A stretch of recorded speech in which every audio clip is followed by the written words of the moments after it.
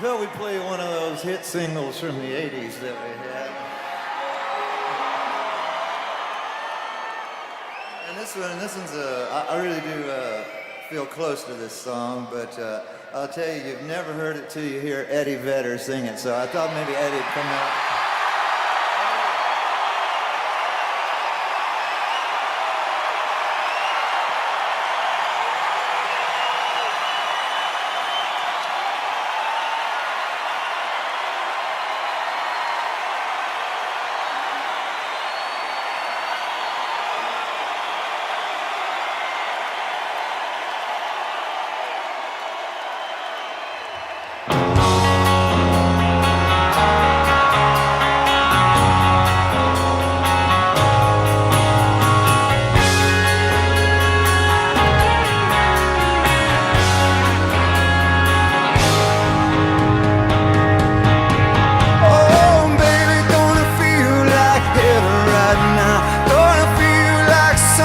From a dream.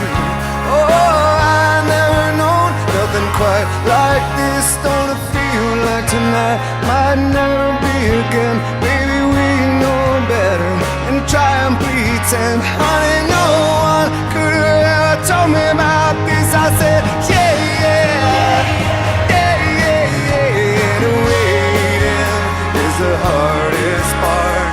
Every day you see one more card. You take it on faith, you take it to the heart. The waiting is the hardest part. Yeah, I might have chased a couple women around. Oh, the year got me was down. Yeah, and there were those who made me feel good, but never as good as I'm feeling right now. Baby, you're the only one that how to make me wanna live like I wanna live now. I said, yeah, yeah, yeah, yeah. And waiting is the hardest part. Every day you get one more part. You take it on faith, you take it to the heart. The waiting is the hardest part.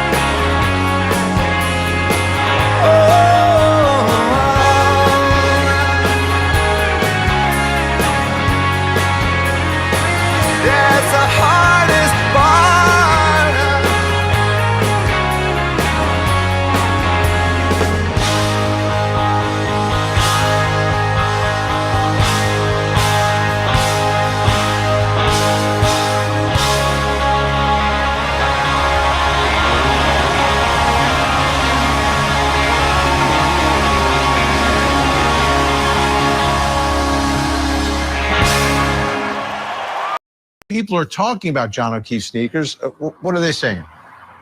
On the bottom, white. He goes, no. He's like, no, bro, that shit is fucking black, dude. Like, you can see the snow on top of it. Look at it, dude. Use your eyes. It appears that the sole of the shoe is darker in color. It might be the lighting. It might be the snow packed onto it. Shadows don't work like that, bro, where you can see white, and I mean white, right here, dude, right here, right here, right here, right here, right here, dude. Shadows don't fucking work like that. Yeah, and it's a big discussion online, too. Everyone is posting pictures of the shoe in the snow next to the shoe in evidence and saying one has a black sole, one has a white sole. People have researched that Nike makes a shoe that looks like that with a black sole with the white around the side of the sole, but the bottom being black. So there's a lot of controversy about that, and we'll see how it manifests itself inside of the courtroom, how far the defense goes with it through cross-examination, etc. Like, you can see the shape of the sole, the design of the goddamn shoe, bro. What is that, a left or a right sneaker, sir? This is the left sneaker. Excuse me, this is the right sneaker from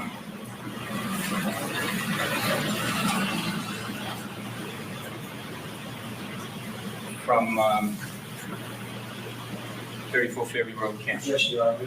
Sure. If you could put the speaker back in the bag and let Mr. Brennan bring the bag over, please. What was that? I don't care what you say. That is not the same fucking shoe. Is there a theory that a shoe was planted? Where did that shoe come from? Where's the other shoe with the white? How did someone have another Nike with a black sole? There's a lot of questions that it raises. It doesn't take a fucking attorney to see that that's a fucking black-soled shoe, dude. It takes someone with eyes. What are we doing, magic tricks here? Eklund, what just happened? What is that? Foolishness, because that's not the same sneaker. Listen, I am not a sneakerhead by any means, but that is two different sneakers. I think this would open the door to like a My Cousin Vinny type moment in which you make a sneakerhead an expert. I don't like your attitude. What else is new? I'm holding you in contempt of court. Oh, there's a fucking surprise. What'd you say? What? What'd you just say? What'd I say? What? Fuck about being right in the public's eye. I give a fuck about it. Right? I just need to know.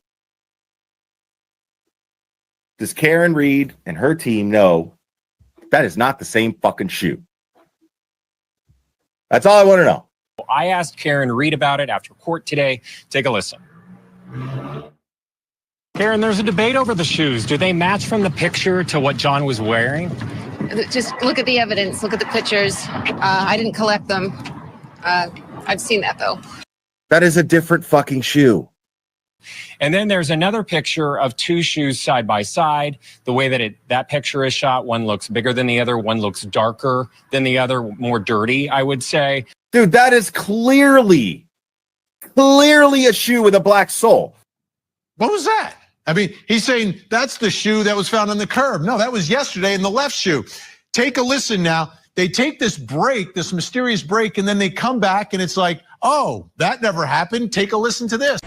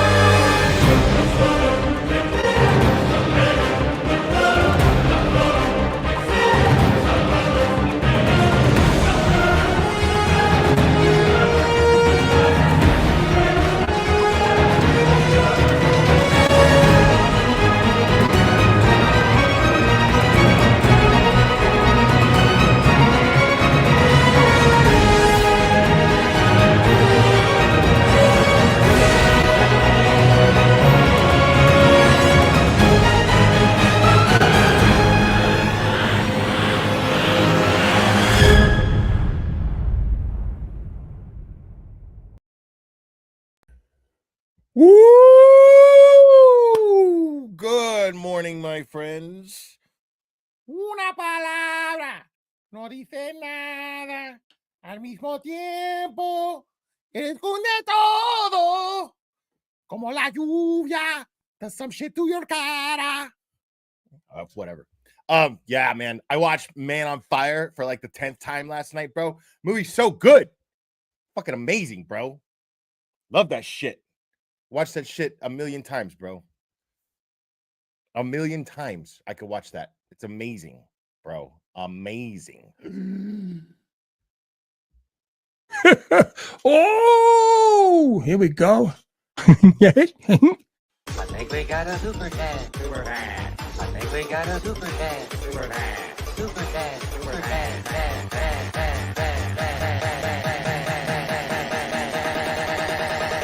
I think we got a super cat. How dare you? Sumo, thank you so much. I just loved your journalism moment asking Karen and her team about this shoe. I asked Karen specifically, no better than to ask the team. I asked Karen specifically about the shoe, and I didn't really get an answer. I don't know if it's the same or not, but I respect your determination. My determination that you respect so much is simply because it's a different fucking shoe, man. Okay? It's not the same shoe. You understand me? Mark my words. Mark my words.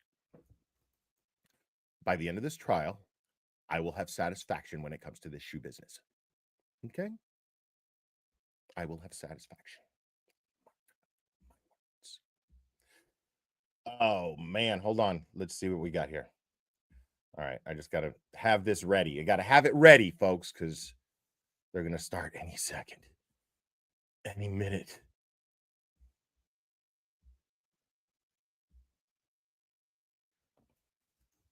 The shoe business, bro. That shit's real. Okay? It's real. By the end of this trial, mark my words.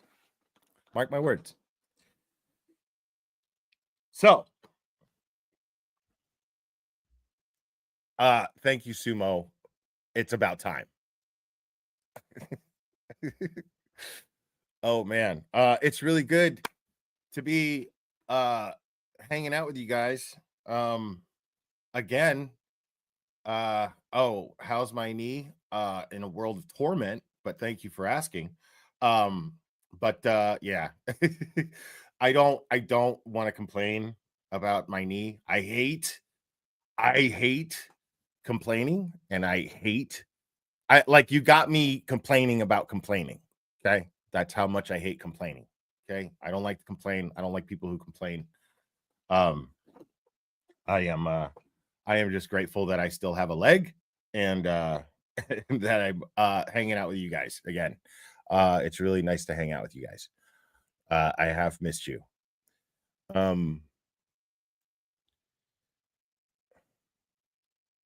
Listen, we don't need these distractions, okay?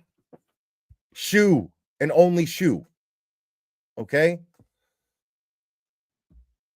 Thank you so much. Gerda K, thank you. Will, you are the best. Love your channel. Free Karen Reed. Thank you so much. I love you too. Appreciate it. Yeah, man.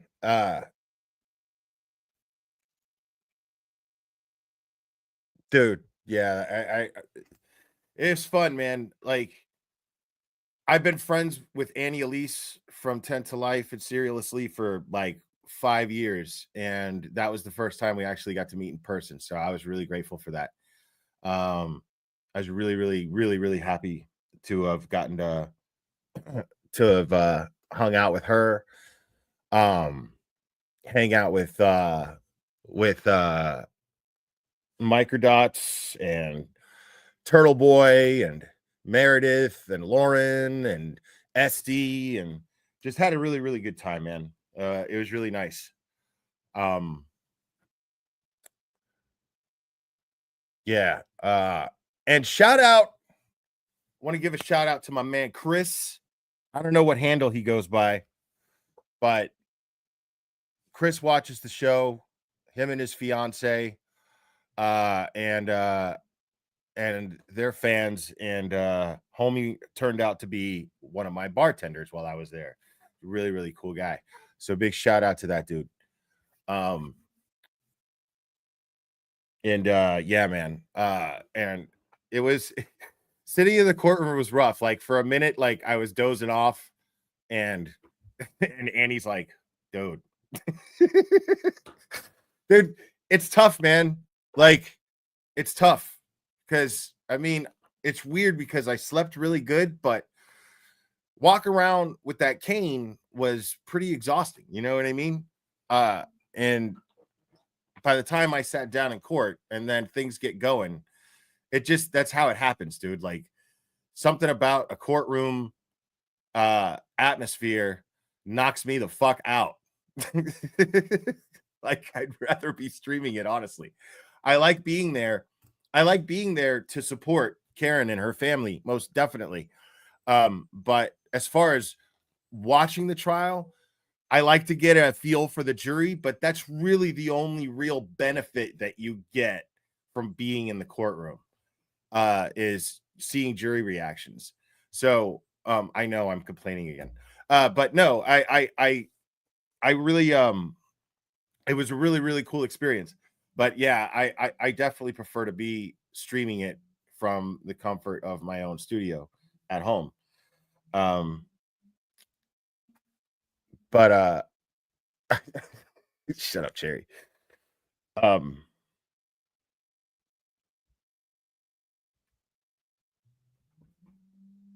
Yeah, that's the whole thing, man. I'm telling you, when you are sitting in that courtroom next to or behind Karen's family, her parents, who again are just the most wonderful people in the world. They, when you're sitting there, like, dude, you are at Bev's 12 o'clock. I made eye contact with her a few times. It's just it's a surreal kind of thing being so involved in this case, and then just like seeing all these people in person, being 3 feet away from Hank Brennan sometimes, and like, dude, your skin crawls around that guy.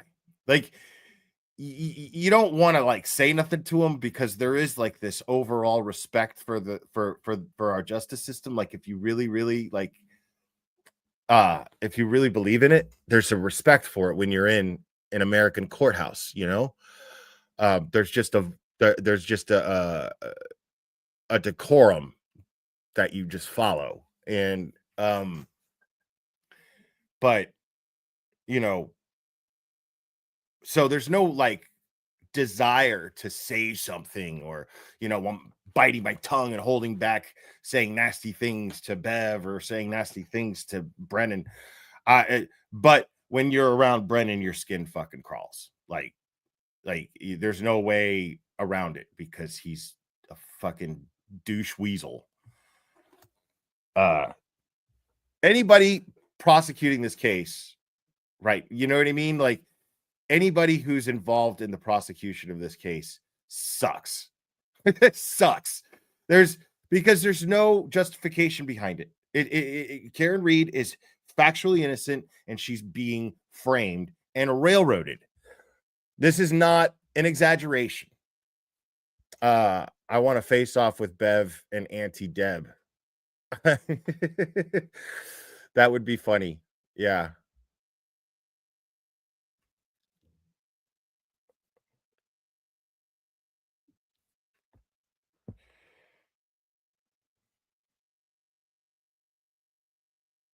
Oh, yeah. The photo, yeah. Actually, I'll even pull that up because maybe we're not even going to start for a minute. So just to kill some time, I'll show you guys that picture. So big shout out to Brian Hale too. Really, really cool guy and a great photographer. Always makes me look good. I'm really grateful for him. And yeah, he took some interesting pictures. And this one,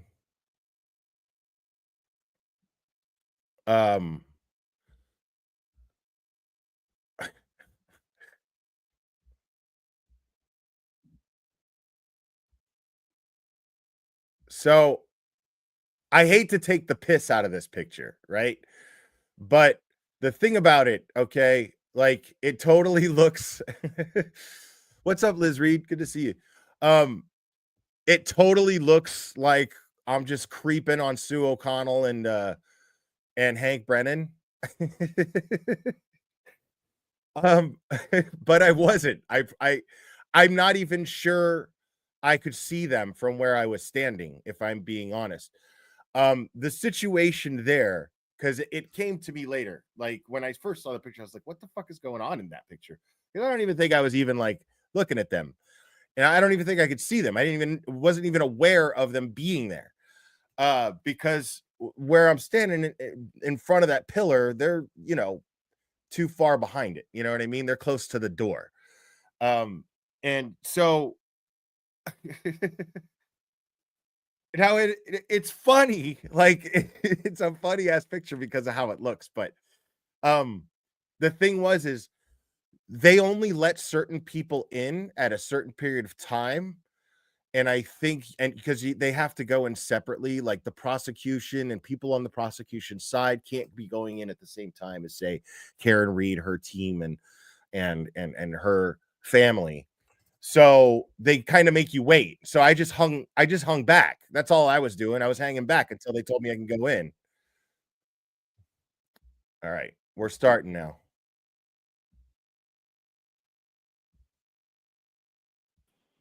It's now open. You may be seated. All right, so I was told, counsel, Mr. Lessie, you wanted to see me? Okay. Did you want to come to sidebar? Start at sidebar and What's then up, Scott McGinnis? Okay. Oh, look, a sidebar.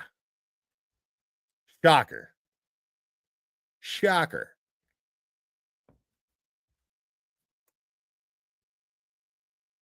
I mean, oh, look, now I want to also point out this gentleman right here. Big congratulations to Evan, the audio visual guy. Evan is amazing. He's a really, really, really nice guy. And he just graduated. So this dude is about to kick off a dope ass legal career.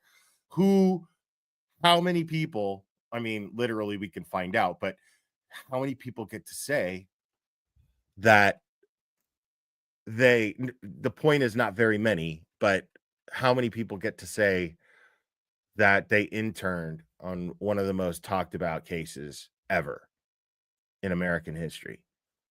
Because it will be guaranteed. So I mean, and of course I had to ask him, like, dude, like, what's it like, dude? How do you feel about it? He's like, dude, he's he's never stops being blown away by just the fact that he's there and gives 150%, works so hard with Karen Reed's team. And they all love him and respect him. He's just great.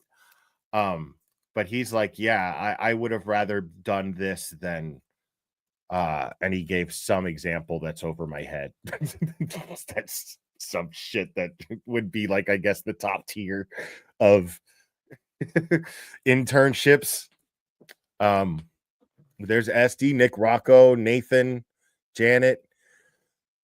And when I first walked in, there's a good shot of Evan there. When I first walked in to the courtroom, Janet and Bill were right there, and immediately, of course, because they're just nurturing people, they were like, oh my goodness, what happened? And of course I was just like, dude, I wish I had a cool story to tell. I just don't. And they were like, and immediately Bill's like, all right, so I don't know if you know this, but Bob Alessi he's a pharmacist on top of being an attorney. but he's also a pharmacist. Now, the formula is 3 ibuprofens. 6 hours later, 2 Tylenols. 6 hours later, 3 ibuprofens. Repeat. And I was like, all right. And then everybody kept telling me that. And then Kelly Reed came up to me and told me the same thing, because Bob Alessi is a pharmacist, and that's like, Bob Alessi is the kind of dude that that when somebody is trying to say that phone data is not making a 2:27 a.m. search and he has to get an expert to testify, over the weekend, Bob Alessi will become an expert on phone data. That's the kind of guy he is. It's wild. Like, this is crazy. And it was just really, it's cool because obviously, like, they can't really talk shop around us because, I mean, meaning they can't discuss the case. So, but when I was around the legal team, again, like, even more this time, like, they are on, and just completely and totally invested in this case. Totally. Yeah, it's just wild. Yeah, I don't know where the stage 5. I was hoping to see her while I was up there from a distance. No, I don't even know. And this guy, okay, you see this bailiff right here? This young guy, really, really nice guy. But they're like, it's wild what they're really cracking down on like people talking in the courtroom, like, especially during sidebar. Like, you notice nobody is talking because the bailiffs, like, when I started to doze off and Annie nudged me, and then that bailiff came over with a bottle of water and he was like, "This'll help." So I guess it's a thing that people fall asleep in courtrooms. And he Liz 888, thank you so much for gifting a membership. I appreciate it. And it's great to see you. So, and he brought me a bottle of water. He was like, "This'll help," like, I guess putting something in your hand, having something to sip on here and there keeps you awake, gives you something to do, keeps you awake. And it was really nice of him to do that. But at the same time, those guys are like not fucking around. Like, that same dude, if somebody even remotely goes, "Okay," or something like that, he'll go, "Stop talking." Like, loud as fuck. "Stop talking. No talking during the court."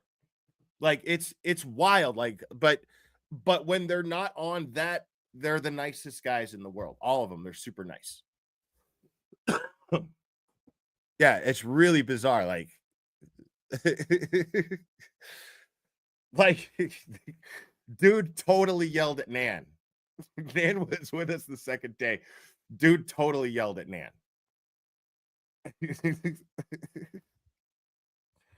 And I may have gotten her in trouble.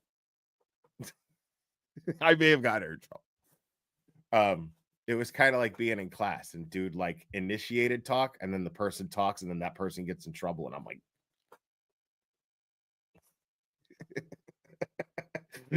I kind of got, because I had this inside joke with Nan, right?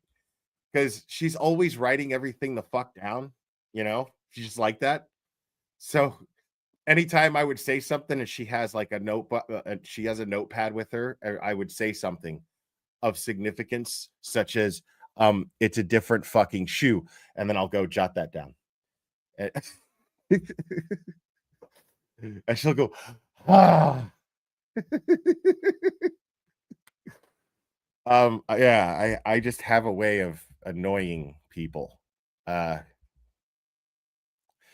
But yeah. Yeah. So I think at one point while we were sitting in court, I went to her and went, jot that down. And then she like said something in response very quietly, and it was like 1 or 2 syllables tops. And dude was like, "Stop talking."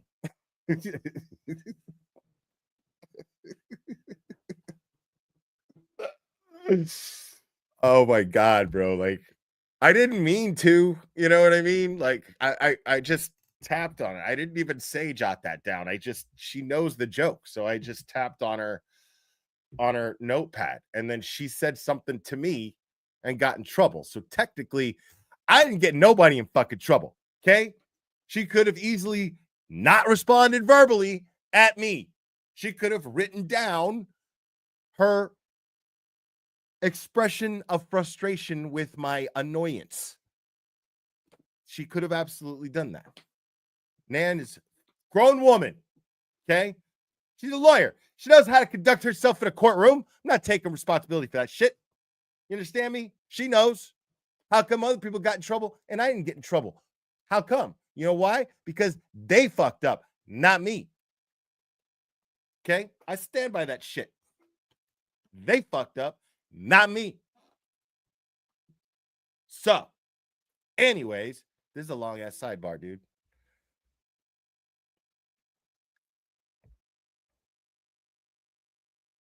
Yeah, dude. Like, it's not on me if I go like this and you look at it.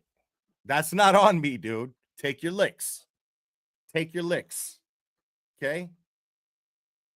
If I do one of these and you look at it, take your licks. That's not on me, bro. That's not on me. That's on you.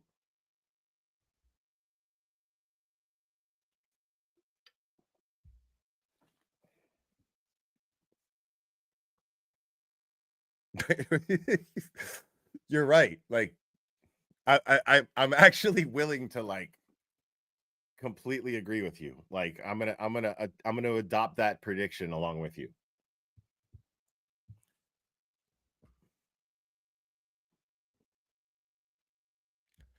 It's fucking right, bro. It's fucking right. So y'all don't even understand. Y'all don't even understand. Let me make it clear for you. Okay?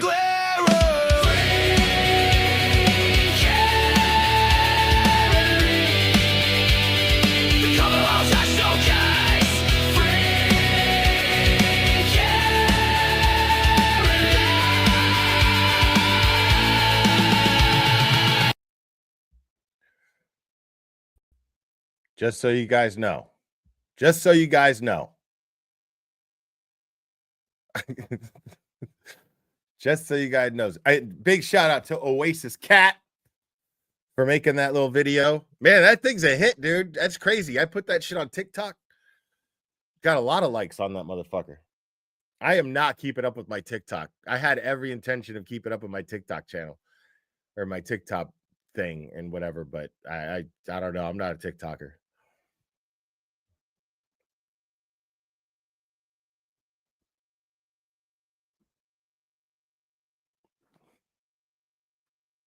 Dude, what in the shit is happening right now?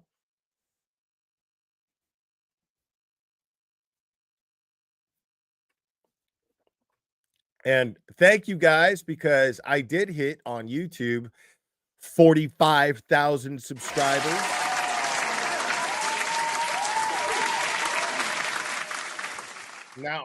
Now it's a reach, man. Like 5,000 subs to gain to hit 50,000.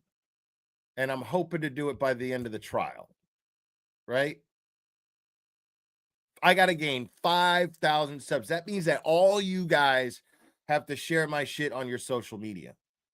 That's what you guys got to do. You guys got to help me out with that.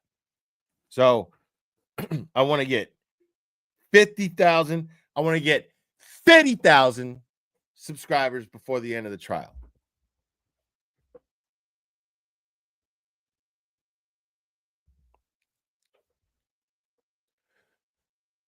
Oh, defense is adding a new witness. And congrats to Melanie Little, man. She hit 100K a few days ago, right? Like a week ago or something. Very sucks, dude. You see what I deal with, bro? You guys see how mean she is, bro? Like, you guys don't understand, dude. Like, the shit that I deal with, like, she's fucking mean, dude. I'm just saying. She's fucking mean. Like, if she was a bailiff, she would not hand me water. You know what I mean? She wouldn't do that.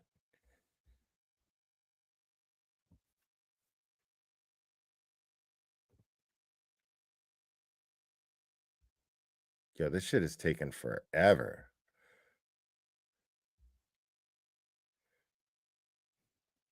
I mean, I don't know what else to do except Into the glare of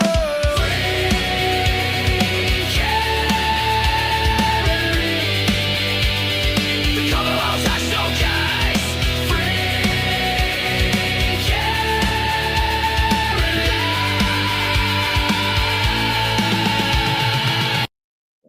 waterboard. Oh, you're so funny. You're so hilarious. Cherry's a terrible person, bro.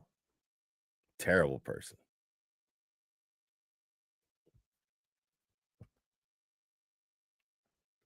I don't know why. Dude, AI is weird, man. I don't know what it says on my shirt. The baby version of me in that thing. I don't know what my neon says. I don't know what my shirt says. I wear Scully's very rarely.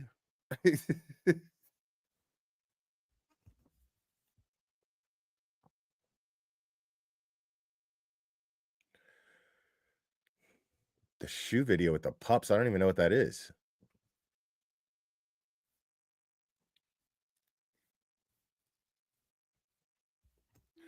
See, but I'm not a bad boy, though. I'm a sweet boy. Okay? I'm a good person. I'm nice. Okay? Cherry is a fucking nightmare. Right? Wrecking ball, bad energy, dude. She would murder me if she could get away with it. See what I look at this.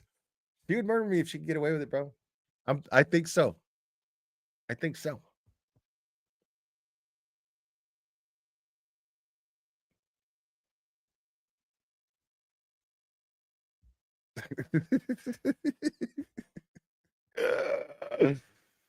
Wow.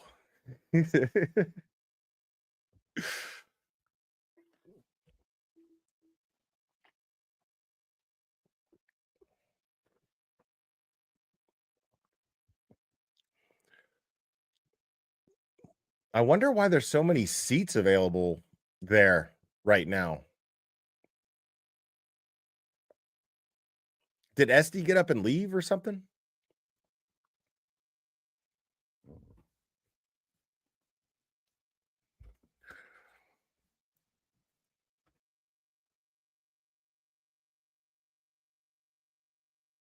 Paul's stunt double.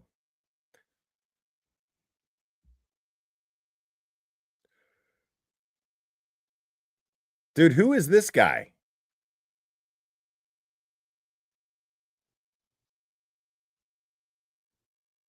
Dude, I thought this was Paul. It's not even Paul. Are these cops?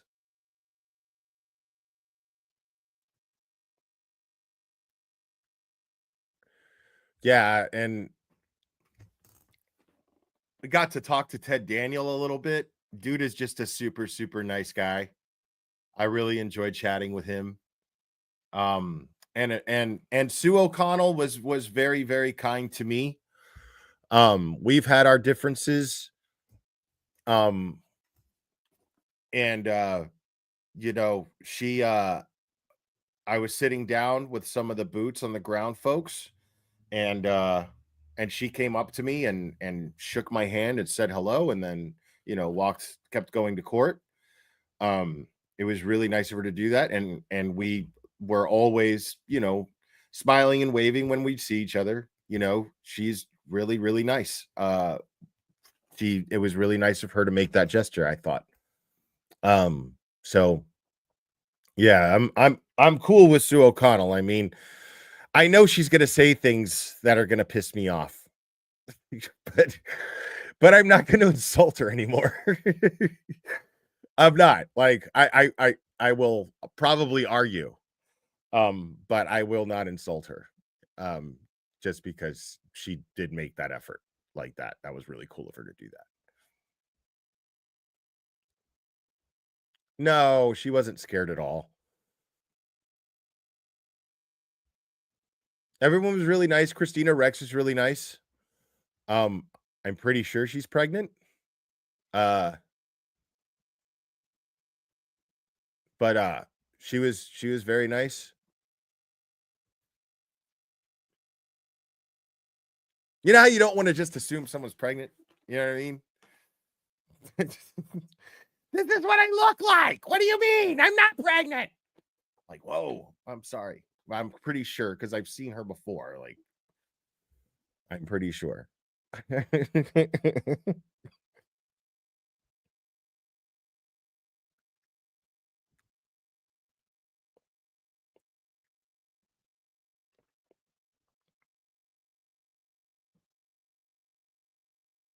Yeah, like I never like, yeah, I'm so afraid of something like that.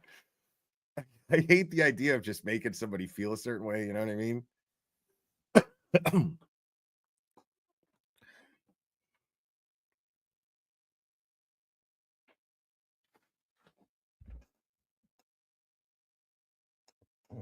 Stop it, Johnny O. Stop it.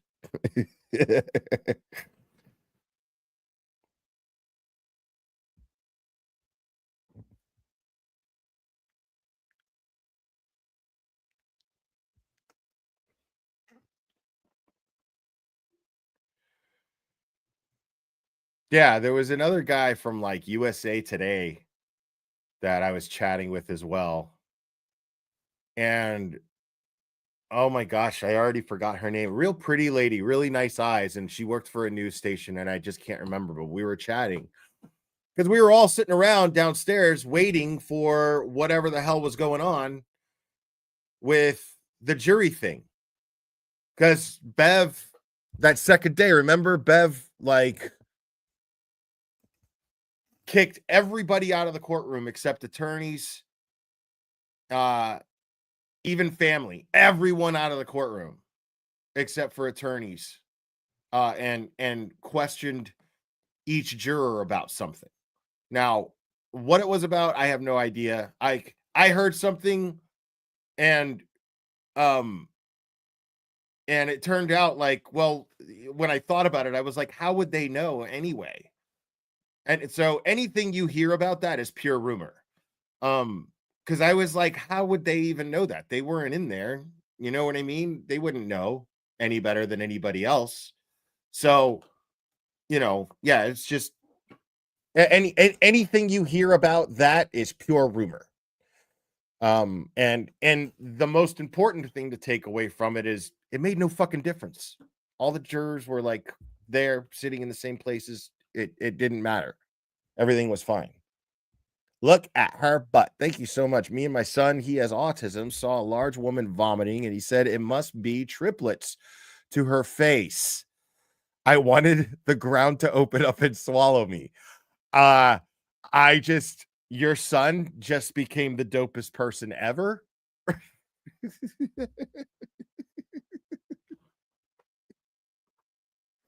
That is the best. That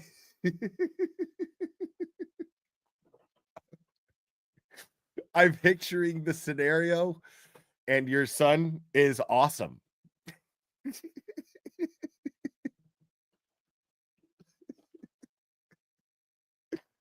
So this lady was just puking, and your autistic kid just rolled up on her and was like, must be triplets.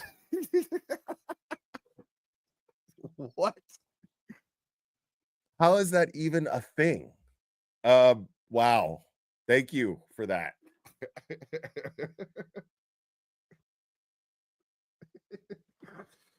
Okay, man. Okay. That was a lot.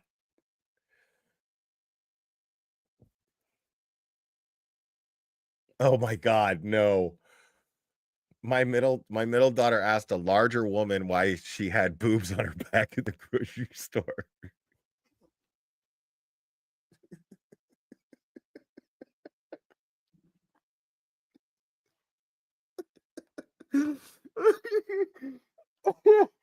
Oh my God. Oh fuck. That is too much.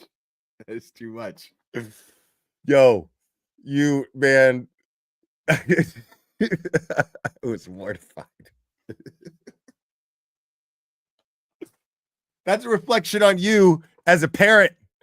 Okay. I'm just fucking with you. It's not. Kids say fucking whack ass things all the time, bro. That's why they're kids, dude. Like, it's all good. That's how they learn. Like, this shit is fucking hilarious. Excuse me, man. Why do you have boobs on your back? Oh my God. Buffering. Hold on.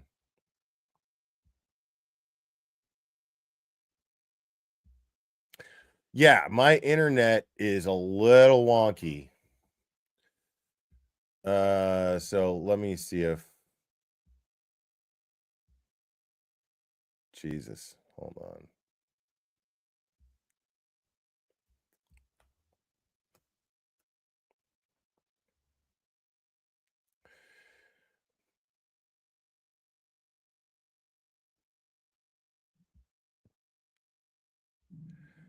I'll just do these assholes.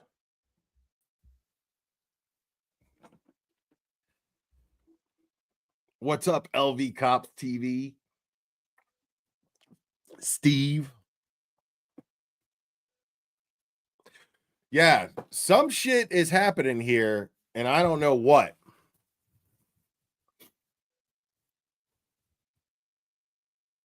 But Law and Crime always does that. I don't know why Law and Crime always does that.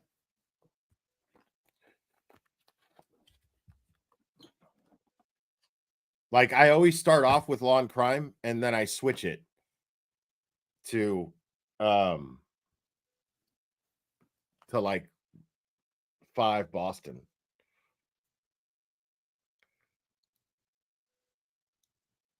Yeah, Will actually is wearing pants. But I am wearing pajama pants.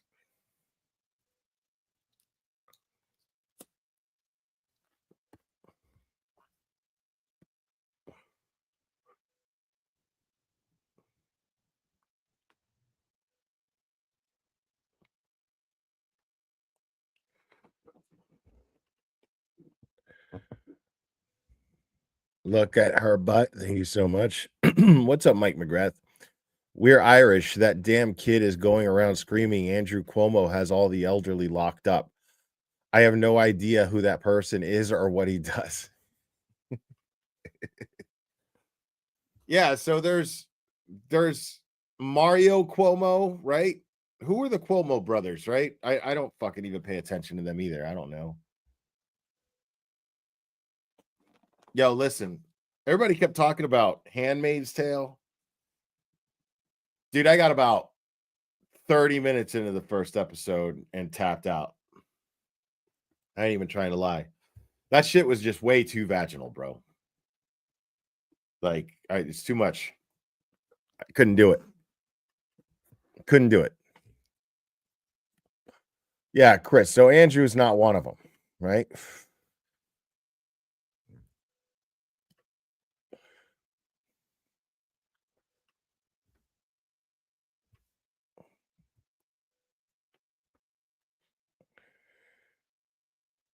It's anti-men 100%. I mean, I didn't get that vibe. It was just a lot of, it was so feminine that I couldn't relate to it. You know what I mean? Like, not that there's anything wrong with it. It's obviously a popular show, and it's probably a really good show. It's just not for me. You know what I mean?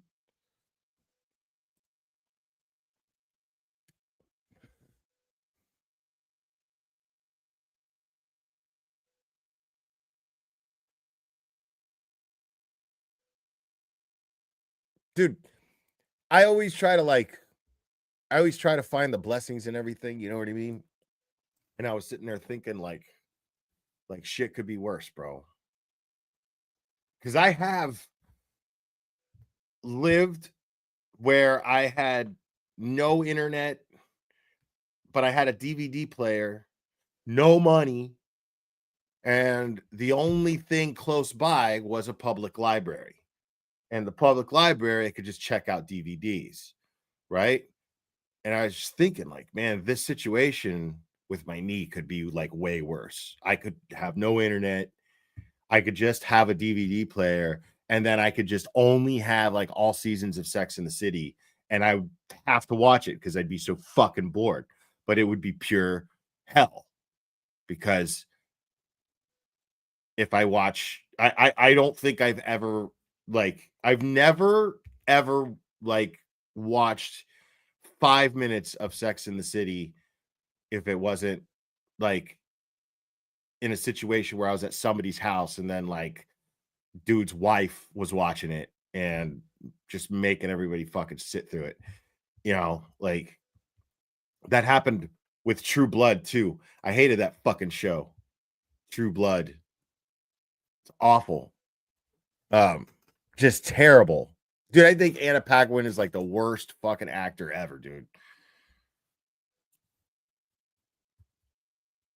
That was a terrible show. It was so popular too.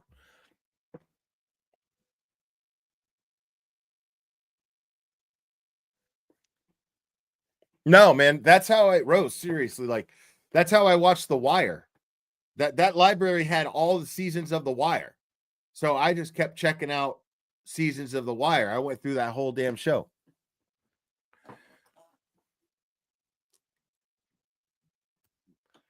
That one and Mr. Robot. I went through that whole show too. They had all the seasons of Mr. Robot. And that was all right. It just kind of got redundant after a while. FBI ice cream truck. Thank you so much. Remember for 11 months, cheap 10s unit will keep the knee fracture. I don't know what that means at all. Cheap 10s unit. I mean, like I have a brace on it right now, but it's really weird. Like when I straighten it is when it really hurts. So like I have a stabilizer, but it'll keep my leg totally straight. So I just keep it in a brace and keep it bent. I've watched Breaking Bad. I've gone through Breaking Bad twice, actually, at least twice. Great show. Oh my God. What a tease. I thought this was about to start and it's not starting.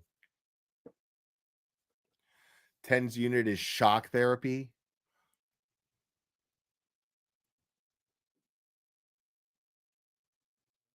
Yeah, I don't know anything about that.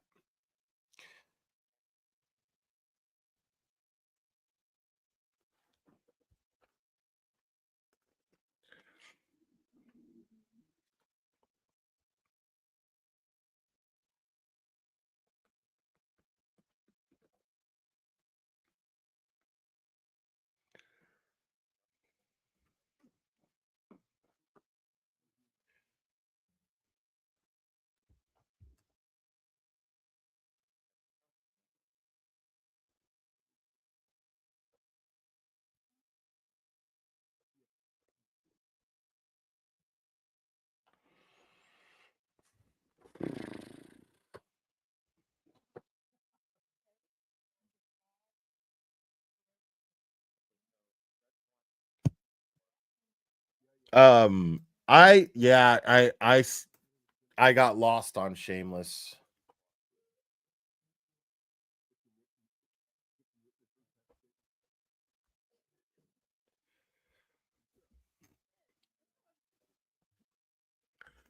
Yeah, I got lost on Shameless.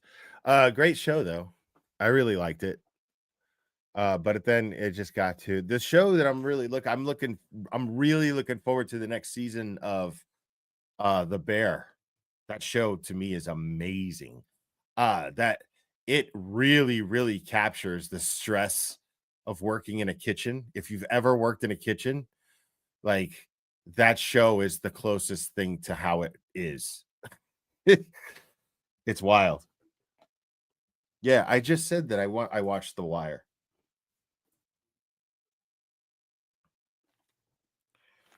Did I watch Ozark? Yeah, I liked Ozark. I wasn't crazy about how it ended, but I thought it was a great show. Oh man, you know what I gotta? Oh, that's called Tulsa King. I like it. It's all right. It's not one of Taylor Sheridan's best, but I like it. You know what I'm gonna do since I'm gonna be laid up. Like I just realized I want to watch Rhinestone because I haven't seen it since I was a kid.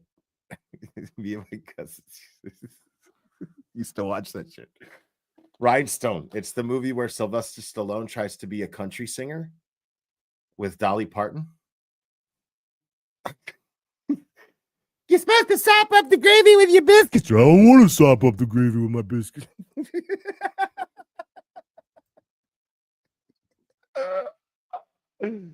I'm totally gonna watch that shit. Just because for the fuck of it, like, you know, I don't expect it to be good. It's a terrible movie, but I'm gonna watch it. I'm gonna watch it again. Landman is good. Landman is good.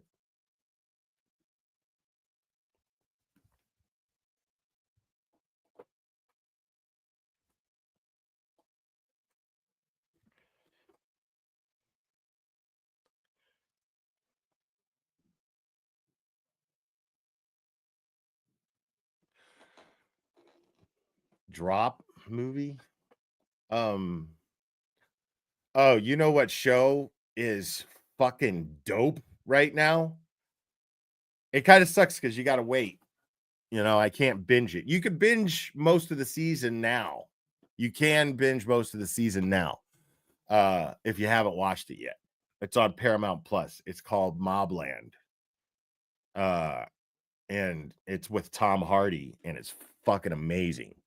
It's great. Azuran Fish, thank you so much. Better Call Saul is better than Breaking Bad. Change my mind. Out of here, get him. You know why Better Call Saul is not better than Breaking Bad? Because I can't even get through Better Call Saul. I'm bored. Like every time I try to watch it, I can't get past like the second or third episode. I'm bored out of my fucking mind. And Breaking Bad is like easily, in my opinion, the best show since the original Twilight Zone to ever like be on television.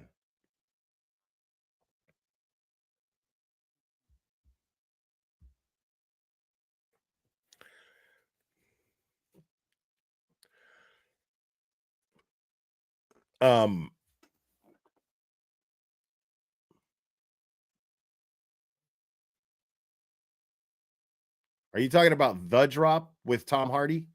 Because that's a good movie with Gandolfini. No. You're saying 2025. I have no idea what you're talking about. FBI ice cream truck. Thank you. Stick pads from the 10s unit on me. Turn it on 3 times a day will help break heal faster. No shit. I'm going to look into that. I'm going to look into it. 10s unit. Oh, I never watched Goliath. I watched I think the first 2 episodes or something. And then I started getting into something else. Now, just because I stopped watching a show, it doesn't necessarily mean that it's because I think it sucks and I'm bored with it. What a lot of times what will happen is that I will just forget. I won't catch the next episode. I'll forget, or I'll get caught up into something else. And then I'll just forget about it and be like, oh shit, okay. Goliath was pretty good. Like I watched a few episodes of that, I think. And then I just lost. Yeah, Bloodline is really good. Bloodline is really good on Netflix.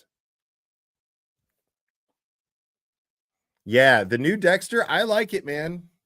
It's a prequel. It's like yeah. It's yeah, the way that it's cast, like the younger versions of the characters, the casting is pretty good, man. Like I'm enjoying the show. I really am. Might even be enjoying it more than the original Dexter.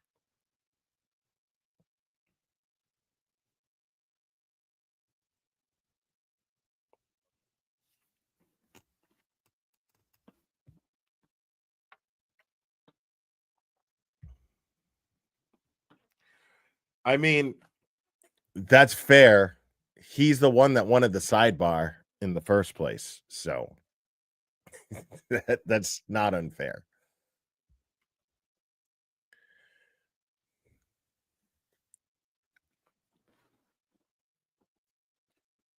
Dude, Reacher is funny because like it's a cool show. Like I'm enjoying it. And that's another dude that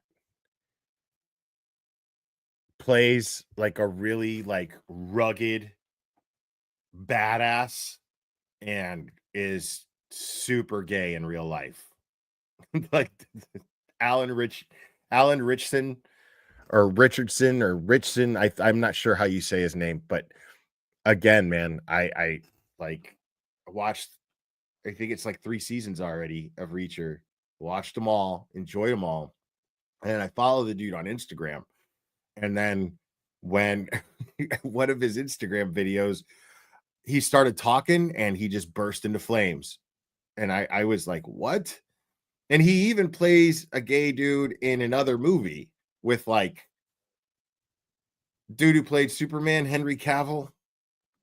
I'm serious. I'm not lying, dude.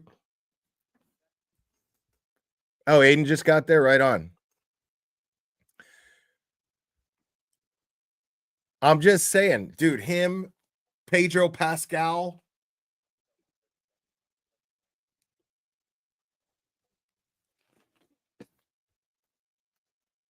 Dude, let me see.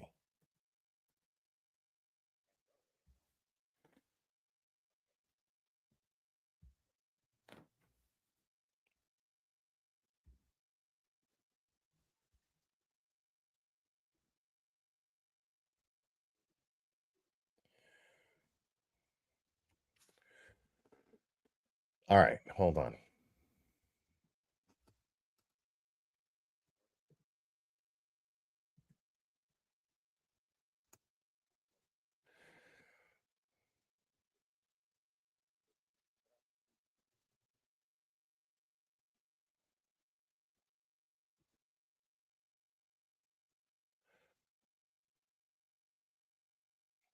All right, hold on.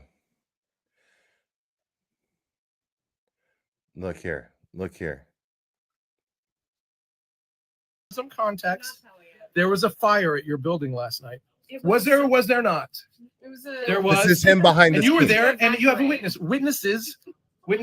And did the alarm go off? They declared They declared- afterwards that it was a false alarm. No! Yo, you're getting too far in the story. We didn't You're getting too far in the story. Edit that An part. alarm went off. Everybody was scared, frightened, shivering in their beds. And Kat, what did you do? What I tell Nothing. you, She bro. did nothing because she's so brave. And so then, because they know that the bravery exists in the building and that Kat was in the house, they know how brave she. Listen, dude. I grew up in Miami, okay? My gaydar is usually on point, okay? Not saying there's anything wrong with it. It's just an observation. But that dude, like, to quote a movie called The Amateurs, okay? Coffee can red, guzzler. Okay? I'm just saying.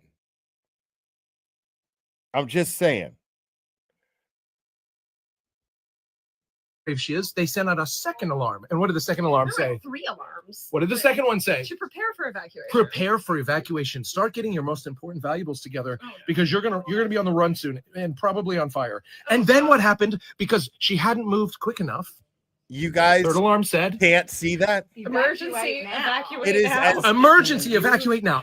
It is as clear as the black sole on the bottom of that shoe. It is absolutely as clear as that. Okay?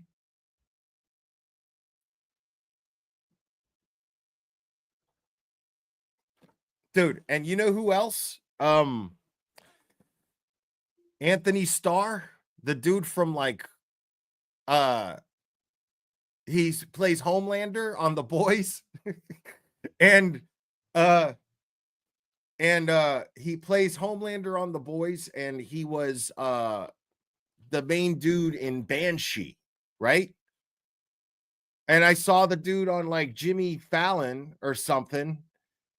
And I was like, wow. And what I'm saying though is that these are really good actors, dude. Like, because I had no idea, but then when you see them just when they're not acting, they're just being who they are. You know what I'm saying? I'm sorry to wreck your dreams, ladies. I'm sorry, but it just is what it is. That's Hollywood, That's Hollywood. That's all,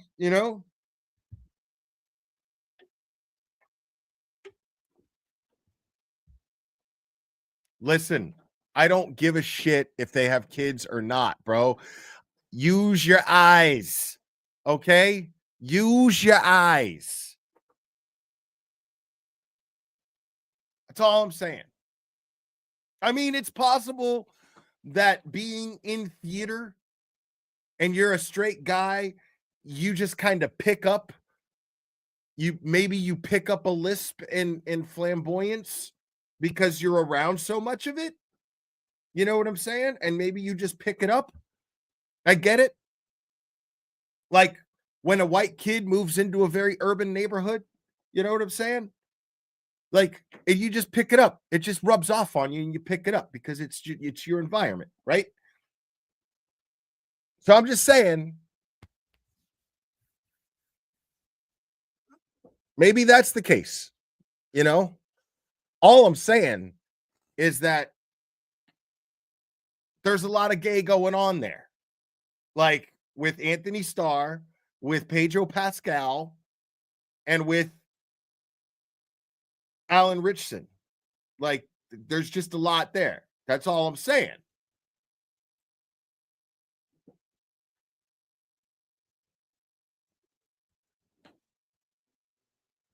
Y'all are acting like you can't see it.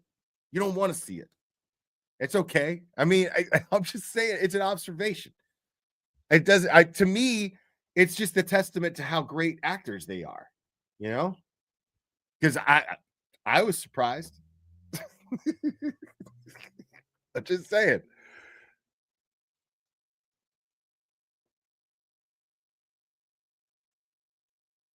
Dude, I don't know what the fuck is going on with this sidebar, dude. Got us out here talking about sexual orientation of actors.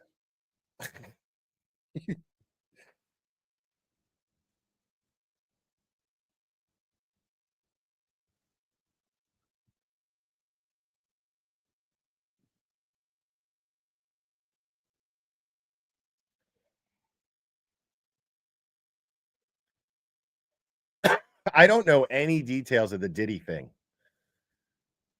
I don't know any details of it. Like, shit like sexual assault, man, like really, like I hate hearing about it, I have a hard time watching those scenes in movies.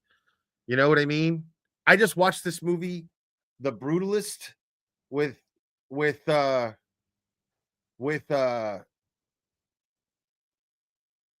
Adrian Brody and Guy Pearce. And there's like a rape scene in that. And I was just like, oh man, ooh. And the retribution for it was it fell short. It fell short. Like the movie The Girl with the Dragon Tattoo, really, really, really, really brutal rape scene in that movie, right? Terrible.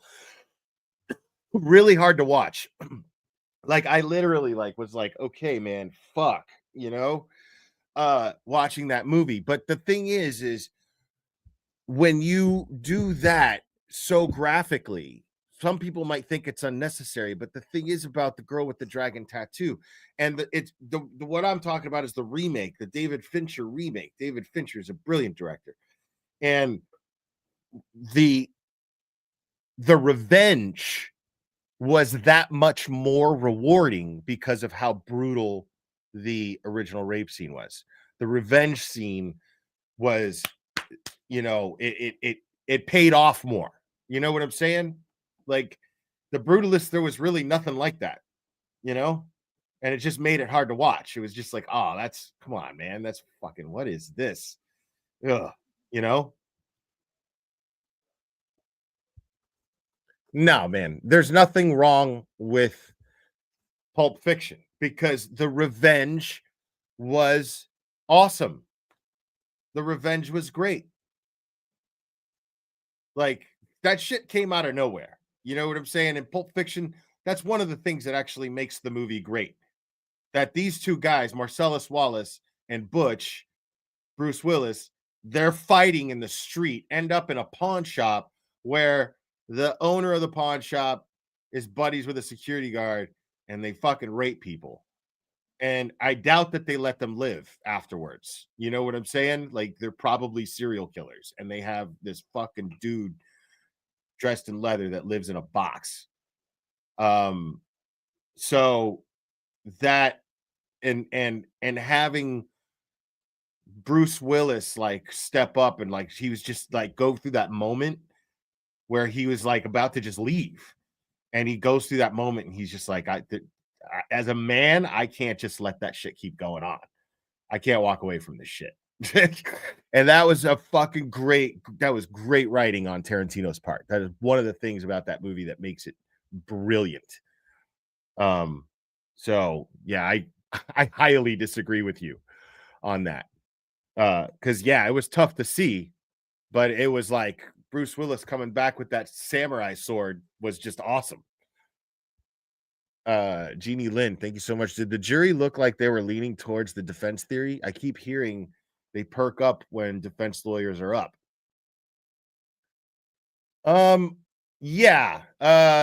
Yeah, that's a great question. So, there's one thing I observed in the courtroom. Because that's the thing. You want to watch the jury. And so most definitely there was a vibe that the jury was leaning towards the defense. Only because they seemed more interested in the defense. So, you know, when Alessi trashed that one dude with the fake degree, right? Alessi mopped the floor with this guy, just basically just pantsed him in front of the jury. And the jury, like, there was a couple of jurors that were just smiling, like, you know, and shaking their heads. You know what I mean? Like they could tell what was going on here. There was a vibe of that. So,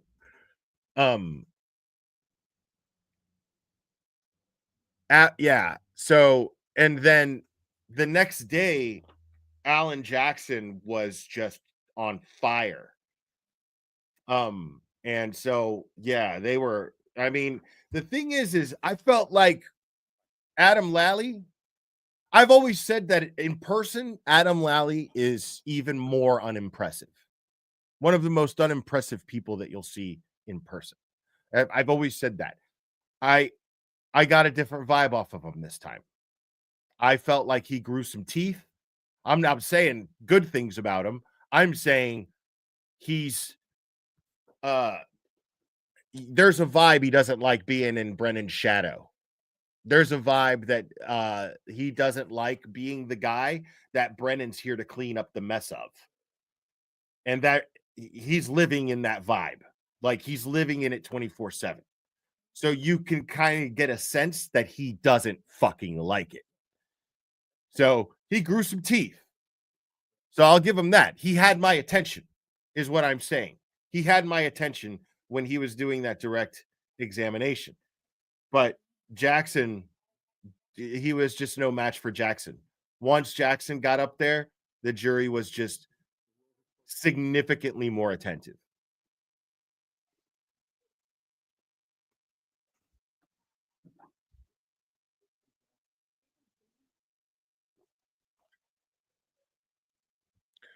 I mean, I don't know.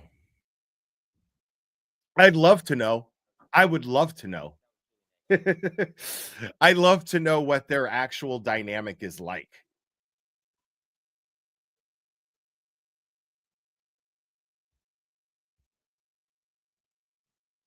Terry, you're never dressed. Stop it.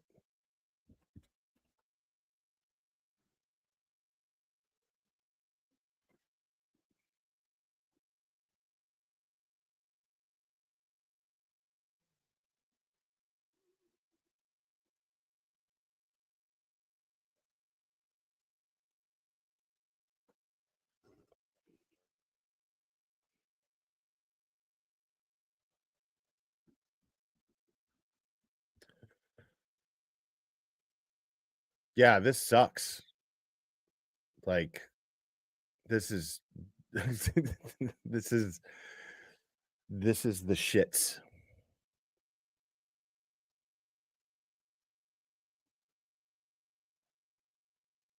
It's been an hour and 20 minutes since I've been live. So it's been at least an hour since court has started. They've been at sidebar for at least an hour.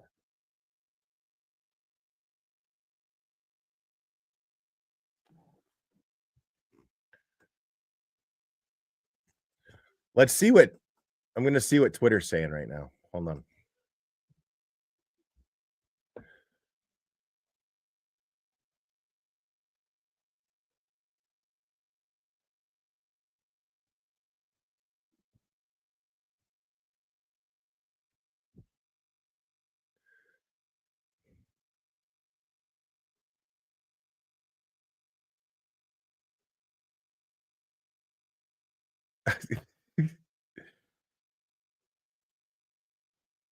Sorry, I saw a post that was just really funny.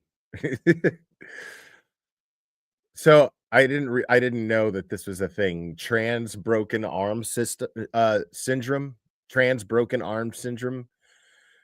And somebody posted it, and his caption was, "I want off this ride." It's just a funny post.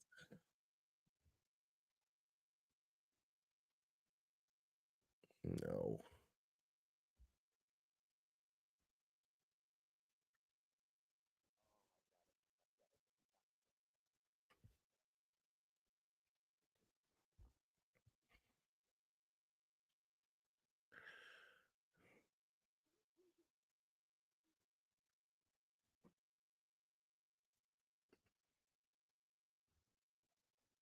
Dude. Is Aiden saying anything about this? No, I mean, he hasn't posted in 15 hours, so.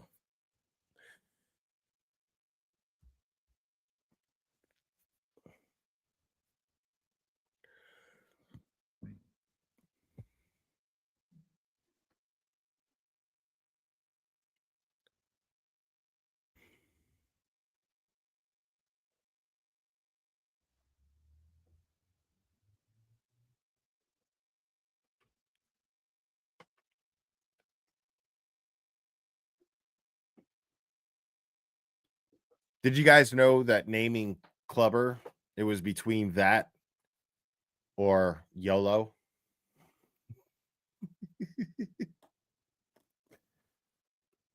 And I would have done it just to annoy Cherry. YOLO.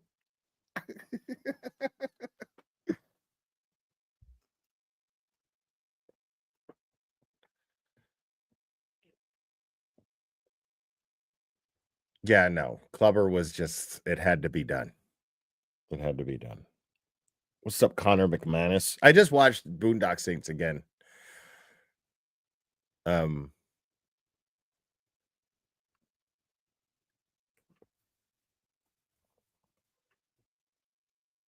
It's so funny. I'm supposed to do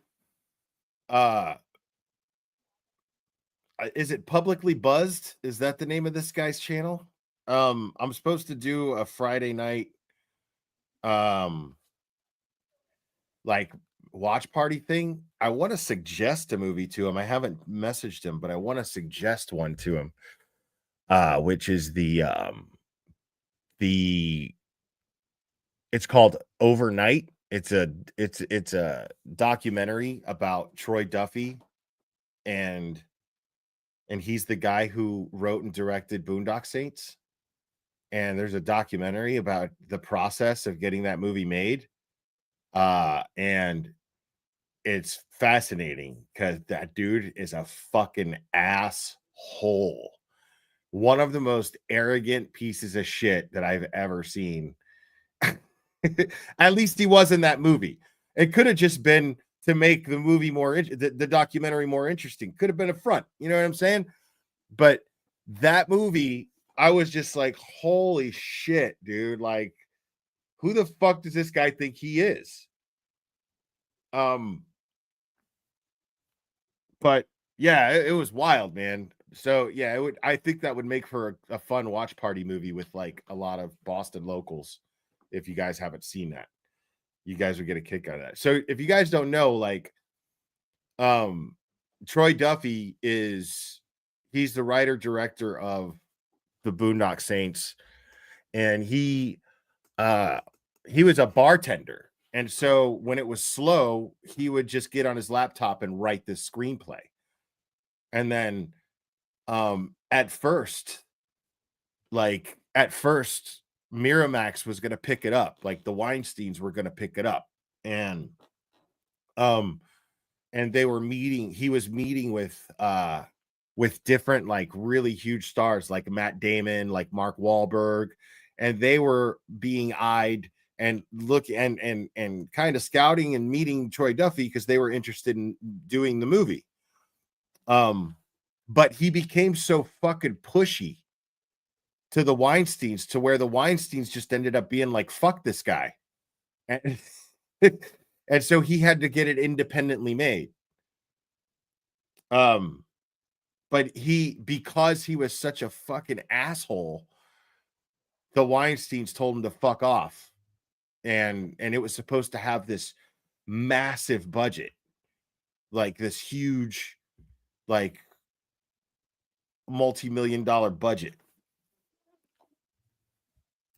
Because Miramax was hot shit right then. You know what I'm saying? That's right when at the peak of Pulp Fiction success. Miramax was doing a lot of shit.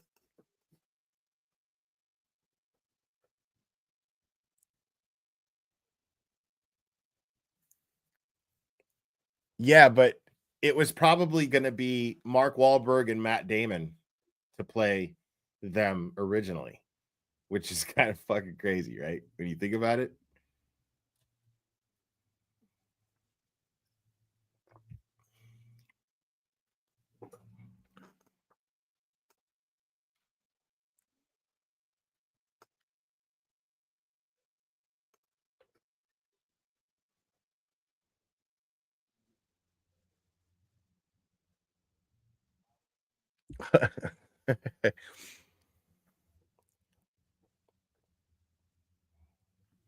Rocco.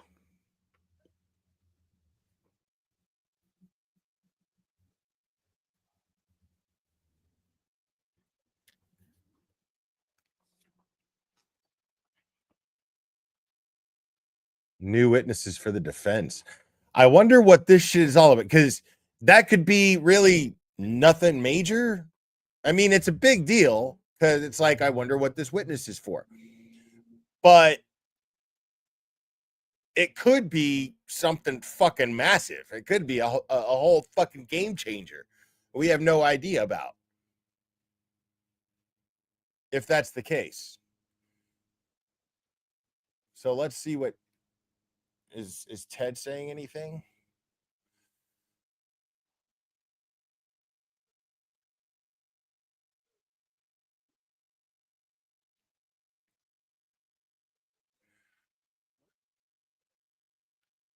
Okay, so, oh yeah, look, I got a list of them.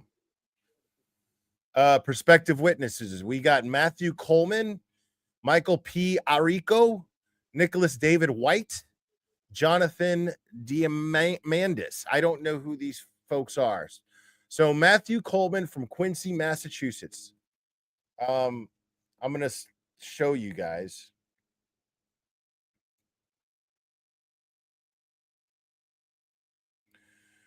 So Commonwealth of Massachusetts, defendant Karen Reed supplemental list of prospective witnesses. Now comes the defendant Karen Reed, Ms. Reed, in the above caption matter, and provides the following supplemental lists of witnesses the defense intends to call at trial for the sole purpose of authenticating records. Number one would be Matthew Coleman from Quincy, Massachusetts. Number two would be Michael P. Arrico from Canton, Massachusetts. Number three would be Nicholas David White of Milton, Massachusetts. And number four, Jonathan Diamandis. Milton, Massachusetts. The Commonwealth was given notice by email that the defendant was adding the above witnesses to the defendant's witness list on May 15th, 2025, dated May 26th, 2025.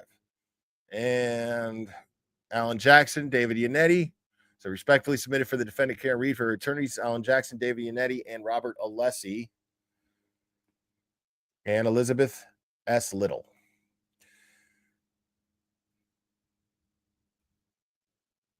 So, you think it's the basement contractor?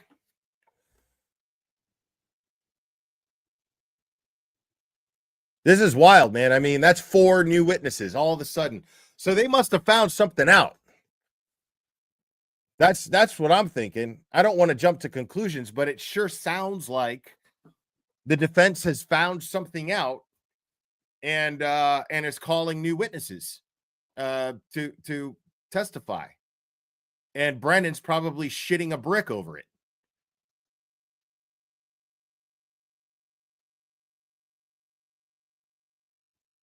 What if it's the band? I don't know. Like, let's say it's the band. Now, I don't know. I don't know who these witnesses are. I don't know what it pertains to. We're speculating here. We're just speculating. So, what if it's the band? What if, I mean, because there's no audio in that waterfall footage where Brian Higgins is being very, very aggressive towards John O'Keefe. And the band is walking by as he's doing it. So words had to have been said. I've been wondering, like, how come would the band remember what Brian Higgins was saying to John O'Keefe? You know what I'm saying? So if he can remember what was being said, then that's a game changer. That is really, really going to push. Okay, here we go. I hear sound. Hold on.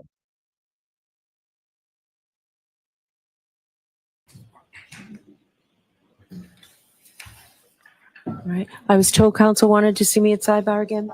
Oh my God, are you fucking kidding me?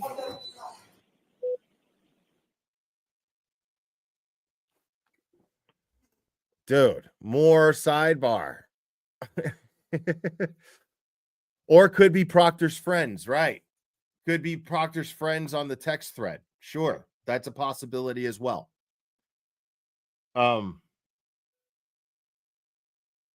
But is it because, I mean,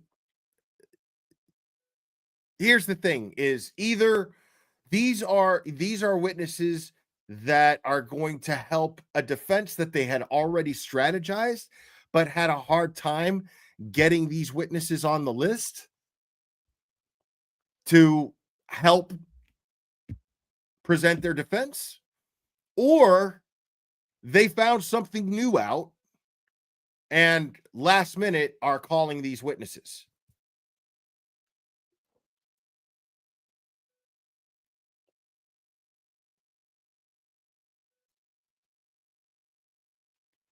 Yeah, they're not law enforcement because it would say sergeant this or officer that.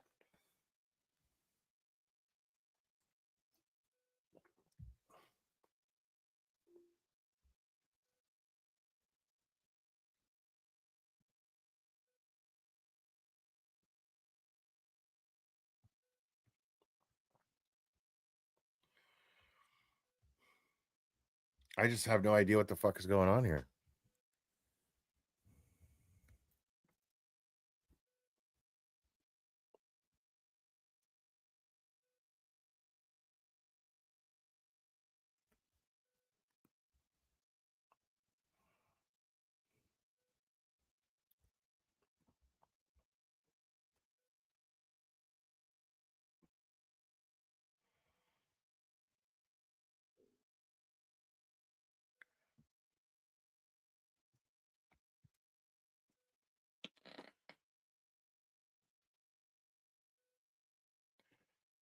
You're supposed to stop up the gravy with your biscuits. I don't want to stop up the gravy with my biscuits.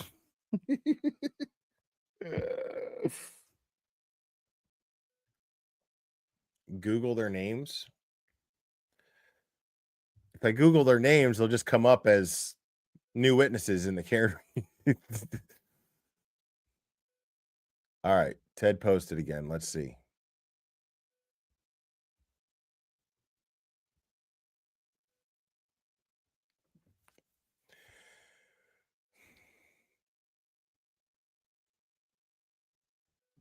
The people, okay, I'm told the people on the defense supplemental witness list have been added for the sole purpose of authenticating former trooper Michael Proctor's texts. So these are about the text. Now, careful. That's Ted. Ted probably has good, reliable sources. I would imagine he does. And he's wording this very carefully. He's saying, I'm told. So keep that in mind. I'm told people on the defense supplemental witness list have been added for the sole purpose of authenticating former trooper Michael Proctor's texts. So this is about those are the people on the text thread. This is what I'm imagining.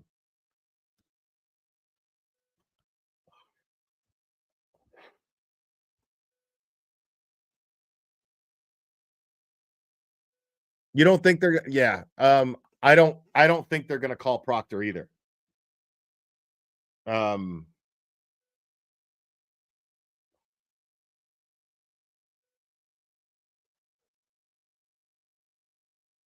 don't think they're going to call Proctor. I'm guessing.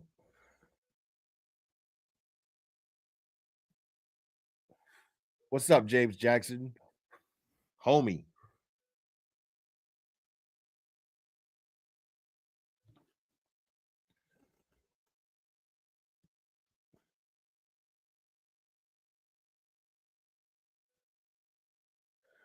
They don't need to call him.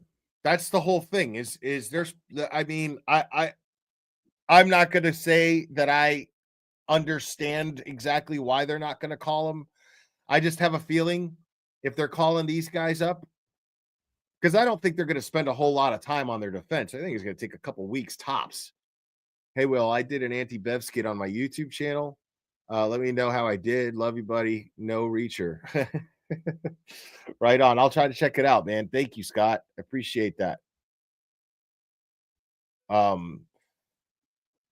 Cherry, if you want to go grab his video and share the link in chat, something to do. I mean,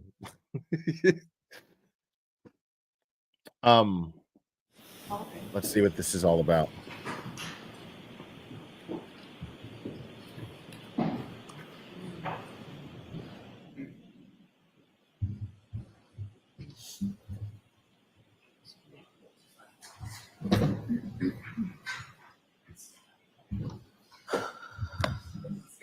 Oh, great. Great.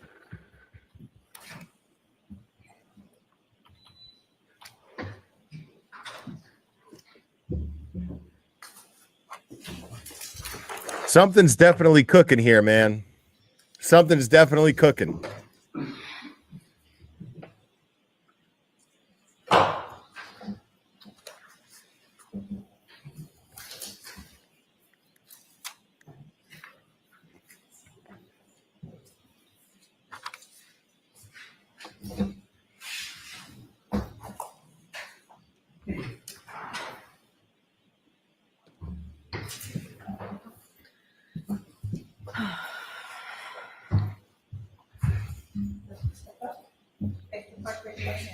You solemnly swear the evidence of the court in case now and hearing. What's up, makeup mobster? Nothing but the truth, so help you God. Yes, sir. You're welcome. Good morning, Your Good Honor. morning, sir.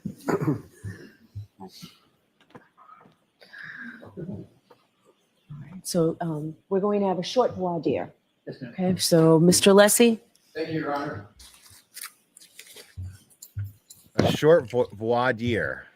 Okay, I guess this is one of the witnesses. So they're voir diring one of the witnesses. This is wild. Morning, Dr. Welcher. Good morning. If you look at any this is documents Dr. in Welcher. answering my question, I appreciate you letting me know that, okay? Okay. Do you have any documents open in front of you at this moment? I do. I have a binder. Bjorn, I would ask until Yeah. the question Can comes you up. do without it, sir? for a This minute? is Welcher. Depending on the question, sure. Okay, so just let us know if you need to look at it. Don't This look is at it Dr. without Welcher. I mean, permission, please. But this All is right, just a go void ahead, Mr. here. Thank you, Your Leslie. Honor. Dr. Welcher, you Jury's not in have the room. changed your PowerPoint presentation in the last few days in this case, correct? I deleted a slide and removed a couple words. Right, but you changed your PowerPoint presentation, correct? Correct. I deleted a slide and deleted a couple words. Who have you spoken to at the Commonwealth in the last 2 weeks? Anybody associated with the Commonwealth, who have you spoken to? In the last 2 weeks, Mr. Brannon, Mr. Lally, Lieutenant Tully. Anyone else? I think Mary Ellen Gray, Anyone else? Bruh. the tech person Cindy this morning. And with regard to those conversations, what prompted those conversations? Who initiated them? I was originally told I was going to have to be out here last Monday. So there was a whole flurry of conversations around that. I was initially told I may have to give all my rebuttal testimony on a whole huge data set I'd received. I'm sorry to interrupt you, sir. My question was simply because we have a limited amount of time. Who initiated the conversations? Oh, there were multiple conversations. How many? I have no idea. More than 10? I'm sorry? More than 10? Probably not. All right. What did you discuss with, you understand it's no longer Detective Lieutenant Tully. It's, as I understand, it's Lieutenant Tully. Did you have you said you had conversations with him, correct? Correct. When was the first conversation? How many? And what are the nature of those conversations? Wow. Are you limiting it to the last 10 days or in total in my life?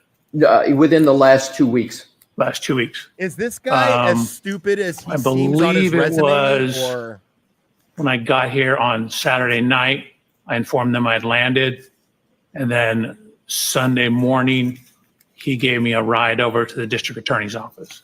And what did you discuss from when you, did you have any discussions with Lieutenant Tully before Saturday, within the last 2 weeks?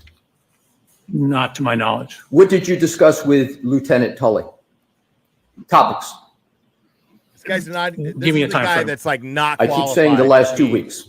That's the time So frame I'm looking all at. the conversations I had with him, Yes, Finally, are voideering this. can guy. you have somebody pick me up at the hotel? I'm talking substantive, sir, about your outline, your PowerPoint presentation. Topics of, what discussions about the topics in your PowerPoint presentation? I had no discussions with him about the topics in my PowerPoint presentation. Who did you have discussions with from the Commonwealth about the topics in your PowerPoint presentation? Mr. Brannon and Mr. Lally. Describe those conversations and how many you had, including the first one that you had. Well, I originally submitted my presentation with my original report way back, I believe in January. Right. I'm asking for conversations within the last 2 weeks. Okay, question wasn't clear. Oh my God. Then on Is this guy Sunday, serious? we just went through top to bottom through my presentation. Mr. Brandon wanted to make sure he understood everything in it. And then I met with Mr. Brandon again on Sunday. We ran through it briefly again. And then that was largely it. Who suggested the changes to your presentation? Mr. Brandon. Mr. Brennan suggested the changes that you make. He indicated some of the things, for example, the slide I deleted referenced testimony that I was not allowed to include on a slide. Were there any discussions with anybody from the prosecution team about the changes with regard to the what I will call the Dighton route, the Dighton distance, and the total mileage? Do you know which slide I'm referring to, sir? I do, yes. Who initiated the discussion on the changes to that slide? So that slide was changed, I don't know, probably 8 or 10 days ago. Oh, it was changed 8 or 10 days ago. Correct. Were there any they're changes delete- made from 8 or 10 days ago to what's now in your presentation? They're deleting shit. Not beyond what we talked Oh, about. okay. So 10 days ago, those changes were made. 8 to 10 8 to 10. days ago. I could actually probably figure out exactly when if you like. Now my next questions go to Mr. Burgess. Mr. Burgess is a colleague of yours at Aperture, correct? Correct. are you aware of issues relating to the accuracy or inaccuracy of his CV? Unfortunately, I've been bombarded with emails that have referenced that. I've seen it. I have not read them. You've been bombarded with them, but you have, and you say unfortunately, but you have not read any of them? None? Maybe one or two lines. For example, they come in, they're looking like legitimate business emails. And then I pull it up as a business email. I'm like, okay, I'm not supposed to do this. Court said I can't look at this. Bro. Now, I want to go back to your slide presentation. I understand that you intend, subject to our objections at the court's ruling, you intend to present testimony with regard to your PowerPoint where you are going to elaborate on your 1231-38 to 1231-43 trigger 1162-2, and you're going to add to what has been in your presentation a verbal discussion with regard to Mr. Burgess's change that he made in his May 8th report with regard to the variance time window. Do I have that correct? No, you don't. It's not based upon a verbal discussion. It's based upon his report. Okay, so you're going to make, you propose, what you're intending to do is you want to add the change from Mr. Burgess's May 8th report to what you're going to testify to on your PowerPoint. Do I have that correct? That is correct. And the only reason you're going to testify with regard to altering the 1231-38 to 1231-43 window is because of what Mr. Burgess has done on May 8th. Is that correct? It's better data. So I'm altering it and correcting it with better data that I've received from Mr. Burgess. Right. But my point is, if it weren't for Mr. Burgess's change, you wouldn't be making any changes in your testimony, correct? It's only because of what Mr. Burgess did on May 8th. Is that correct? Only from his report, correct. Correct. So, and you understand, sir, that that change has significant effects on the very issues in this case with regard to the timeline and the collision you allege occurred, and comparing it to human volitional conduct of Mr. O'Keefe with regard to his manipulation of the phone. You understand the consequences of that change, do you, sir? I do. I would disagree with your assertion that it's consequential. Again, my original data, which is in my PowerPoint and has not changed, that data is still there. The timing was extremely close within the error of the measurements, which Mr. Burgess ultimately showed in his subsequent report that was within the variance associated with those timing devices. I understand, but my point, sir, and I want to understand if I have it correct, is that is going to move the time that you assert the 1162-2 trigger occurred, correct? Correct. And you would agree that's a substantial change given the issues in this case when seconds matter, or do you think it's an insignificant change? I wouldn't say it's insignificant. Again, I haven't modified my PowerPoint at all. I was happy with the data I had and satisfied with the data I had. Again, once presented as engineer would with better data, we use better data. I'm sorry. Please, voir dire, let him finish. Yeah. It brings it closer in time to Ian Whiffin's last contact point data. But even if we don't have that, given what I knew about the variance in the cell phones, my time was still within that window anyway. Sir, you've just answered my question, which is you agree that it affects the timeline in the activity of Mr. Whiffin's report. You said brings it closer. Did I have your words correctly? Correct. What I was concerned about was your word about significant change. It brings it closer. It doesn't necessarily bring it significantly closer. My original timeline was very close, within the range of the accuracy of those types of cell phones, infotainment system data. Like so even if I didn't have Mr. Burgess's subsequent report, the data is still within that time window. Sir, isn't it a fact that with the variance of Mr. Burgess that you're now you want to testify to, that there is a change because your 1162-2 trigger 1231-38 to 1231-43, you know that there's a device lock event on the phone of Mr. O'Keefe after that time period. You understand that, correct? So again, there's a window of plus minus on that. Technically, those timestamps on that are as you indicated. Again, it's literally, I wrote that on my slide. It includes my slide where I have that exact comment.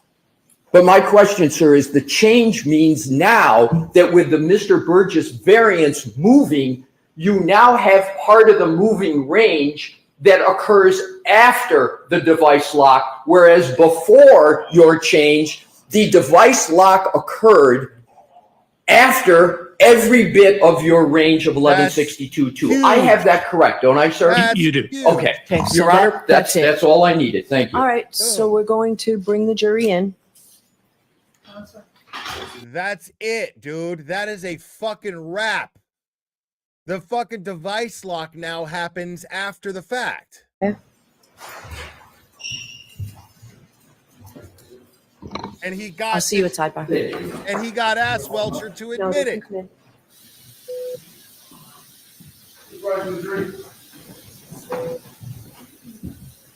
Dude, Alessi just fucking like straight up. Oh shit, I'm sorry. It was amazing. Like, listen, bro. Well, I'm not sure if it's a significant change. How is it not a significant change if it alters the event, the time that a certain very significant event takes place, such as a manual locking of the phone that had to be done consciously by a human? That is a human act, is locking that phone.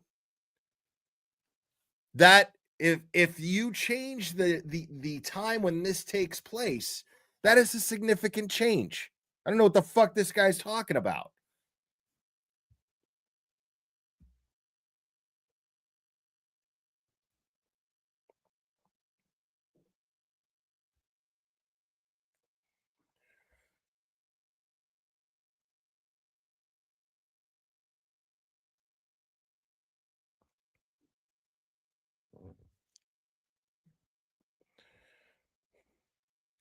Exactly. That's the big theory. Dude, and Julie Grant talking about how some ex-cop theorized that Karen punched John in the car, and that's how he got the thing on over his eye. Stop it. So we took up a lot Fucking of your time this morning. ridiculous. I think the coffee and donuts and muffins. Dude, was the probably ARCA hints guys that are we gonna were get up taking here longer than what we ordinarily would and do. change everything. I do appreciate your patience. So I have to ask you those questions. Were you all able to follow the instructions and refrain from discussing this case with anyone since we met last week? Yes. Everyone said yes or nodded affirmatively. Were you also able to follow the instructions and refrain from doing any independent research or investigation into this case? Everyone said yes or nodded affirmatively. Did anyone happen to see, hear, or read anything about this case since we left here last week? No. Thank you. With that, Mr. Brennan? Thank you, Your Honor. Sir, can I just stand and raise your right hand? Yes, sir. Do you solemnly swear the evidence given to the court and jury in the case now is very true, the truth, the whole truth, and nothing but the truth, so help you God? Yes, sir. Thank you. You're welcome.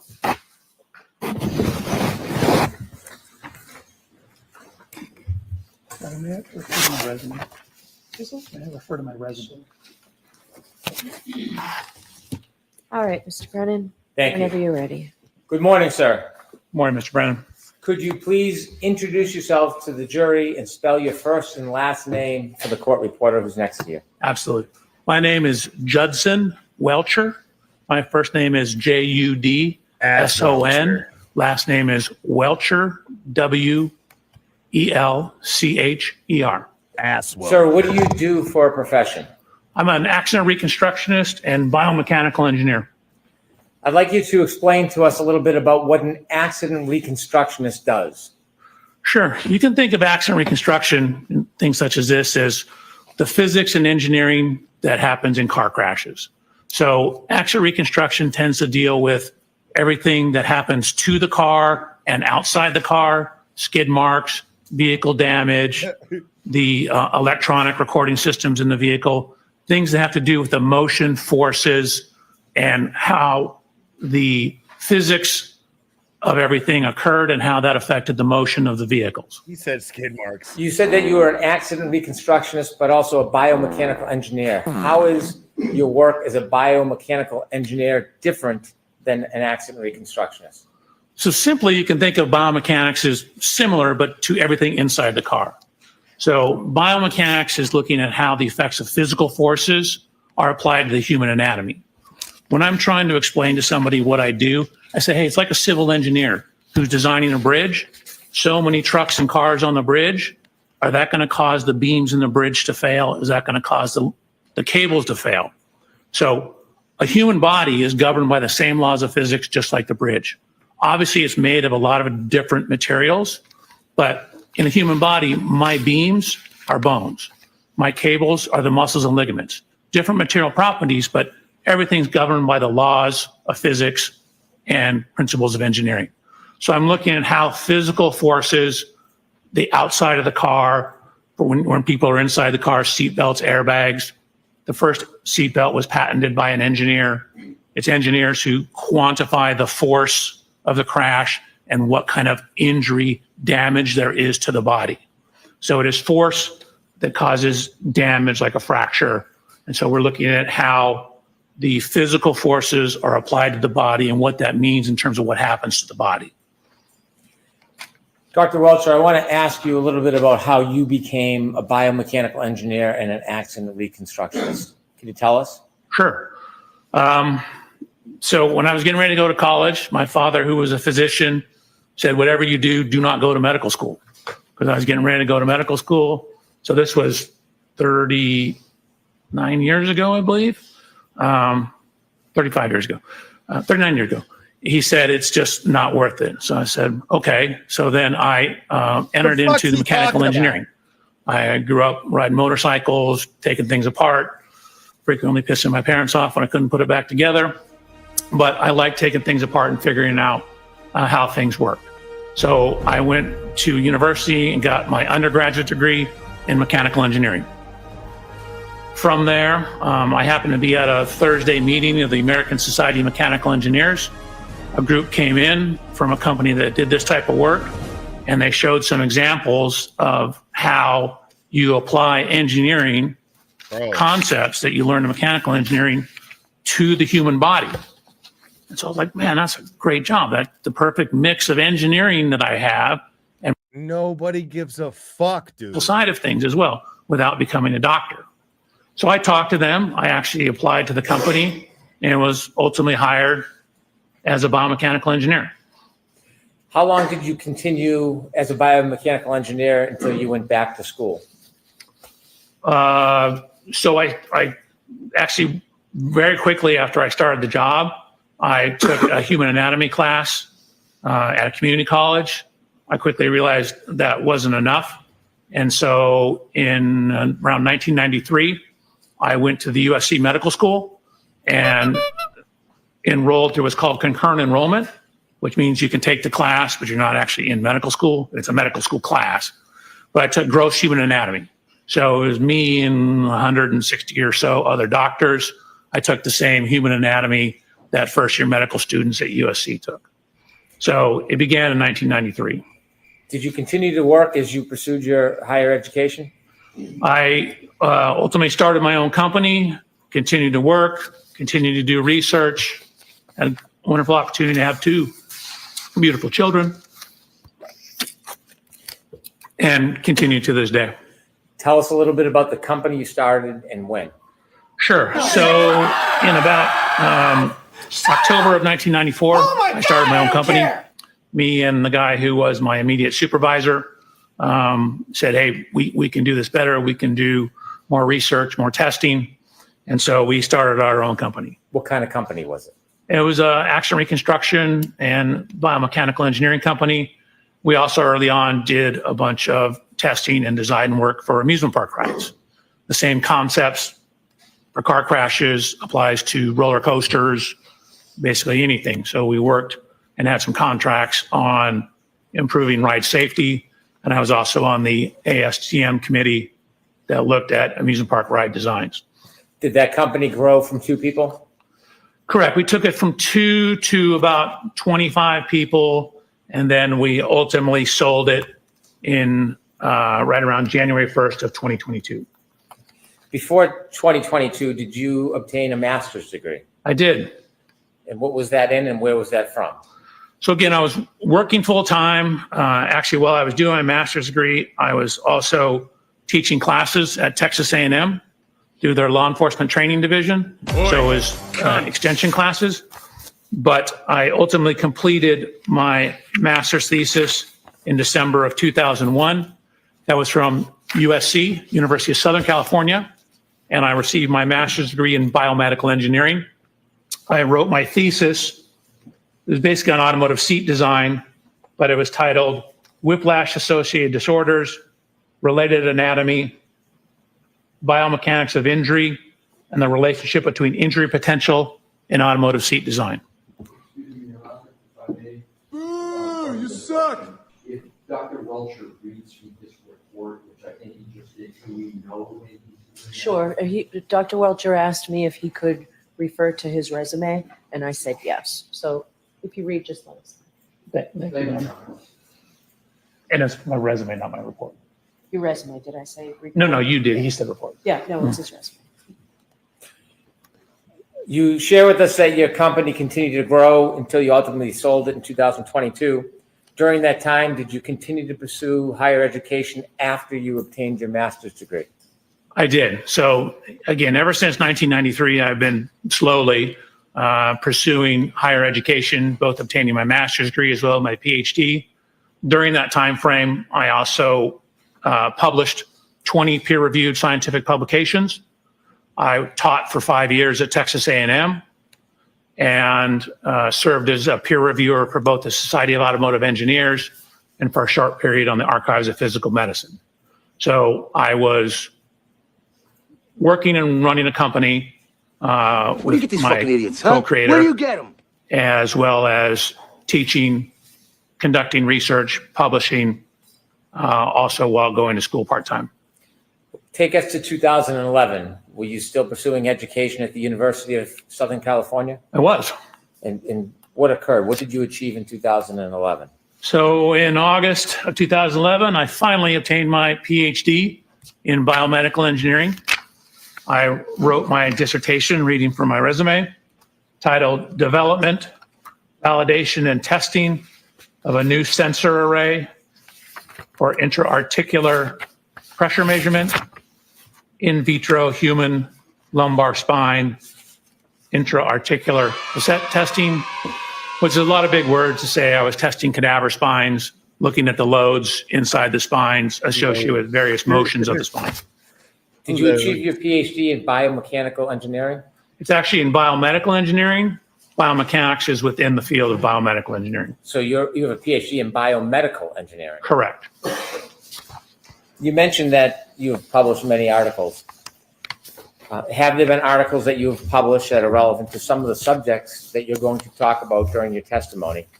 I mean, I have a number of, again, peer-reviewed scientific publications. Peer review just means you submit it to a journal and they have other people review it, give you comments, your peers in the field. I do believe there are a number of them that could certainly be relevant to both the physics and, for example, pedestrian injuries. If I could mention a few. You wrote an article on sideswipe collision dynamics. What's sideswipe collision dynamics? So I was actually an invited speaker at the World Congress, or sorry, not the World Congress, the World Reconstruction Expedition. They asked me to give a presentation on the theory, science, and mathematics behind sideswipe or side impact collisions. That would include side collisions, glancing collisions, shallow angle impacts such as like a corner of a bumper goes into the side of a car, any kind of glancing or clipping type impact. Similarly, in many of the articles that you wrote, is one of them about methods for quantifying the impact severity of low speed side impacts at varying angles? It is. Tell us a little bit what that So that was a Society of Automotive Engineers paper. Again, another peer-reviewed paper that we worked on. It was kind of an extension or continuation of all that research, where we just looked at the physics and the mathematics, basically the reconstruction of glancing or sideswipe type impacts. Similarly, methods for quantifying the impact severity of low-speed side impacts at varying angles. Is that similar to the other papers, or was that different? Yeah, I thought that was the same one.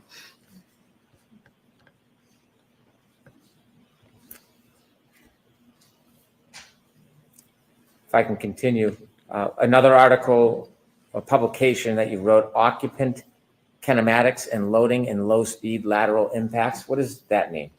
So in the course of my career, I've done probably 12 to maybe 1,300 actual crash tests. I've crashed everything from skateboards, mopeds, up to trains, motorhomes, and ambulances. I've conducted, relative to this case, probably or been involved with 50 to maybe 70 pedestrian impact tests. So the low-speed side impact one is we actually put human volunteers in side impact collisions. And what we did is we had accelerometers, which are things that measure acceleration. If you had physics or memory, Newton told us force equals mass times acceleration. So knowing the acceleration of something, you can get an idea of how much force is applied to it. We all know. So we have various sensors on the body. Christ, We have various sensors on the car for the reconstruction aspects of it. So that study was the biomechanics portion. And the first paper you read about the reconstruction was the reconstruction portion. So the first paper you discussed was everything outside the car. Then we looked at how the forces applied to those impacts to people inside the car. Have you had a lot of publications and studies about the force applied to people outside of a car? I don't know if I'd say a lot, but I was an invited lecturer to the Accident Reconstruction and Collision Safety Institute conference, where I specifically gave a paper and a series, or basically a lecture on what's called pedestrian impact biomechanics, which was exactly as the name implies, what happens to pedestrians when they're impacted predominantly by cars and vehicles. Nobody's given. How much of your work involves pedestrian impacts? Probably maybe 10%, 5 to 10%. Most of it's car to cars. Biomechanics of low-speed impacts. Is that another paper that you wrote? That is a paper I wrote. I don't want to read all of your papers and all of your publications, but on a different topic, did you write a paper on the study of the measurement of Generation 2 Toyota event data recorders and low-speed side impacts? Yes. Could you tell us a little bit about what measurement of event data means in this article? So Toyotas, newer Toyotas particularly, have two types of electronic equipment on board that can record crashes. There is what's referred to as an event data recorder, or EDR. It's somewhat commonly referred to as a black box. That's not exactly right, but it's close. And then there's a secondary system, which is really more closely tied to maintenance. That's called TechStream, but it will pick up data that you can frequently relate back to various events. So that particular paper was looking at the event data recorder data in Toyotas. We'll get more into that subject later, but is it event data recorders subject that you're well schooled at? Yes. In addition to the papers that you've written, have you continued through the years and after becoming a PhD, your research in this area, in these areas? Correct. For example, every year we're part of a conference called SATI, which is our company, largely led by an engineer, Christopher Furbish, that we work with, has spearheaded us going out and conducting crash tests for that conference. For 10 years, we did a lot of the instrumentation and crash testing at the Accident Reconstruction and Collision Safety Institute conference. And then for a number of years, the company actually went down and did crash testing for what's referred to as the Spine Research Institute down in San Diego. So we've been hired by various professional organizations. We came out here once, the Massachusetts Association of Action Reconstructionists, I think I'm messing the name up, had a conference. We came out here, conducted crash tests for training other experts out here. We did all the instrumentation, the biomechanics of that crash testing. In your research and testing, you have pages with dates of the different researches and testing you've done. There's over a dozen of the research and testing items and articles that deal with pedestrians. Is that a common topic in your research and testing?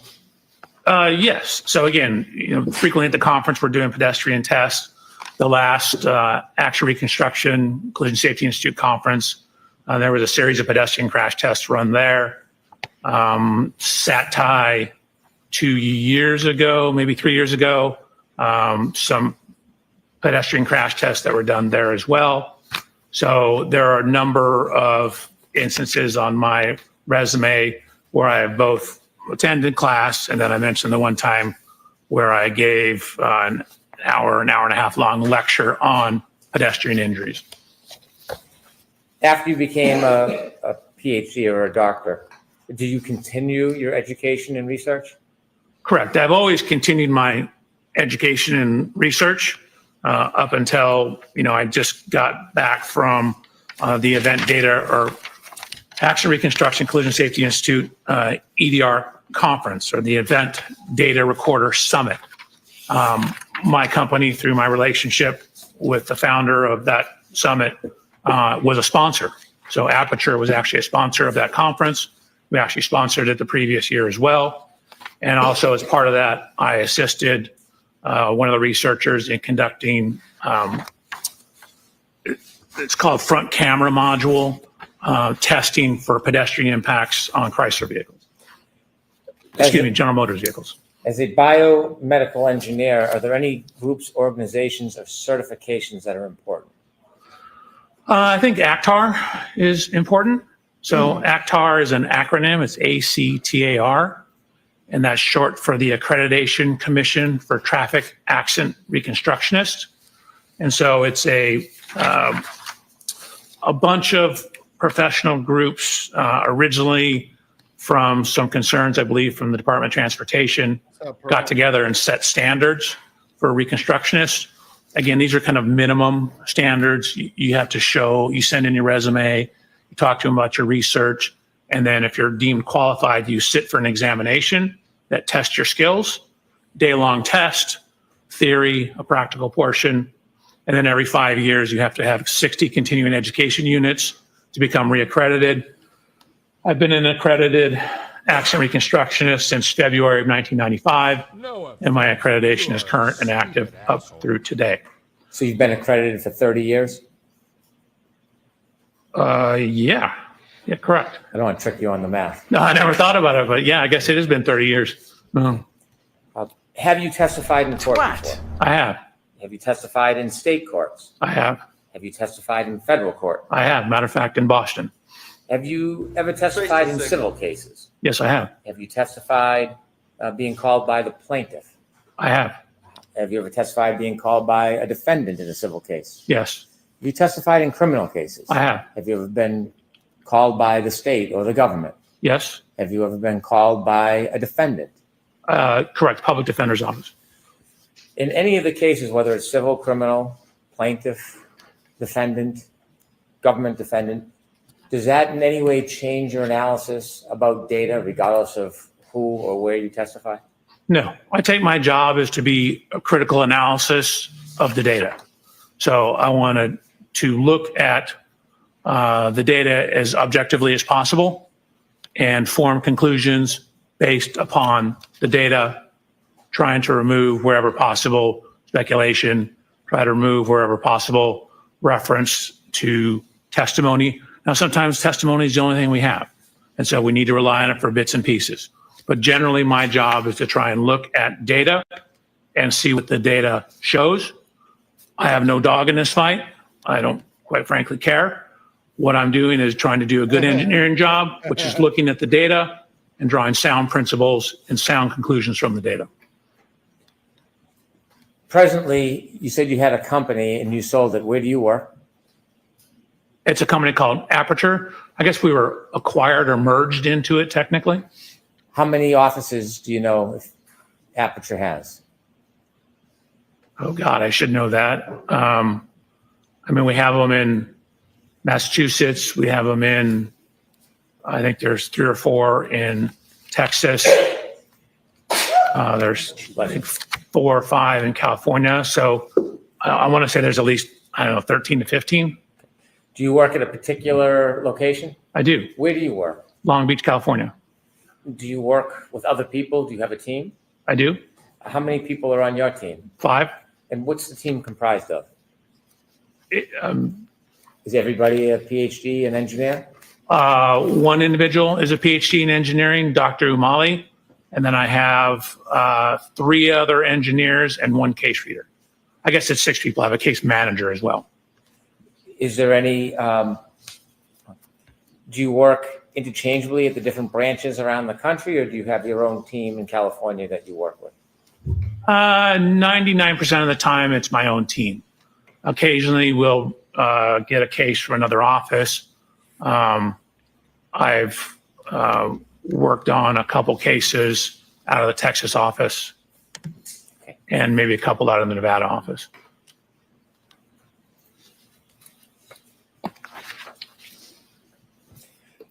Were you asked to look at any data or information relative to this case? Yes. In looking at data and information, do you try to look at a narrow or a broad range of information? So I definitely cast a very broad range. We try and get as much information as possible. And then, weed it down to what is important, weed it down to what is consistent with the data. So start off very big and then get down to sort of the meat and potatoes of it, the important information. Do you necessarily rely on everything you look at? No, I certainly consider everything I look at, but I frequently don't rely on everything because sometimes it's not reliable or it's irrelevant. In this case, can you share with us materials generally that you looked at in your review? Sure. Your Honor, may I read from my report? Yes. Thank you. So, Mr. Reporter, I apologize. It's a lengthy list. Slow? So I have police reports, including the Canton PD incident report, and I have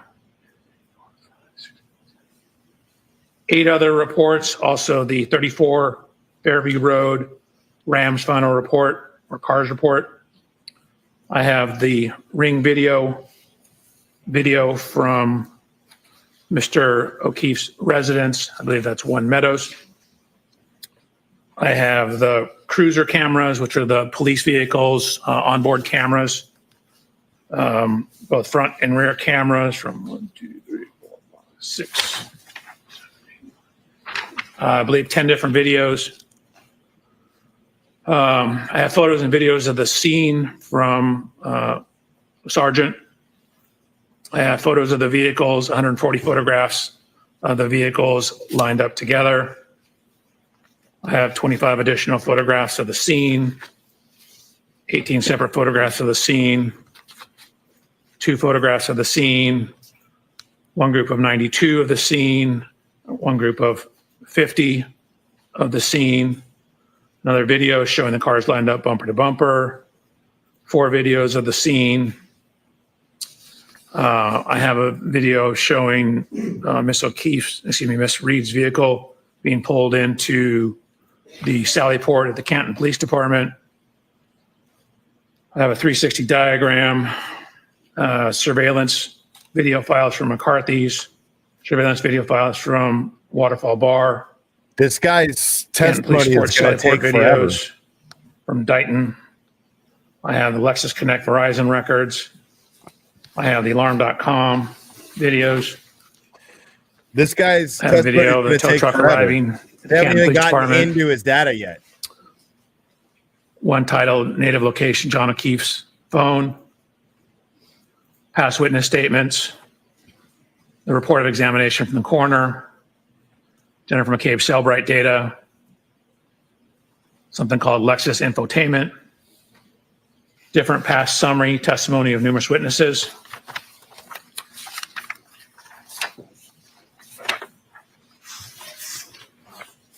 Have earlier summary testimony of numerous witnesses.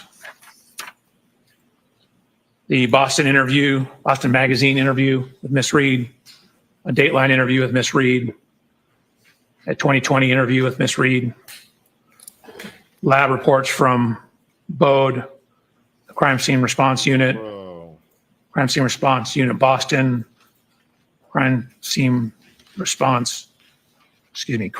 Service Section Maynard, Crime Scene Service Section Southeast, the Criminalist File Folder, Trace File Folder, UC Davis Veterinary Report.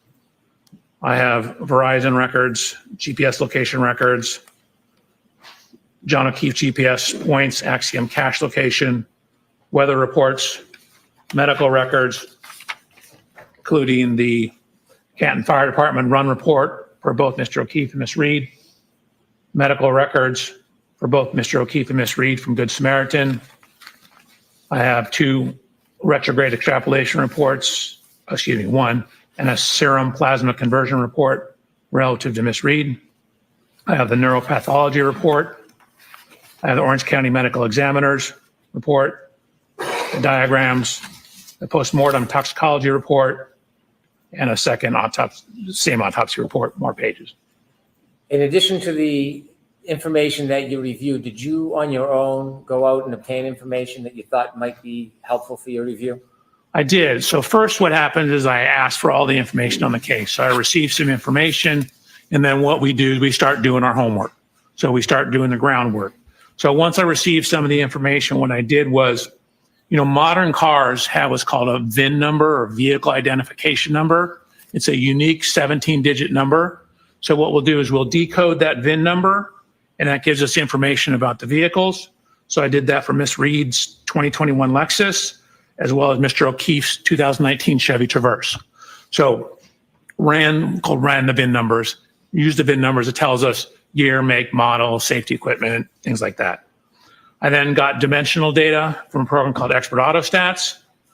And then I have complete parts diagrams for the vehicles. So I have literally bumper to bumper parts diagrams from something called the Mitchell Collision Estimating Guide. And what that is shows parts, involved in the vehicle. So for example, in Miss Reed's vehicle, I have bumper to bumper. I certainly have all the parts around the rear bumper and tail light of her vehicle. And then of course I started additional work on top of that. After you began your study, sir, did you have an opportunity to personally look at items that were involved in this case? Yes, I did. And what did that include? That included looking at Miss Reed's vehicle, looking at Mr. O'Keefe's vehicle, going to the scene of the incident. I ultimately purchased a 2021 LX 570, the exact year, make, and model of Miss Reed's vehicle, and conducted testing with that vehicle, as well as doing a whole bunch of research and compiling data for my report and slides. You mentioned slides. When you went through your investigation analysis and ultimately led to whatever conclusions you have, did you provide and create a PowerPoint presentation that could assist you? I did. I provided a PowerPoint presentation on January 30th. On whose dime? May I approach, Your Honor? On whose dime did this guy go out and buy a Lexus? What?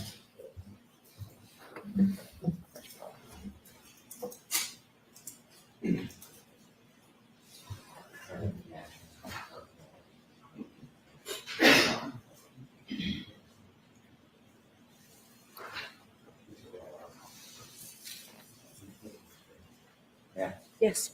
So a Lexus was purchased just this. So I'm handing you a binder. Would you kindly take a look at it?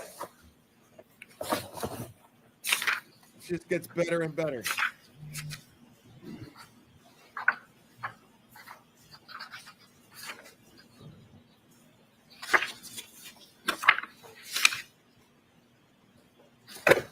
Okay. Sir, does that appear to be a copy of the PowerPoint presentation that you prepared for us today? It appeared, right? 141 pages, didn't look at every page, but it looks right. All right, I asked to mark this for identification. Okay.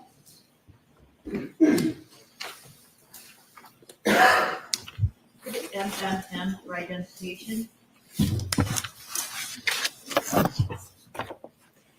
With the court's permission, I'd like to have Dr. Welcher use his PowerPoint presentation to walk us through some of the information he'd like to share today. Okay. No objection, Mr. Weston, right? No objection, Your Honor. Thank you. Your Honor, I'm looking at a paper version in front of me. Okay. Is the paper version the same as what we're going to see up here? It is. Okay, then that's fine. Thank you. And Dr. Welcher is going to manage the PowerPoint presentation. Sir, you mentioned that you wanted to look at the area and look at the scene. Your office is in California? It is. Why was it important to come all the way out to this area to see the scene firsthand? Hold on a second. I'll let you set up before I start asking you more questions.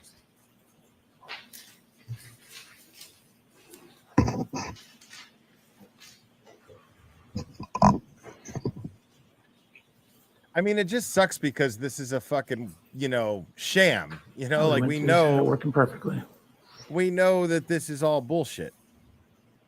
Here we go. We just got to sit through it.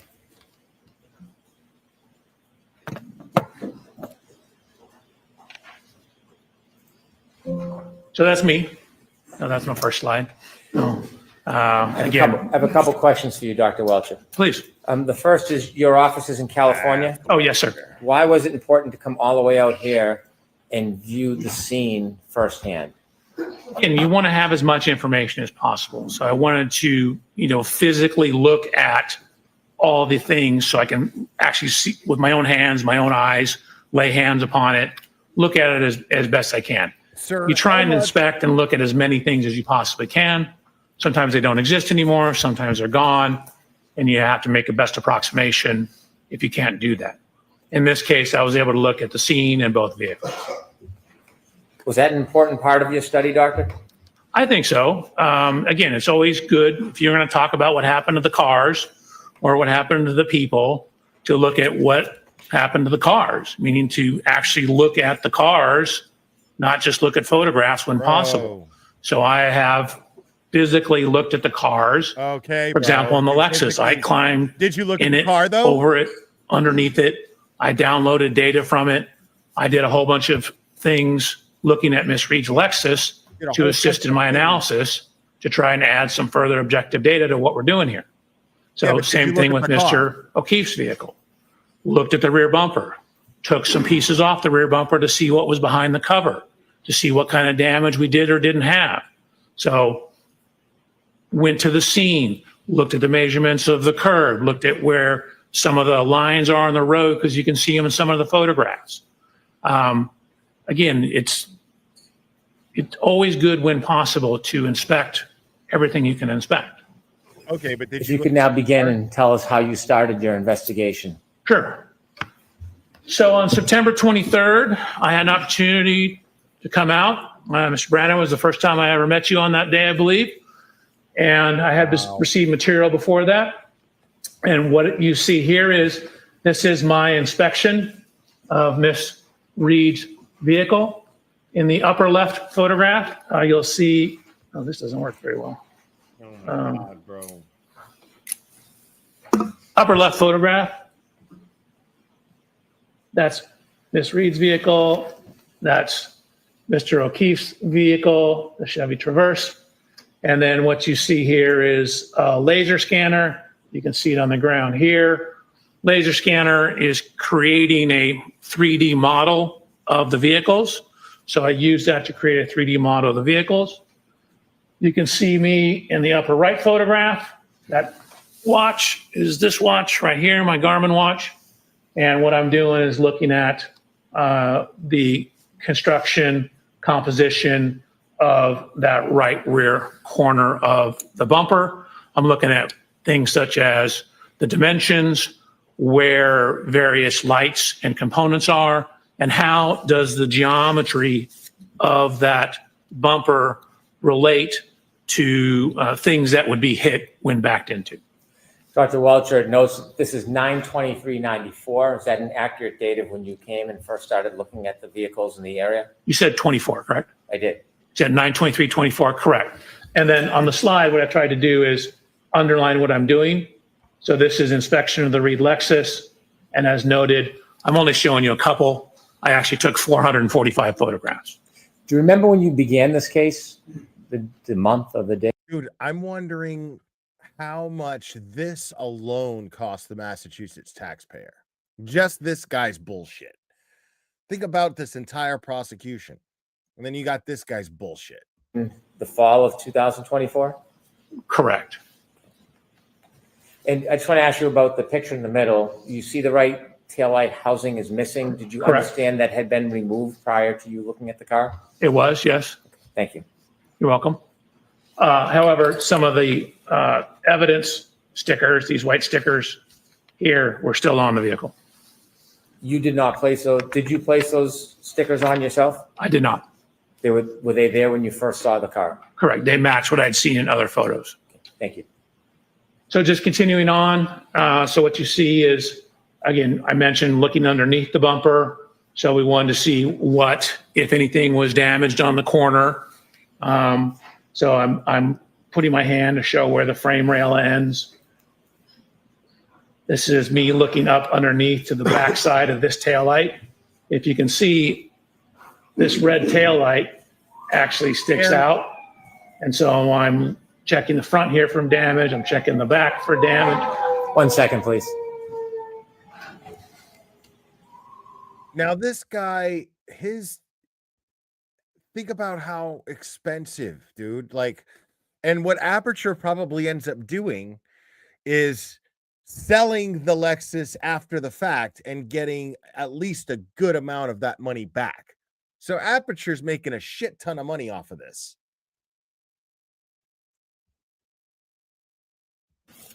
So again, looked at the height of it. I mentioned this lower taillight. Notice how the structure of the bumper protrudes out.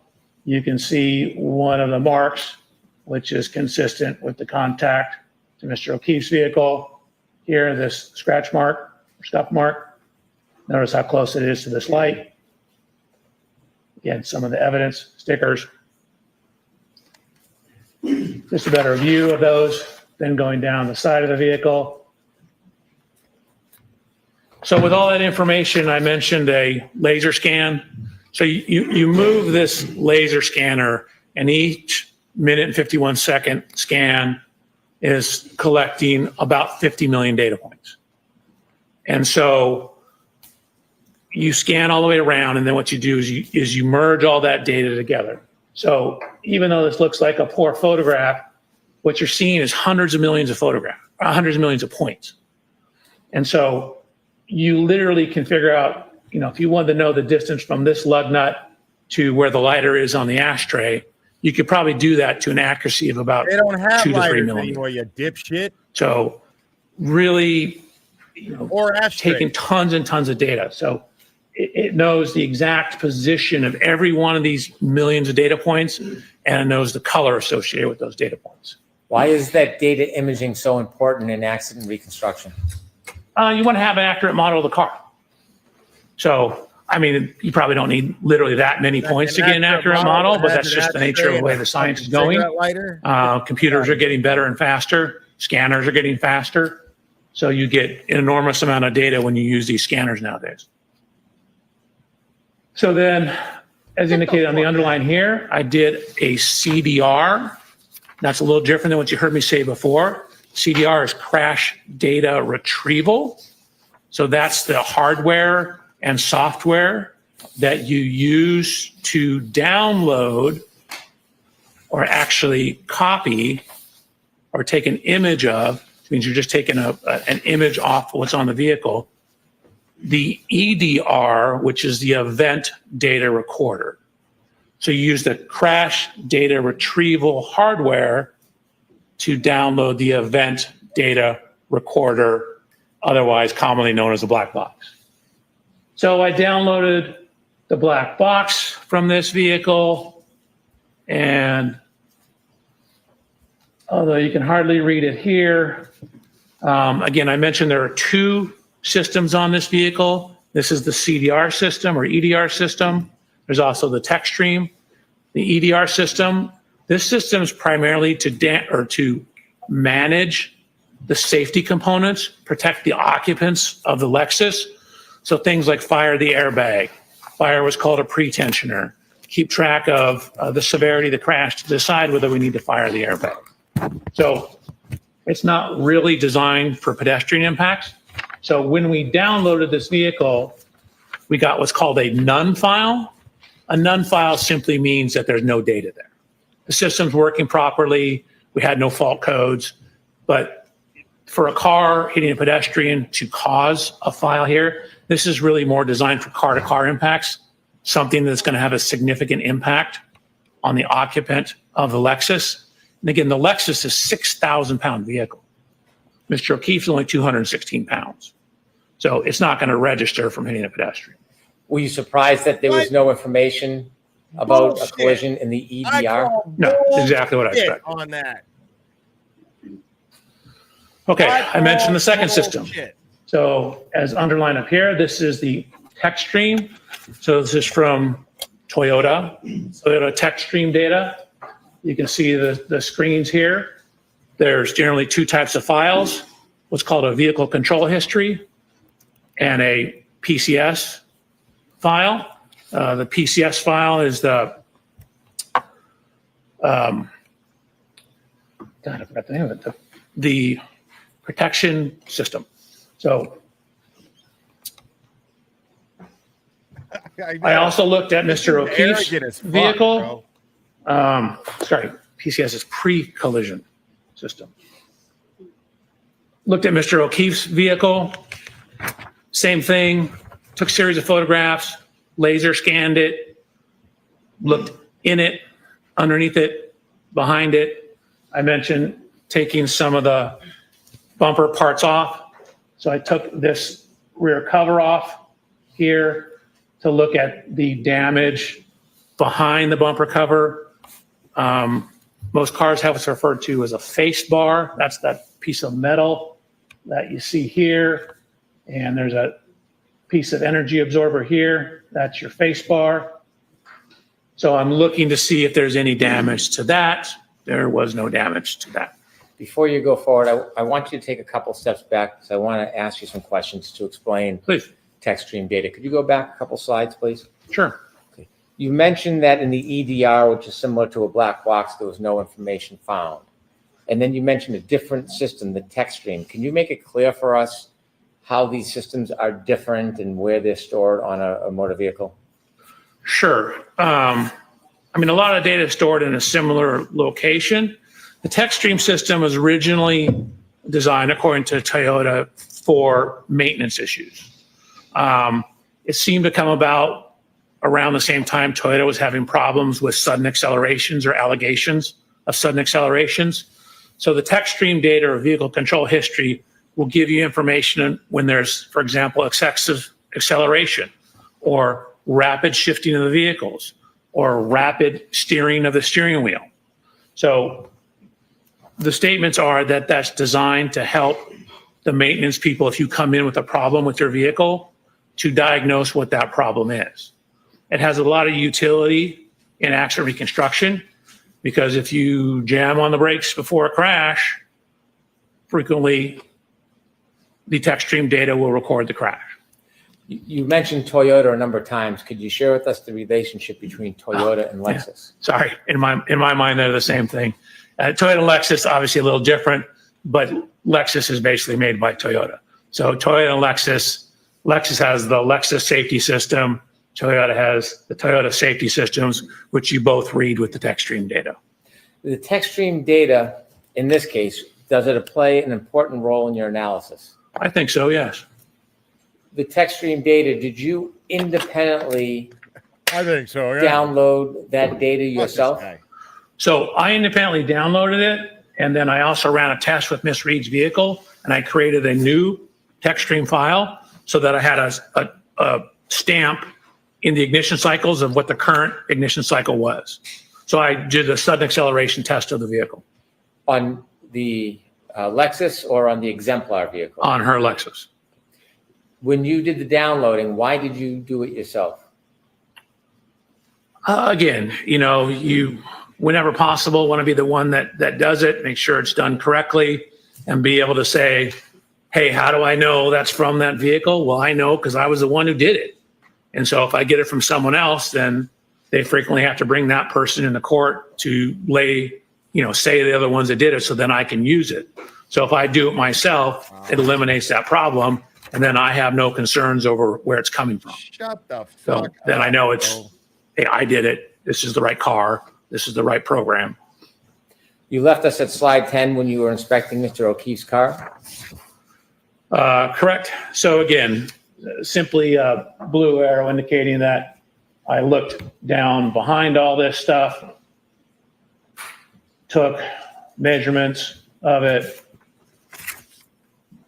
and then similarly, I have a 3D point cloud of Mr.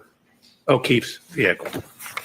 So part of the reason we're making these 3D point clouds, and we'll touch on this further, in addition to the scene, you can then basically put all these things back together in the computer. So instead of having to drive the cars to the scene, for example, or to Mr. O'Keefe's residence, you can take these computer models and additional data and put it back in the computer and reconstruct everything on the computer. What's up, Dina? So before we had the exact angle of impact, again, this is for looking at when Miss Reed contacted Mr. O'Keefe's vehicle backing out of Mr. O'Keefe's garage at One Meadows. I lined them up just to generally show the approximate location. A couple things, notice how, again, this lower portion of the Lexus bumper sticks out. Notice how the side of the Chevrolet slopes in as you get higher up. So this portion sticks out more than this portion. And this is where you would expect any contact damage to occur, assuming there was an impact. So again, looking at the measurements up the height of the vehicle, of course, as you indicated, Mr. Brandon, the taillight's gone. And then went to the scene. So same thing, went to the scene, took, again, 297 photographs of the scene, had our people scan it to create a computer model of the scene. Now, isn't the So, literally, if you want to know the distance from all of them, this window to, say, some manhole cover on the road, we have the data to figure that out, down to a couple millimeters. In addition to going to the scene and doing the digital mapping, you mentioned other review of materials. Did you have an opportunity to review dash cam footage from Canton Police Department police vehicles to see the general location of where Mr. O'Keefe was when first responders were assisting him? I don't like this guy, bro. So that's just a yes or no? Yes. Thank you. So the text stream download. So this is a screenshot from the text stream download. Keep in mind, this is kind of maintenance software. What's the point of that? So I took pictures. we're looking at a number of things in the maintenance software. I took pictures. What we see is, and this is noted in the report too, that when the vehicle gets into the Canton Police Department after this event, you can see the mileage is 12,665 miles. So that shows up in Trooper Paul's report. It shows up in the photographs, and it shows up as matching the mileage in the text stream data, both at triggers 1164 and triggers 1167. I'd ask you if you can enlarge the data on the right and break down what it actually means, the different columns and the... Is it possible for you to enlarge that? Come on, bro. You did all that shit, but you can't fucking enlarge Google Maps, dog. Come on. My fingers are too fat. Bro, shut the fuck up. Nobody gives a fuck. Okay. Dude. So what you're looking at is what I call fingers are event too fat. 1162. If you see anything in blue on these charts, that's information that I added. I typically put my initial, JBW, Judson Blair Welcher, that's me. And so this is referred to as the key cycle trip. So key cycle is simply you turn it on, not necessarily turn the ignition on, turn it on, turn it off. That's one key cycle. So I labeled this one 1162-2 because there's also one that's on the same key cycle that I'm calling 1162-1. The system also records the mileage. So again, this is a maintenance system generally. So what you see is the T here is the trigger, and there's a point. So this time in the text stream data, you could think of it as like a stopwatch. It's when it starts when the car turns on and stops when the car turns off. And then if it sees a triggering event, a T, it records that information. So this is when the trigger happened. So that's 1,142.2 seconds. And so I've converted that to minutes and seconds because most people don't think in seconds. And so what it also does is once it sees a trigger, it's constantly circulating data through the computer. So when it says, okay, we have a trigger, it saves 5 seconds before the trigger and then 5 seconds after the trigger. So the trigger's in the middle and you have 5 seconds of data before and 5 seconds of data after. He said people don't think in seconds, dude. What are you talking about? What does that even mean? I have a couple of questions for you, Please. Dr. Welcher. First, starting with the clock, the time in seconds on the left, you mentioned that begins when the car is turned on. What type of clock is that called? It's just a continuous clock, meaning it's not a clock like a time clock. It's more like a stopwatch kind of clock. Has it ever been referred to as a running clock? Don't matter. It's the same thing. You start the stopwatch, it's running. Based on the text stream data alone found in that one spot, can you tell from the data in the text stream alone what time the power was turned on? No, not alone. It simply tells you how long it's been on. It doesn't necessarily immediately tie it back to a clock time. You need additional information. And so this in and of itself, the text stream data doesn't give you a certain time on a clock, like 1 o'clock or What kind of 2:30, shit are you anything like people that. trying to pull No, right it simply tells you in this case, when the trigger occurred, it's been on for 19 minutes and 2 seconds. You also mentioned that there's a 10-second window of information this captures, 5 seconds before the T and 5 seconds after the T, the triggering event? Correct. Sustained. now? Yes. Right. Unless he's already like, all That right. window these of fuckers are 10 doing. seconds, what happens if that doesn't capture the entire event? What if there's something before or after? What does the text stream data do? So it depends on what the something is. So if there's another trigger, then it will record more data. So you can have 2 triggers that are recording things on the same time window as well, or very close to the same time window. So you need another trigger to keep it going. But in essence, what it does is when it sees a trigger, it saves that 10-second window and then just keeps monitoring things until it sees another trigger. If the data captures a trigger and it has a 10-second window and an event continues past that 10 seconds, so past the 5 seconds on either side, and there's no further trigger, do you get any other information from the text stream data? No. For example, in the trigger event and say 5 seconds later the vehicle's still moving, well, the data just ends. And it says it's going, 17 miles an hour, for example. It doesn't continue on. We just know that when the trigger ended, it was going 17 miles an hour. Thank you very much. Okay. Okay, so we have mileage recorded in this system. So what we're trying to do is use the available data to see if we can determine like what event this is, or is this the event, or is this something that could have occurred outside 34 Fairview on the evening of this event? And so one of the things we're utilizing is the mileage. Okay, so 12629 is at the end of event number 2 on the 1162 ignition cycle.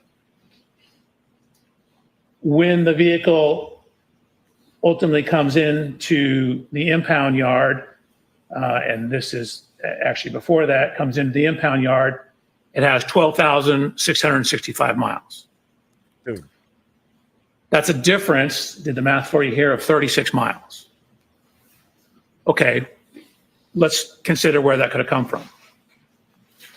So we looked at the various paths and descriptions of where Miss Reed's Lexus was driven after leaving 34 Fairview on the night of this event, up until the point in time the vehicle ended up at the Canton Police Department. So we used Google Maps.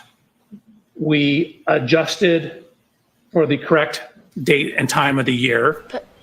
And then what you'll also see is we Today, adjusted Junior. for the correct time of day. So, although you can't really see that, let's see if I can blow it up.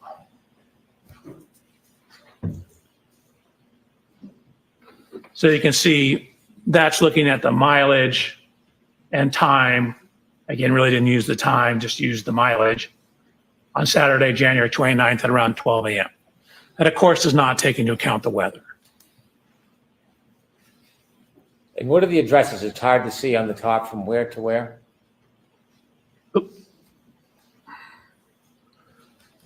So this is from 34 Fairview to 1 Meadows Avenue, which is Mr. O'Keefe's residence.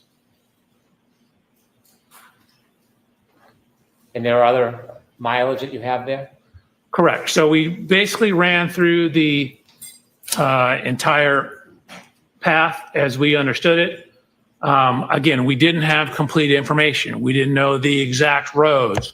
We didn't know if turned around, stuff like that. So you're seeing the suggested available paths, and we end up with a range of data. So we go through all the paths, and you can see that this is what we end up at the bottom here. So Very hard to see. when does she hit him, dude? Thank you, Norman Corey. So the minimum suggested route is 36 miles, 36.1 technically. You have a range of 37.9 to 39.7. But again, that's right in the range of the 36 miles. So that's a data point that's starting to build our confidence in what is in the text stream data being related to our event. This is all an effort to match whether or not the 1162 data is relevant to a particular event? Objection, Your Honor. Let me ask it this way. Matching all the distances by miles, is this the only way you're trying to determine whether 1162 is the event in front of 34 Fairview Road? No. So again, these things are all tools. You can't take necessarily one data point in a vacuum. You need to consider the totality of the data.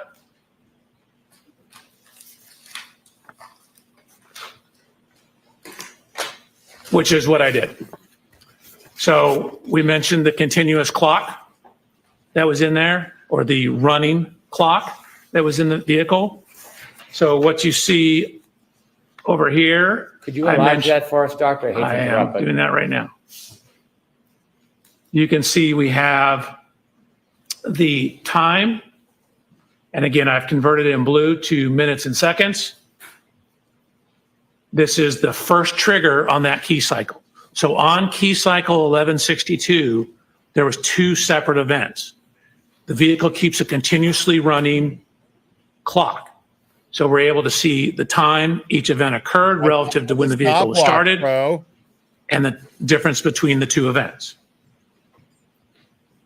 Okay.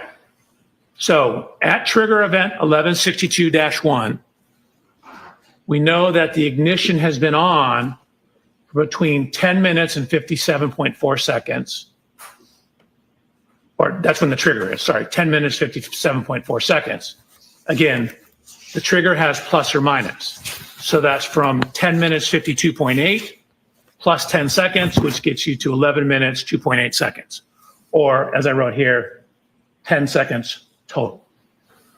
So again, the text stream data indicates at the time this event was written, the trigger occurred, again, at 10 minutes. You see we have the T, 10 minutes, 57.4 seconds. Into the glare of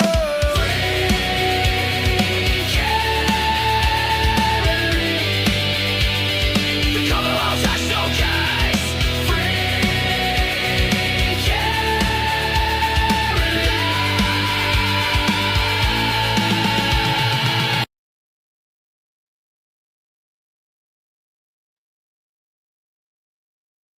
I mean, the vehicle hasn't been turned off in between, and we have this continuously running clock that records when these things occurred. So it tells us when event 1 occurred, when event 2 occurred. We know it's on the same ignition cycle. So if we have some idea of when the car was turned on, we can then tie that back to clock time or real world time.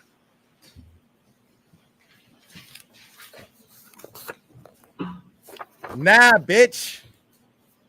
Don't let the door Okay. hit you in the ass on the way out. So lots going on here, right? A lot to digest. This is trigger event 1162.1. I was provided with data and a report from Mr. Burgess that indicated the infotainment system was turned on at 12:36. Zoom in for you folks. That corresponded to a GPS location that looked like it was outside the Waterfall Grill on Washington Street. So additional cell phone data that we had is that we knew there was a 3-point turn made when the Lexus passed Fairview on Cedar Crest, pulled into a driveway and made a 3-point turn.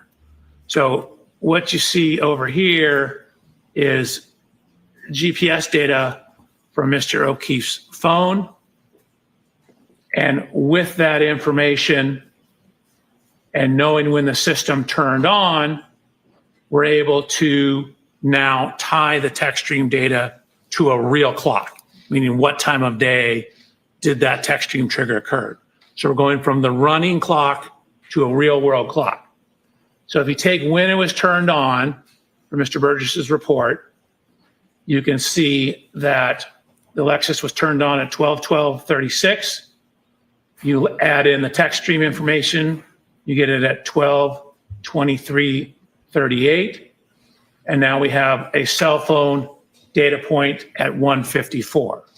So at the time my report was written and these slides back in January, that was all the information we had in terms of data point 154. That was the one that was closest in time to it. So we had since received additional information. Dr. Welch, let me ask you a couple questions, and if you can zoom in a little, we might be able to see it a little better from here. Where would you like it? If we can start at the top when you explain in text.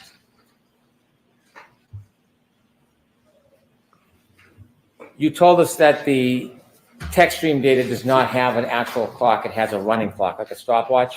Correct. And then you mentioned that after you received information from Mr. Burgess, you could put an actual time onto it. How do you do that? Objection, Your Honor. Sustained. You shared with us that the text stream data runs on a running clock. Correct. And then you received further information so that you could actually identify a time. Where did you receive that information from? Objection, Your Honor. I'm going to allow that. That was from Mr. Burgess's report. And do you know where that information came from? that came off the SD card, I believe, in the infotainment system. Do you know when Mr. Burgess found the SD card on the infotainment system?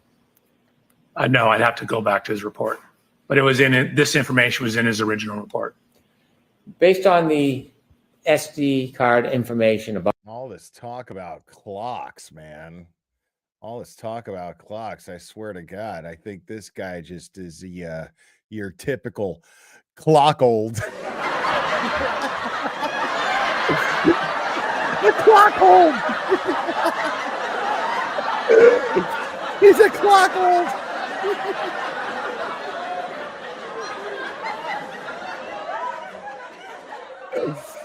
Oh man. Clock old. Clock old. Thank you. Thank you. The world clock from GPS information. And so now we can, when that infotainment system turned on, it's very close in time to when the text stream data started recording data. That allows us to tie the two together. the times that you're showing on this slide. Does that relate to the first or second event on the text stream data, the first or second triggering event? The first event. Do you characterize the first event in any way? I call it the 3-point turn.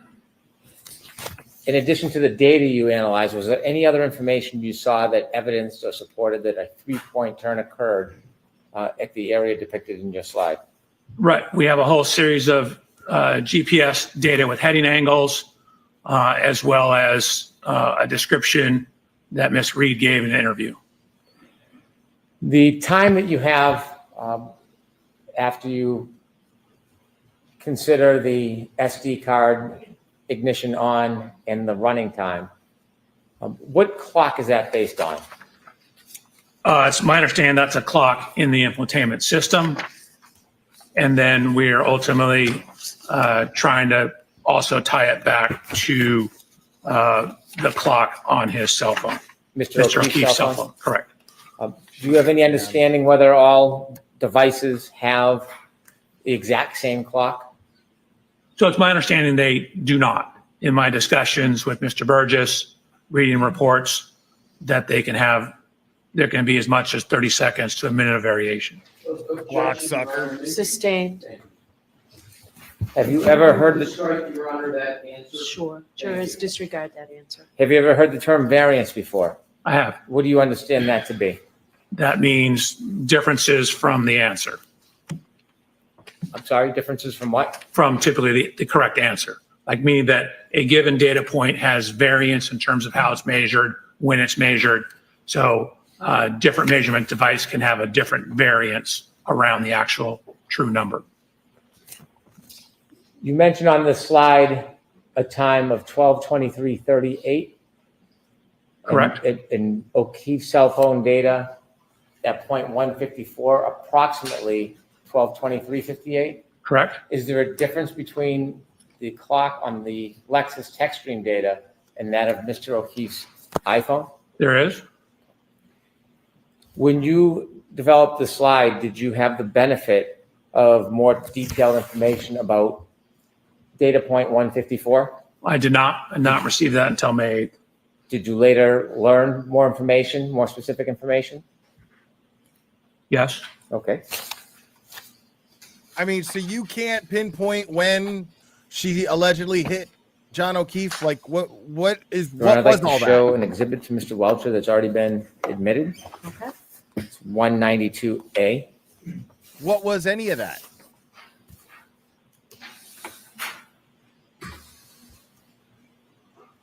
I took pictures. 297 pictures. Ms. Gilman, can we start with 192B? Okay. Awesome. Dr. Welcher? Your Honor, can we approach on- Yes, we'll call. Thank you. Yeah. Where the fuck is this going? And why is she allowing this bullshit? This is going forever, dude. Ridiculous.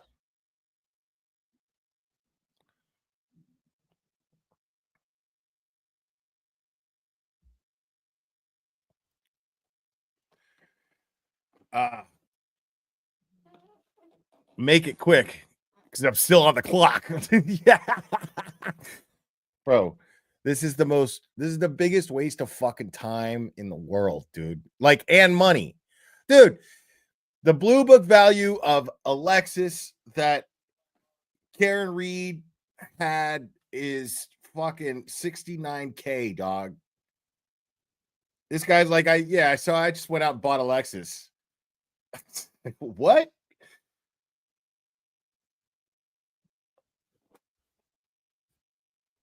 I'm glad Ted Daniel caught that, because I was like, what the fuck? Yeah, this is just ridiculous, dude.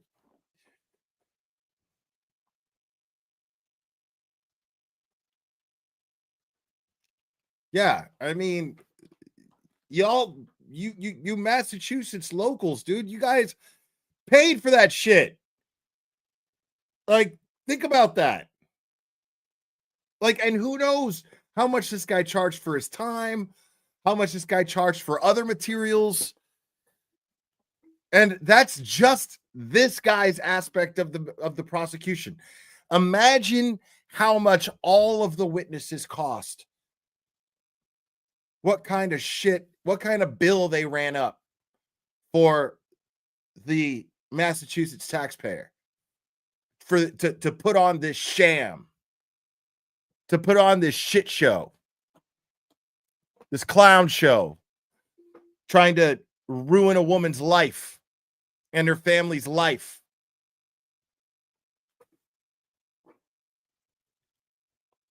Yo, nah, bitch, what the fuck are you even doing here? I thought you left.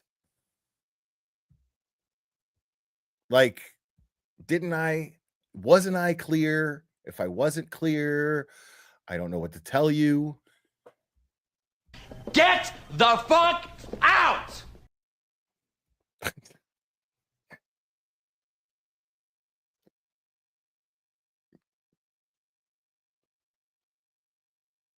Dude, like, I have no patience for just straight economic stupidity, bro. Like, I don't mean economic stupidity like I'm economically stupid, meaning like I'm terrible with money. You know what I'm saying? But the fact is, I understand it. Like, sitting here and saying shit like, dude, you don't ever tell a left-leaning fucking libertarian, dude, like, ever, that, like, oh, nothing you can do about your taxes, bleep. No, bro. End the fucking Fed. And that's just talking about state taxes. You tell me people don't have a right to have say over what their tax money, what their tax dollars are being spent on? That's why you vote, stupid. Dumbass, fucking ignorant ass people in my chat talking about, yes, taxation is absolutely fucking theft. That's all it is. It's fucking theft. Like, don't be thick in here, dude. For real. Why do you think people vote, bro? So they have say over where their tax money's going.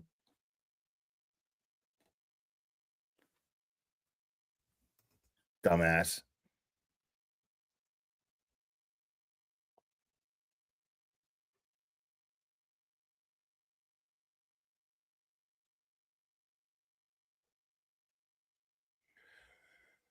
So I wonder what Alessi's got cooking up in Sidebar right now. I'm hoping he's just like, dude, this dude is presenting a bunch of shit that explains nothing.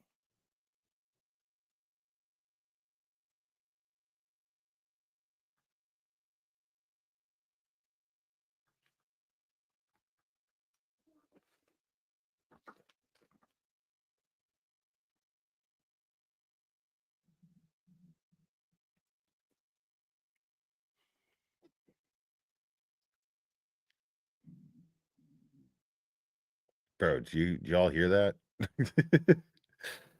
That's my stomach growling.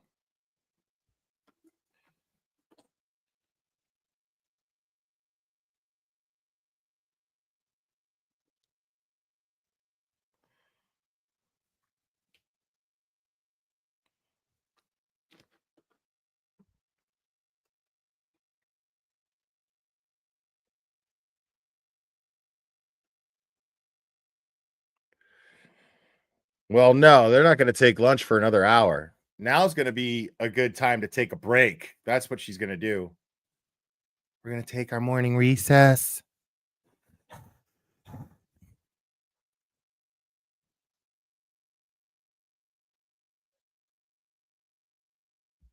Dude, that's not even politics. That's not even a politics rant, Scott. That's not even a politics rant. That's just fucking it's an economics rant. It's not politics. That's nothing to do with politics.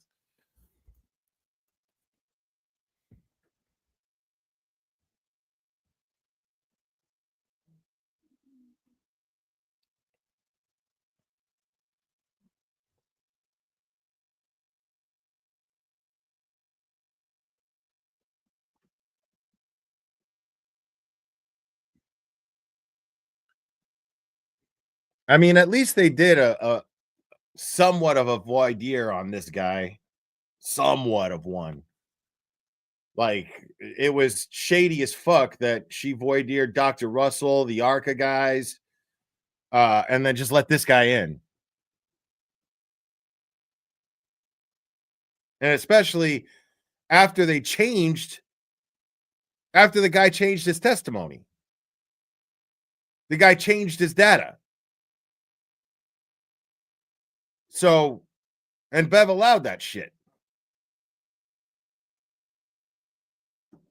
Like the prosecution's entire theory changes in the middle of trial. Bev allows it, doesn't even voir dire this guy.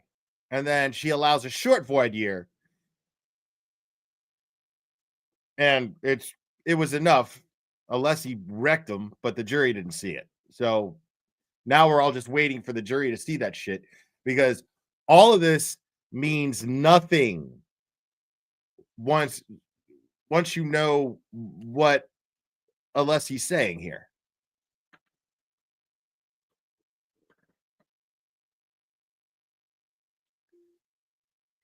Dude, you know what they need to do, bro? Someone needs to, like, give one of these presentations on a vagina to Brian Higgins, because I don't think he knows. Like, that's I think, like, I've got this whole thing with Brian Higgins, dude. Brian Higgins, you got to understand, the motive for Brian Higgins was not that he was angry about Karen Reed. Think about it. He didn't text her for fucking ever, dude.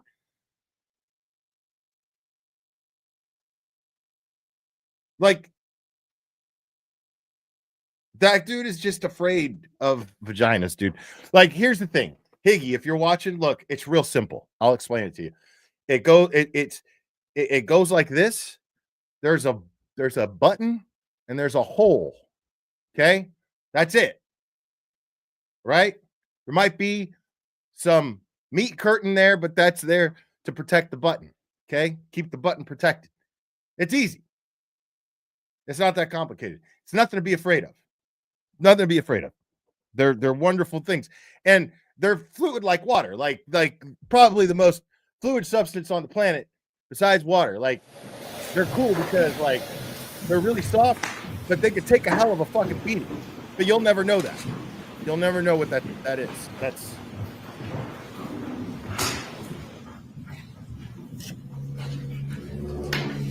Dr. Welch, if you could take us back to slide 30. fascinating things, but not complicated. Fascinating, but not complicated. And so we understand vagina. You mentioned there were two triggering events. Is this the first one or the second one? It's the first one. Is that the one you've labeled the 3-point turn? Correct. And where did that happen? What street? Cedar Crest. At this 3-point turn triggering event, there is a time in red, 12:23:38. Correct. Where is that time taken from? That's coming from the cell phone of Mr. O'Keefe at 0.154. Okay. And is there another time on there? I mean, I do the math between those two. Okay. Could you make that a little larger? Could you zoom in so we can see it better?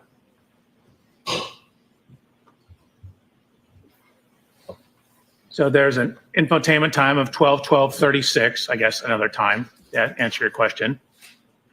Then we have, The 12-12-36, what does that indicate? What's that relevant to? that's when the text stream data basically turned on, plus or minus a little bit.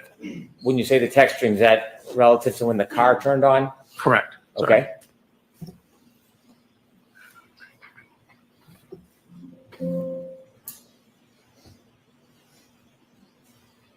Yeah, we'll talk a little more about Higgins during the break. So when the car turned on, then we add the time for the trigger. So what we have is we have data in the text stream that shows the speed, the position, the steering of the vehicle on that trigger. And so we're trying to match the timing and the description of what the vehicle was doing with the text stream, the infotainment, and the cell phone data. Is the data that you analyze regarding the speed, the direction, and the timing to determine whether this was consistent with a three-point turn? Yes. Okay. Continue, please.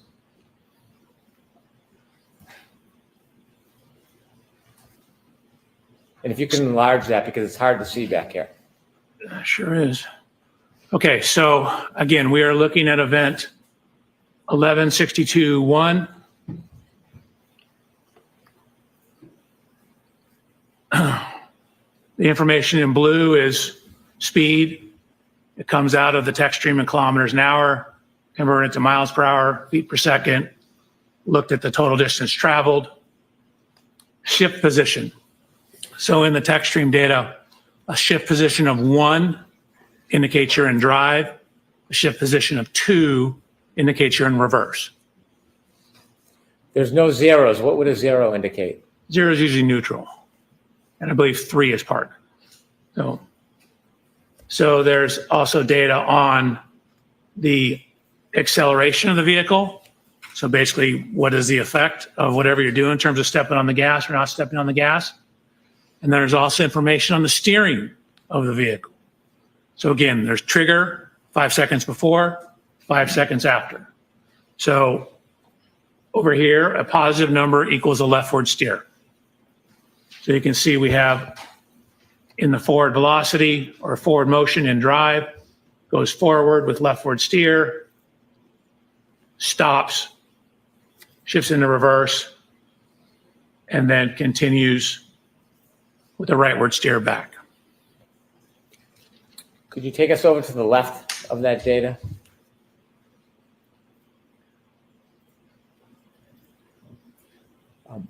When you look at the number 1162-1 as an event, can a key cycle, or when a car is turned on, power ignition on until the point is turned off, whatever amount of time, can it have more than one triggering event? Yes, you can have lots of triggering events. In this case, it has 2. On a key cycle 1164, there's 11. On 1167, there's 10.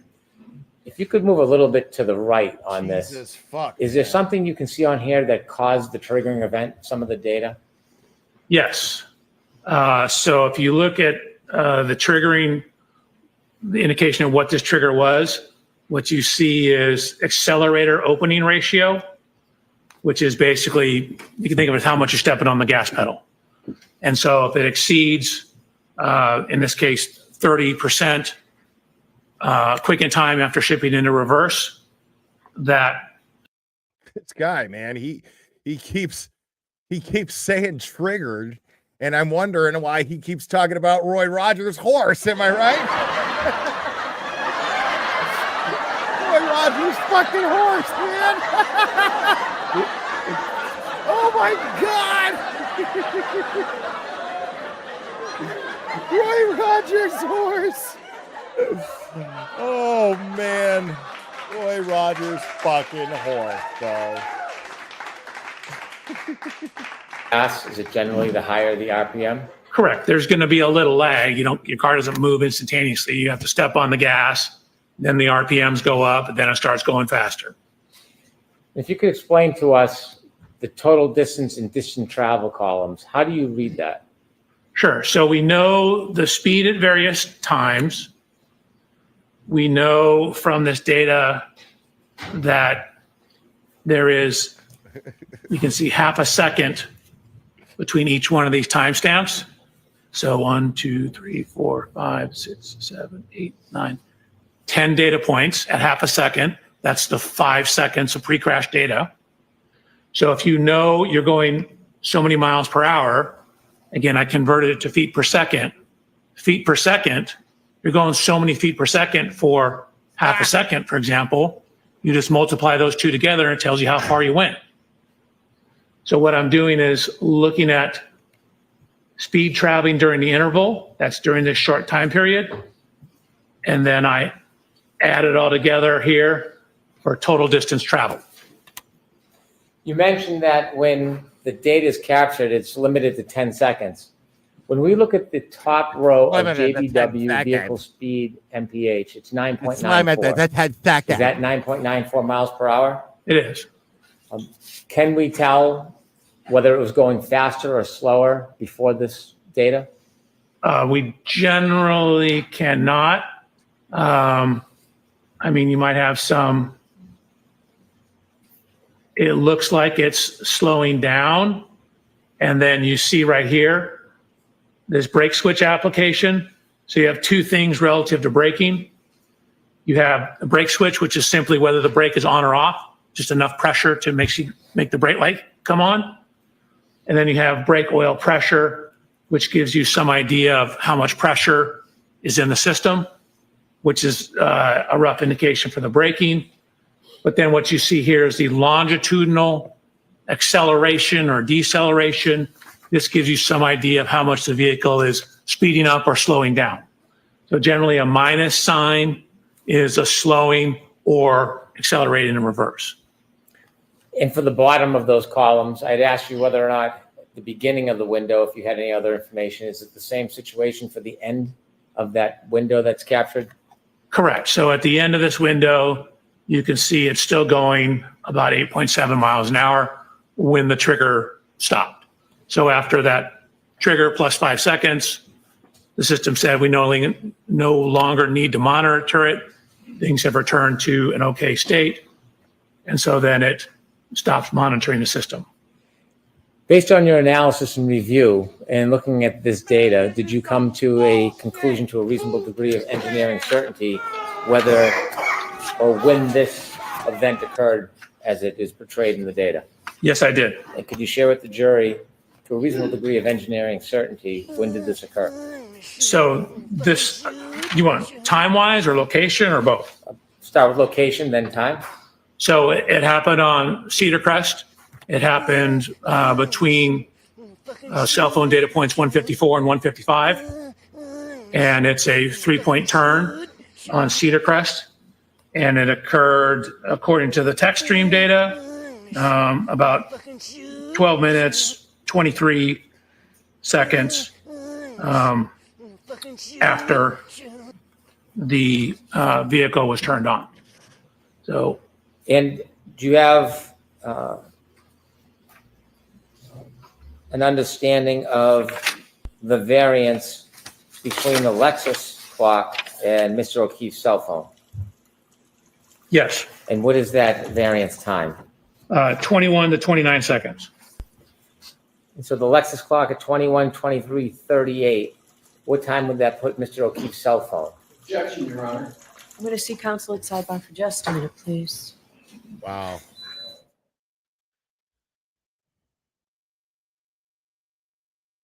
Y'all are the worst, bro. That was fucking gold, bro. Roy Rogers' fucking horse. Okay? I know. Yeah.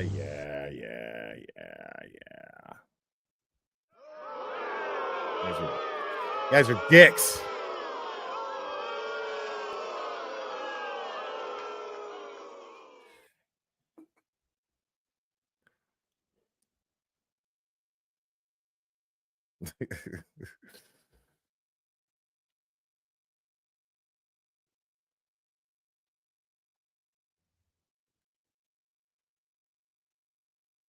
Man, this is some bullshit! Boo this man!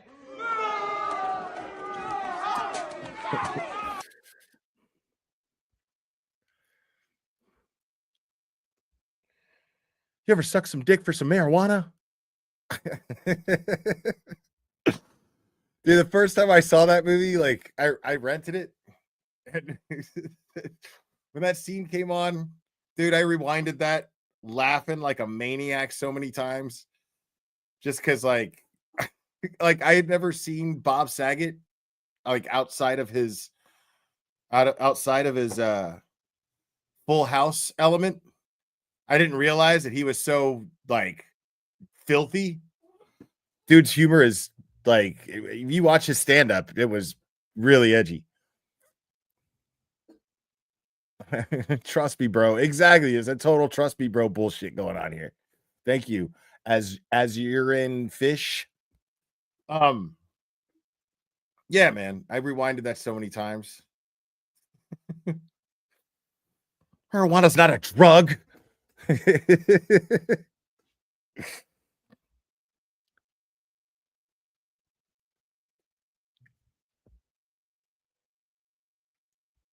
Yeah, I don't even fucking know. Like, dude, is this gonna go anywhere? Is that I'm really hoping that's what Alessi's doing right now, is going, Your Honor. Like, okay, but if I had to guess, I'd say Alessi caught something that is going over our heads, because that shit is excruciatingly boring.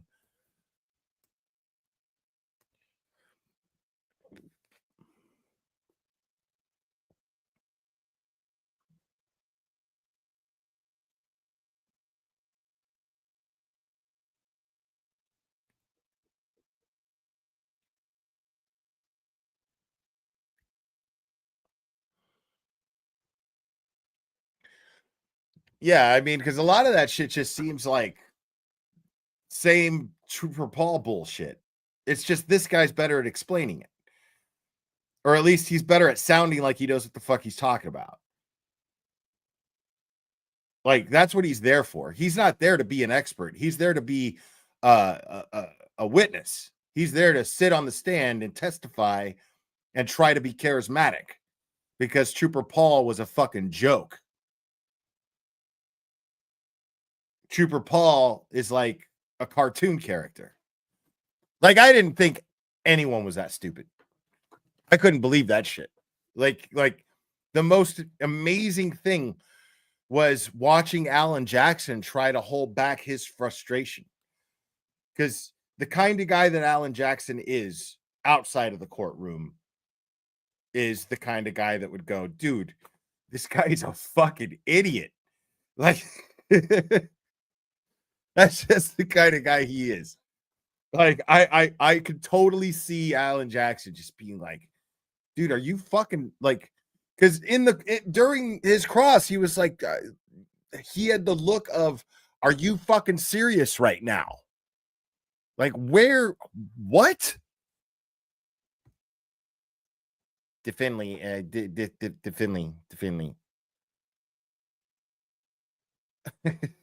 Just Alan Jackson with his jaw dropped, looking at this guy, trying to figure out, like, now I'm stuck because I had no idea that I was going to be dealing with somebody this stupid. I don't even know how to question the guy. He doesn't understand my fucking questions. Like you could see that moment where Alan Jackson is trying to figure out, is this guy fucking with me and just being evasive? Is he being hostile? Or is he really this fucking stupid? Like, you could see Alan Jackson trying to work that out while the guy's on the stand.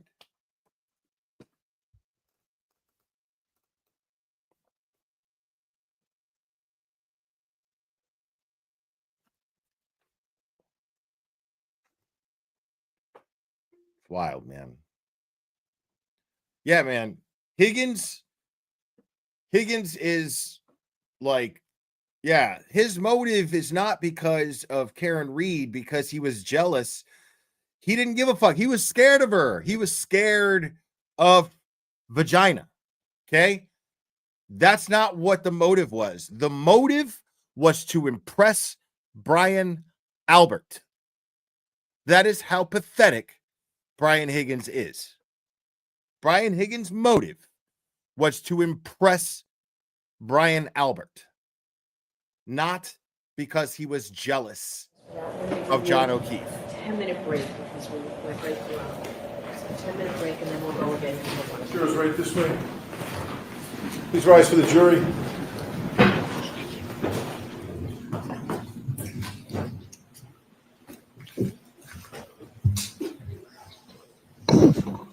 Oh, I thought she just turned it off. I thought the fan was just turned off.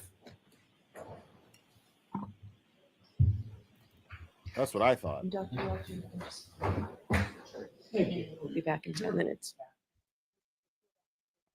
So 10-minute break.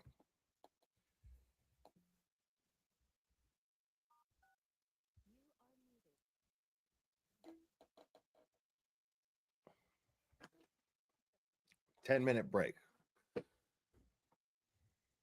Awesome.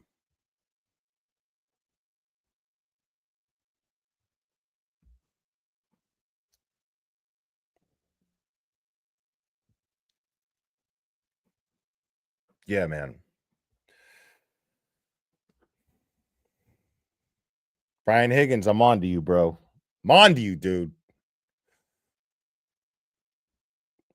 I'm on to you, bro. Brian Higgins is afraid of vagina. He's afraid of it, but he really wanted to impress Brian Albert. He was peacocking for Brian Albert. Make no mistake about it. He was peacocking for Brian Albert the night of the waterfall. That's what he was doing.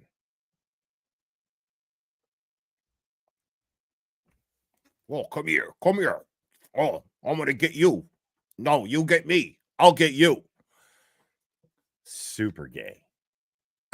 Super gay, bro. As urine fish, Turtle Boy is standing out here with us. Can you give us your best? Listen, Turtle. Listen, Turtle. Trooper! Trooper!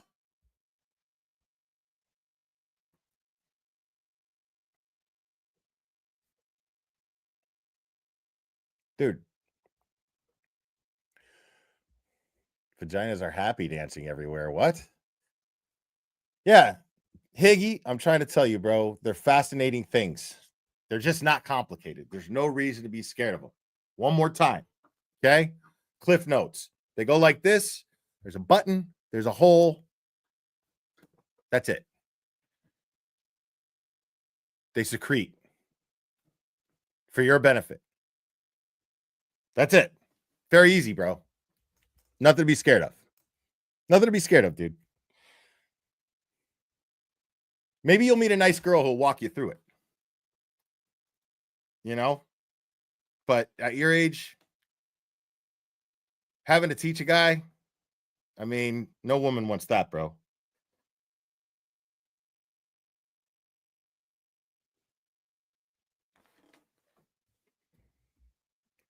Yeah, fascinating things. Like I said, you can they're soft and wonderful, but they could take a hell of a beating. But yeah, you're just gonna have to take my word for it, I guess.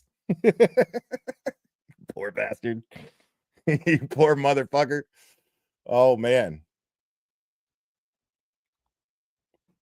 Dude, this guy is gonna take like the next fucking 2 days, bro.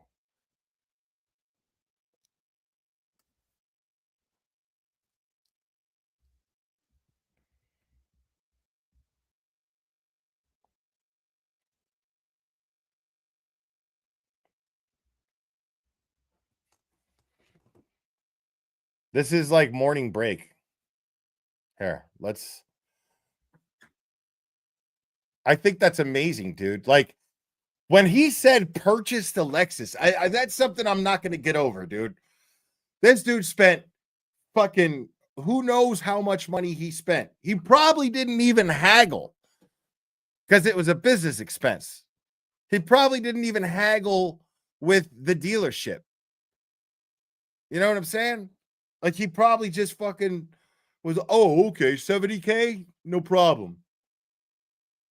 Dude, and I'll bet you anything, Aperture, because Aperture probably sold the car back, right? They probably like repaired it to where it needed to be repaired and then sold the car to get the money back. Why would they just take that hit? What do you think they're doing? They're like, they buy this car just to beat the shit out of it and then fucking give it to somebody's stepkid that works for the company for a sweet 16. That's not how economics work in business, dude. The idea is to spend less, make more.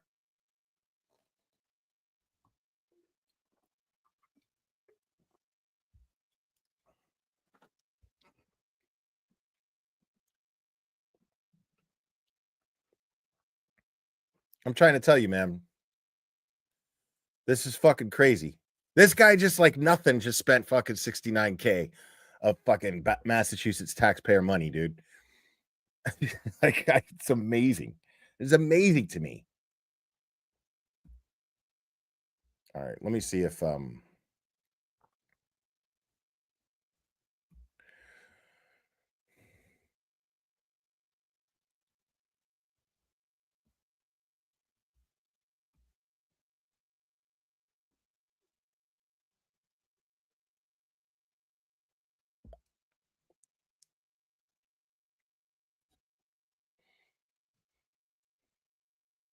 yeah, there's no new tweets from Ted Daniel. Let me do this. Yeah, let's watch that. Because I really hope, man, like I seriously really hope that they talk about this. Like, if they're going to present a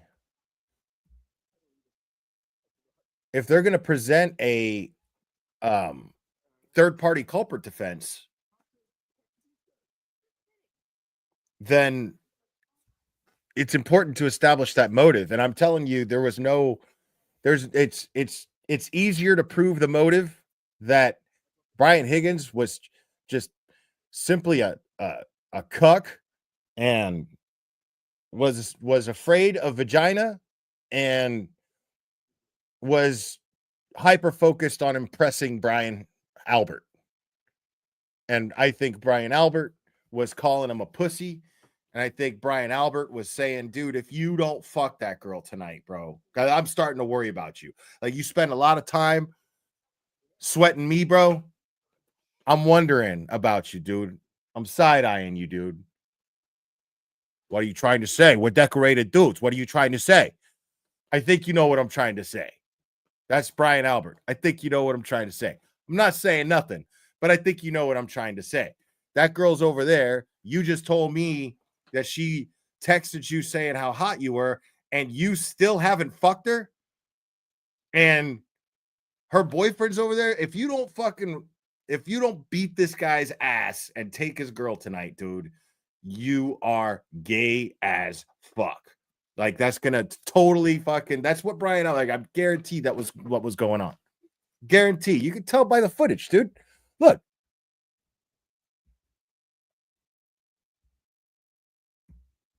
Watch.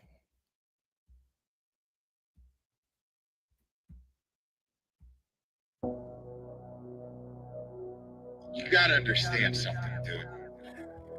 Microdots is a fucking force. Oh, Make yeah, I no forgot he did that. mistake That's dope. that if this dude gets a hold of you, bro, once he picks up that set, he's not letting go. Bro, Microdots is still good, bro.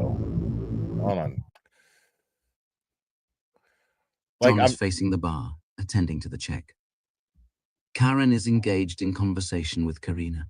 Karina and husband Nick have remained supportive of her innocence since the beginning. On the date this occurred, they had known both John and the McCabe's for years.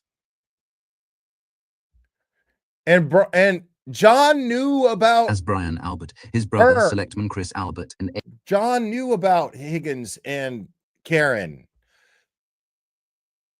At no point, like, does he come off like he gives a fuck. He just asked her if they hooked up. She said no. That was the end of that. That was it. Like, John O'Keefe did not seem to give a fuck about Brian Higgins, dude.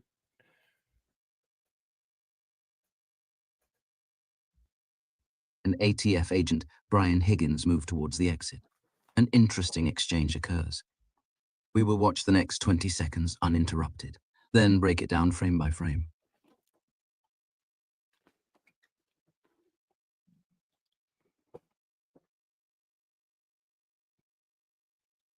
See, Brian Albert's like, let the man go, man. Let him go. Look at Brian Albert. Watch Brian Albert right here. Okay? Right here, Chris Albert tries to physically restrain Brian Higgins. Brian Albert catches wind of this. Here's what's going on.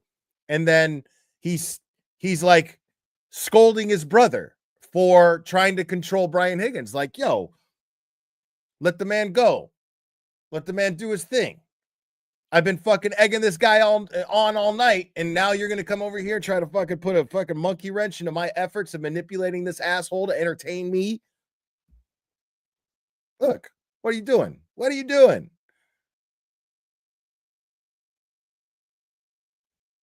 Okay, let me see something. Why is that the video, or look at his hand? Look at Brian Albert's hand right here.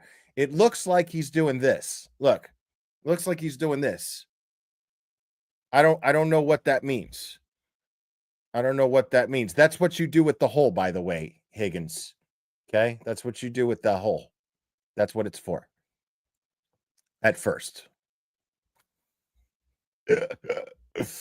When you're fucking 10.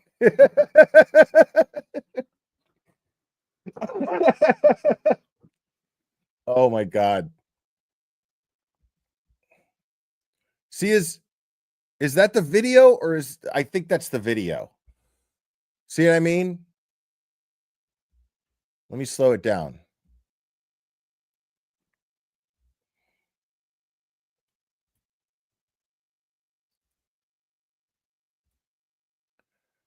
Here we go.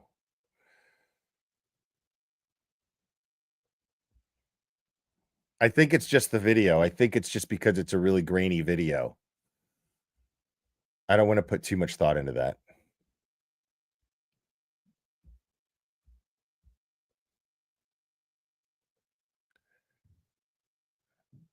Let's watch again, looking closer, and try to determine what exactly is happening. Brian Higgins is looking in John's direction. Chris Albert says something to sister-in-law, Nicole, as she steps towards the door. Daughter Caitlin. Yeah, it's Brian's house. This is where Brian Albert is another third-party culprit, because it's Brian's house. At the time, 34 Fairview belonged to Brian and Nicole Albert. Okay? It was their home. And so at that point, Chris Albert, and I'm willing to bet, Chris Albert's like, dude, I work right across the street, dude. You know what I'm saying? Like, I work right across the street. So I can't have you fucking getting into fucking fights. I'm trying to get on the select board and shit. You know, like, I can't have this shit. I'm trying to start a whole political career here in Canton. I can't have this shit. So don't fucking do nothing here. And Brian Albert seems to be saying, well, then invite him to my house. Tell him to come to my house. We're all going over there. Tell him to just come over to my house. And then you could do what you're going to do there.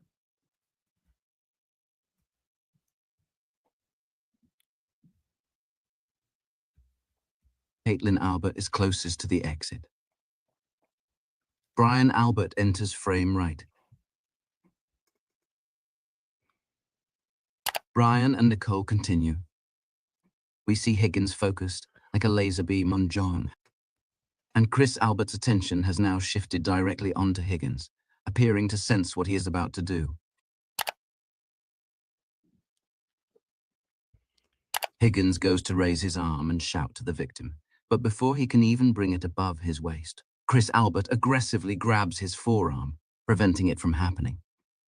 The significance of Chris Albert's actions cannot be overstated. They reveal clear prior knowledge, an unmistakable anticipation of hostility directed towards Well, that's what I John. said. There is simply no other valid way to explain how I said Chris trying to would get on know the what select Higgins board. was about to do before he did it. I'm not suggesting anyone intended to kill John, only that there had to have been prior discussion, if not some form of coordinated plan to confront him. For sure. For sure. Now, we can operate under the assumption that these three men know something about John's future that we do not. Chris grabs Higgins by the arm, turning him back around to face him directly. This unexpected outburst from his brother catches Brian's attention. And Higgins, whipping his head toward Chris, seems just as taken aback by the sudden hostility as we are. Notice that Chris is grasping Higgins' shirt so tightly that you can see tension in the fabric. And as much tension on his face. Chris pushes Higgins' arm down to his side. He fixes him with a hard, unflinching stare.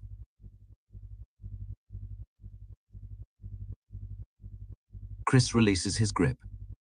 Higgins turns his head toward Brian, deferring to his authority and seeking his approval. But Chris steps squarely in front of Higgins and puts both of his hands on him again. Higgins is rattled. Brian raises his palms facing upward, a universal gesture of confusion, questioning Chris's protest. Higgins continues to fix his gaze on John, peering over Chris's right shoulder. Meanwhile, Chris stands in a posture strikingly similar to that of a bouncer stepping in to defuse a confrontation.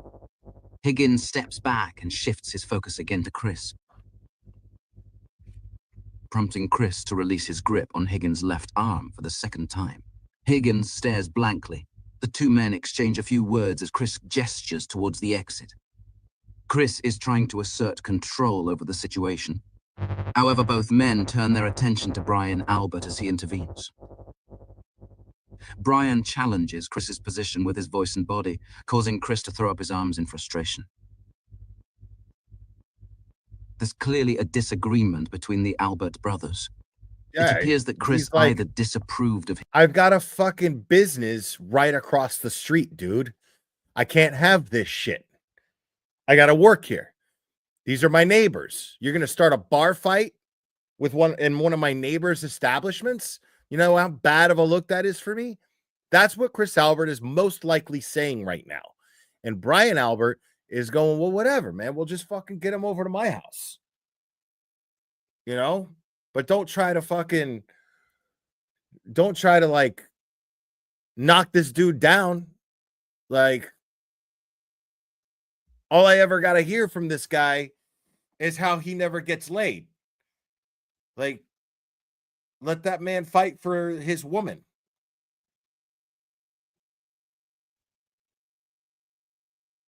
And John O'Keefe is like, whatever, bro. Like, John O'Keefe doesn't give a fuck. He seriously doesn't seem to.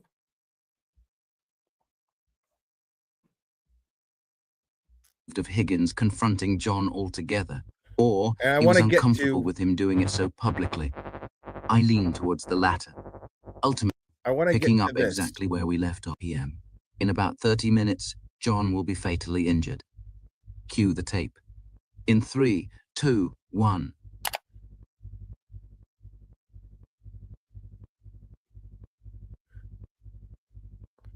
Look, here's John. Right here. John's like, what's your fucking problem, dude? Okay. Maybe he thinks he's kidding. Let's watch it again. Slow it down. Right? And look a wee bit closer. But he knows about Karen and Brian Higgins. Is desperately he knows about them. Trying to get John's attention, but John still has his back turned.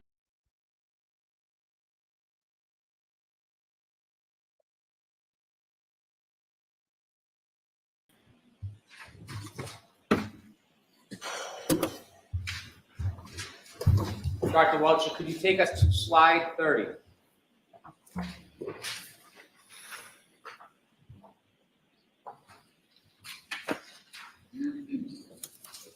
zoom in a little bit on the right photograph and the text under the right?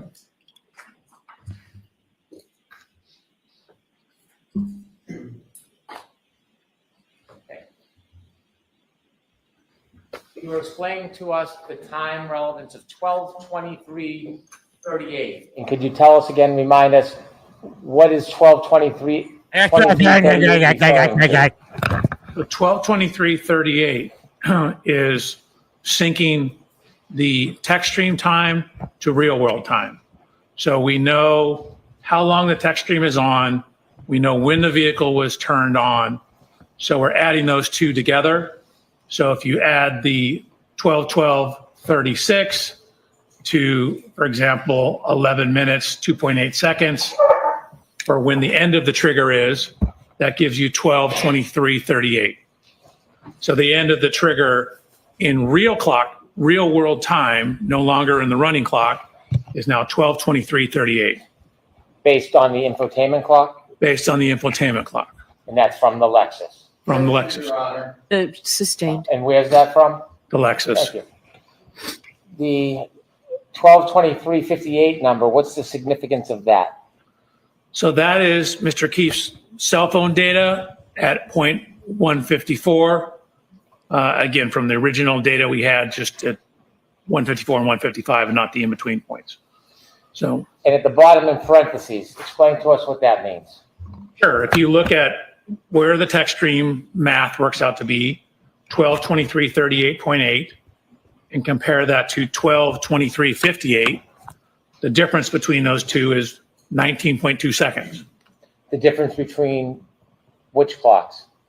Between what the text stream infotainment system would show compared to what point 154 on Mr. O'Keefe's cell phone is. And based on new data, do you now have information about what the variance, the difference is between the clock on the Lexus infotainment and the clock on Mr. O'Keefe's cell phone? Yes. And what is that? Objection, Your Honor. Going to allow that.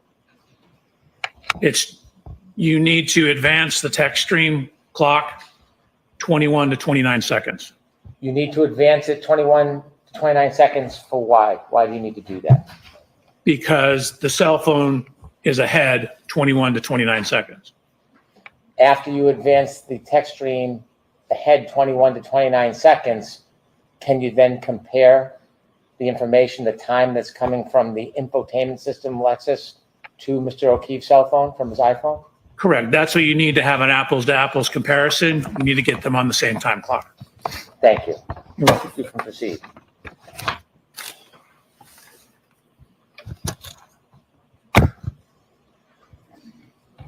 So I think we left off here. So that's 1162-1. So what we have is we have the cell phone data, the original cell phone data on the right-hand side. And then from that text stream data, we have whether it's going forward, we have the speeds, we have the steering angles. So from that information, we ran a simulation to show you what the text stream data means. This is what the 10 seconds of data is.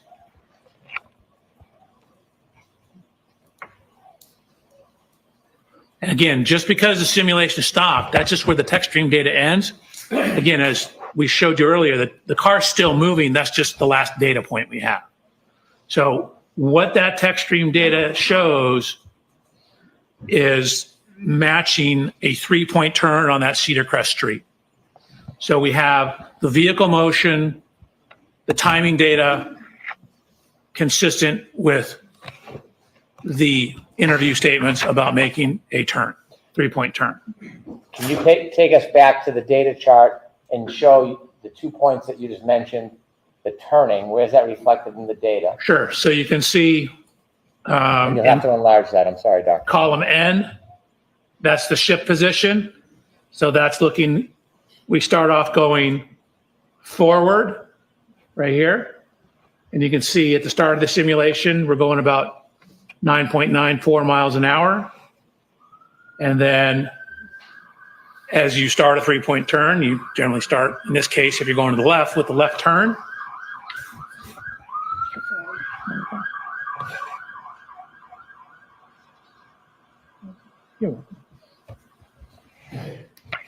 So you can see we have this steering angle here, then the transmission. So again, we have the brake application. So you're coming in, but you're slowing down, and you get down to a speed of approximately 0. 0, shift into reverse, back up, and then start to turn the other direction as you're backing up. So again, you want the rear to go to the right, you turn the steering wheel to the right, right is negative, and then as you start to pull around and pull forward, you turn back to correct for the steering, and so that's what this shows. So again, if you put it all into a simulation program, the speeds, the shifting, the distance, keep in mind we only have that 10-second window of data, and the steering angle for that Lexus, that's what it indicates. Can you enlarge the photograph on the right with the data points and explain to us the significance of that? Sure. So again, what we're trying to do is we have the infotainment, we have a text stream. We're now trying to see how that. Give the guy a break. It's not like he's got a PhD or anything. So we had originally very coarse data points, 154 and 155. There's additional data points between here. So we're looking at how well does our predicted time compare to those two. So with the cell phone correction, you end up with the text stream data at 12:23:59 to 12:24:07. So that's actually right in between these two data points. And so we know 154 was closest, but it's on the right-hand side of the road. 155 is when it's turned around and heading back in the southerly direction. So the cell phone data corroborates the text stream timing data in conjunction with the infotainment system data. Thank you. Please continue.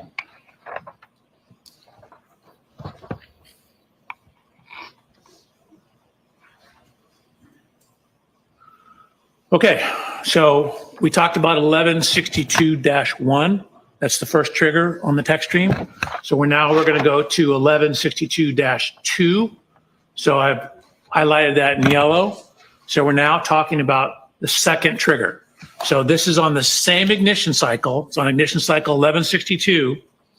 We have that same continuous running clock, but we've now synced it to real world clocks. So instead of the running clock, we now have some information on the real world clock.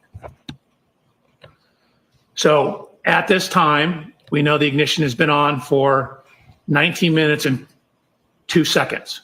So at the trigger, 19 minutes and 2 seconds. And again, we have 5 seconds either side of that. So between 18 minutes, 57.6 seconds to 19 minutes, 7.5 seconds. Could you enlarge that, please? Which part? That part where your arrow is. You were speaking about the clock. Could you explain that so the jury can see? Sure. So again, this is continuous from when the time comes on. I just converted it to minutes and seconds here so you can see how long it's been on. This is the mileage. These are the speeds over here.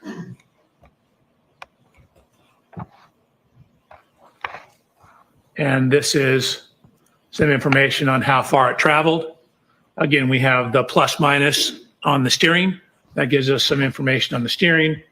Really, there's very little steering going on at this point. Slight leftward steer. Dr. Welch, did you determine how long after the first trigger, that 3-point turn, that this second trigger occurred?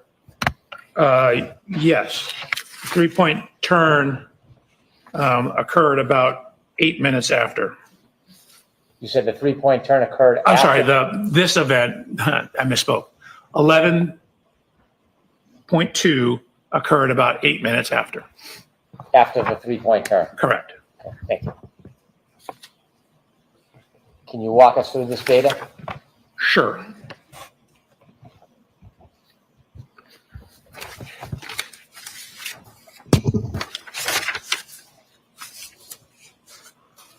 Okay.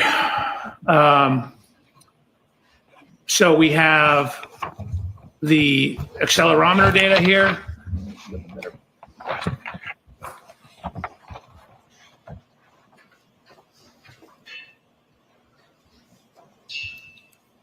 I've highlighted a shift from drive to neutral to reverse. I'm sorry, you're gonna need to zoom that in so we can see it. Absolutely. We have information on the brake switch, brake oil pressure. We have the acceleration data here. And then from that information and using the acceleration data, calculating the speed at which it's backing up. The reason we have slightly different calculations here is we have some evidence that the wheel's slipping on the ground. So we need to use the accelerometer because the wheel speed is simply telling you the speed of the wheel. It's like if you're stationary burning rubber, the speedometer reads a certain speed, but you're not going anywhere. But the accelerometer tells you how much the vehicle's moving. So from all that information, we get information on how far the vehicle's traveled. We've done it in terms of total travel distance. We've done it relative to the start position. I'm going to ask you to start on the columns on the left and take us through the information that you have regarding this second triggering event. So if you can scroll all the way to the left. All the way to the left? Yep. Okay. So the first column regarding time, could you remind us again what that is? So again, that's the continuous running clock. And the second column in blue? That's where I take that time and convert it to what we more commonly use, minutes and seconds. And now we have a key cycle event different than the 3-point turn. What's the number? So this is now 1162-2. So again, it's technically in the system the same key cycle. I've called it 1162-2. And the red number next to it to the right? That's the mileage. So it's actually at the same mileage as 1162-1. So we know, obviously, they're within the same mile. If you can scroll over a couple of columns.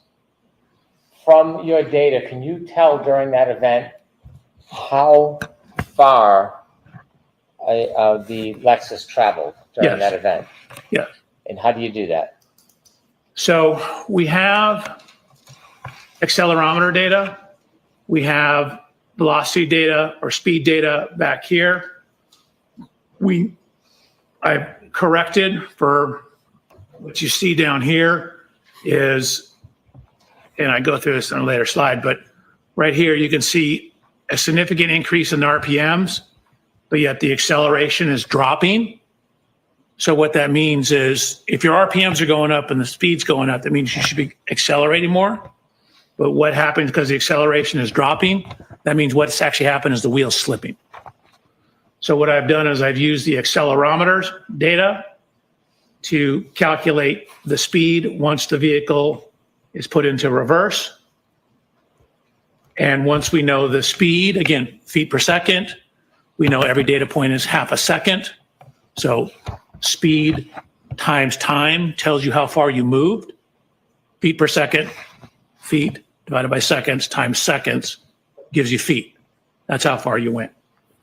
So you get how far you went in each interval, then you get the total distance traveled. And so this is relative to the start. So 0 is the start. The vehicle goes forward about 34 feet. Then you can see it basically stops in this area here, then begins to back up and ends up backing a total of 53 back from where it originally started. So if you add 53 to 34, you get 87. So the total motion, 34 forward, 53 back, the Lexus moved 87 feet total. Dr. Welcher, when you say the Lexus moved 83 feet total, is that according to the data or is that the entirety of the movement of that Lexus? No, that's just from when the data starts to when the data ends. So if you look at when the data starts, you can see that the vehicle is actually going 13.67 miles an hour. When the data stops, the vehicle is still going 23 miles an hour. But, sir, do you have a bachelor's, an imaginary bachelor's in math? So, this is 3/4 of full throttle in reverse. So to start with the distance traveled, if you go to the top, we see that the speed is 13.67. Is that where the data gets picked up? That's where the first data point is. Again, the trigger is here. This is 5 seconds before the trigger. Are you able to tell how fast or slow the vehicle is traveling before that data point of 5 seconds before the trigger? No. And likewise, on the bottom, the speed. At the end of the 10-second data points at 23.61, can you tell whether or not that speed stayed the same, increased, or decreased? I mean, considering you're at 74% throttle, it likely increased. How much, I don't know. And you can see that up here, she's on the brake. Down here, she's not on the brake. And so she's not on the brake and at 74% throttle.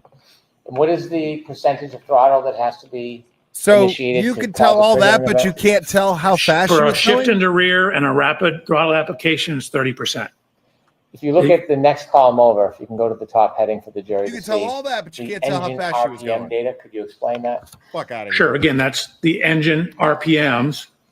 And so, as I mentioned, you have this jump in engine RPMs and a very dramatic jump in the reported speed of the vehicle.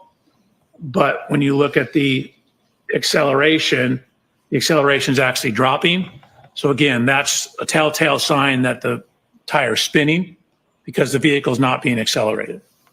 And so I've used the accelerometer data. Again, if you just, a process called integration, you integrate the accelerometer data, it will give you the velocity. So what I've done is, it's called piecewise integration to get the speed data that takes into account the tire slippage, and from there calculate the speed or the position at each interval going across the top here. If I could stop you at your column that says JBW speed at each time step. Yep. If you go to the bottom, please. So does your data indicate that the speed is changing at the end of this 10-second event? Objection, Your Honor. Sustain. Is the speed changing at the end of this event? Yes. How so? Well, again, you can see it's increased about 2.7 miles per hour. And again, we know from what I already stated that that last time step, you're still at 74% throttle and you have zero brake application. Is it possible from the data to tell how far the Lexus went forward before it went in reverse in total as far as feet? Not in total, no. We just have this 10-second window. I can tell you what it did during this 10-second window.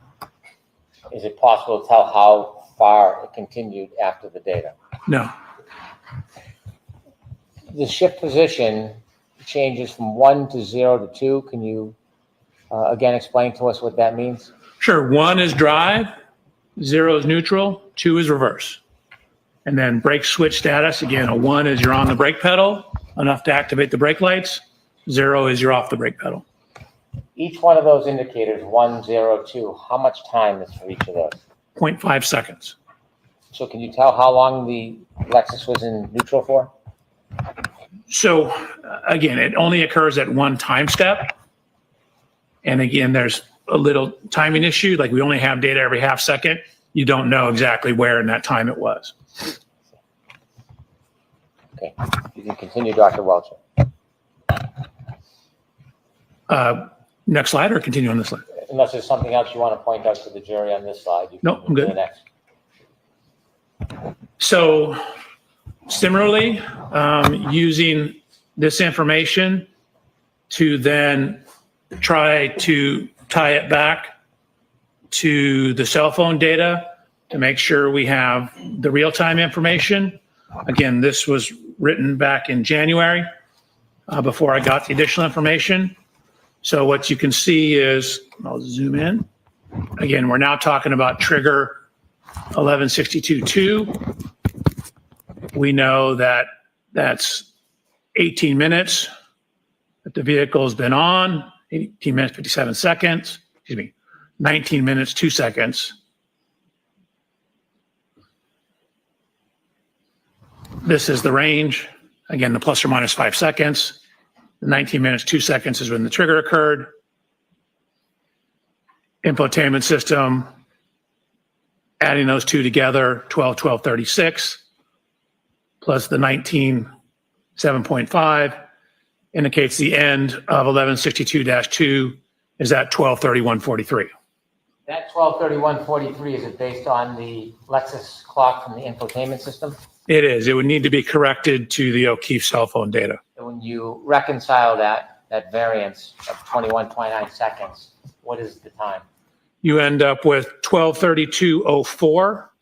So if you simply take this and add 21 seconds to it and add 29 seconds to it, so you get between 12:32:04 and 12:32:12. When you reconcile the two clocks and you have that range of 12:32:04 to 12:32:14. 12:32:12. I'm sorry, 12:32:12. Does that simply accommodate the window of data, but not before and after? Correct. So, again, even on John's O'Keefe cell phone, even within his cell phone, there's somewhere between 21 to 29 seconds difference on his cell phone. So even that one piece of instrumentation has some variance to it. So we know it's between 21 to 29 seconds at this approximate time. So this is taking into account that variance. So the only time window that you have is based on the data, and that's reflected in the 12:32:04 to 12:32:12? Sustained. Is there any other window you can accommodate with the data you have other than that 10-second window? Yes. What's that? So I was given information about a final lock event on the phone. I don't think it's a half day. Let's Maybe stick it with is. this window if we can. Maybe that's Yeah. why we had such a short break earlier. Since you only have 10 seconds of data, is it possible from the Thank you, Tim Lexus Blanche. clock data to I have a actually hope larger it's a half window day. than this 10-second window? No, the text stream will only give you a 10-second window, but it doesn't tell the whole story because the vehicle's still moving. Understood. I mean, I don't know. Okay, continue, please. I'm just hoping it's a half day, but So I probably a have full day. this other event, a lock event, and the information I was given that at 12, it's 12:32:09. And so we have the text stream data ending at somewhere between 12:32:04 and 12:32:12, which puts this number right in the middle of that, more or less.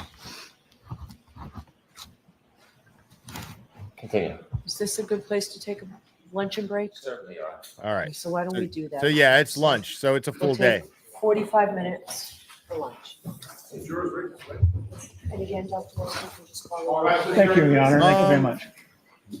Yeah, the thing is like, You are muted. yeah, I was thinking of at first when I first hurt my knee, I was like, dude, there's no way that I'll be able to make it down to my studio. But I found a way to where I can manage it. So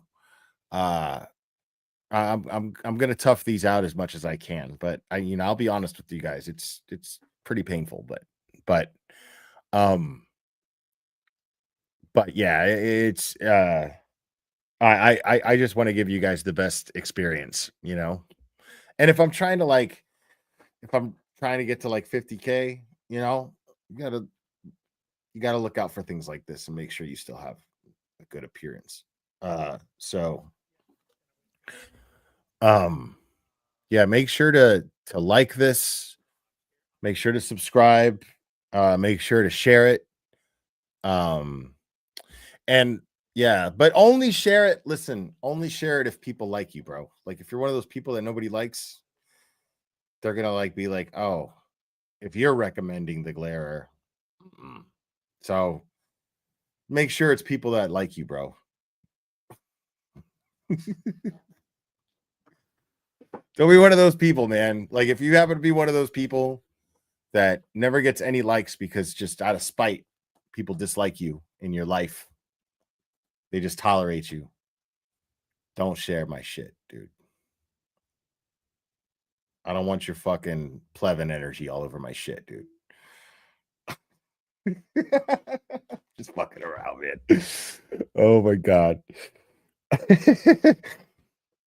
I don't know if I'm gonna need to have surgery. I don't know. I need to get in contact with Nurse Kim. I was being lazy about that because Nurse Kim offered to walk me through like getting really affordable medical insurance. And I should probably do that. I'm not getting any younger. I just don't fucking like doctors, man. You know?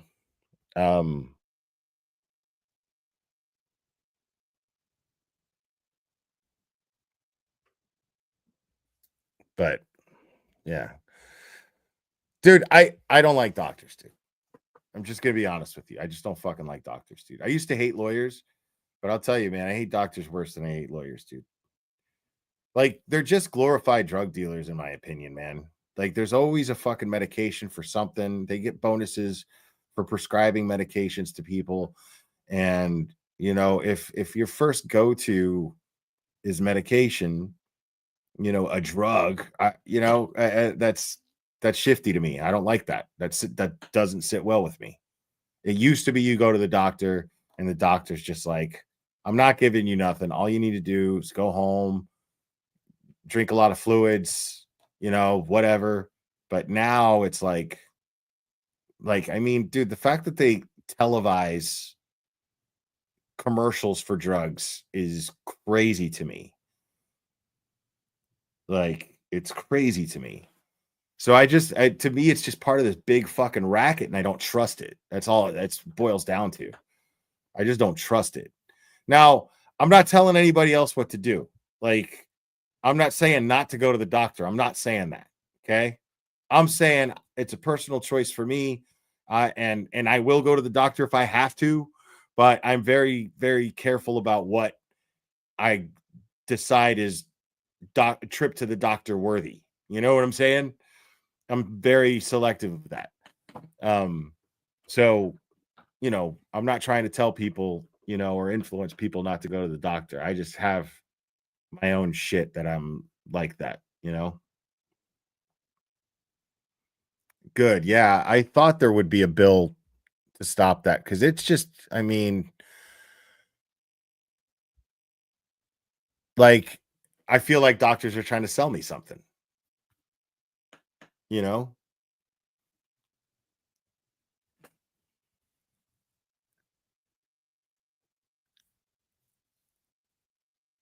I hope pharma commercials become a thing of the past. I think it's ridiculous to have commercials. Like, I've always thought that. I always thought that was weird, man. Like, I'd see a commercial and they'd be like with some fucking music and shit. Everybody's all happy with their herpes, you know? It's just weird, dude. Everybody's just all happy with their herpes, dude, smiling and shit and kissing. And then there's like a commercial, and then they give you the side effects and shit. And there's like may cause vomiting, diarrhea, headaches. Like, bro, I don't know, man. Like, I feel like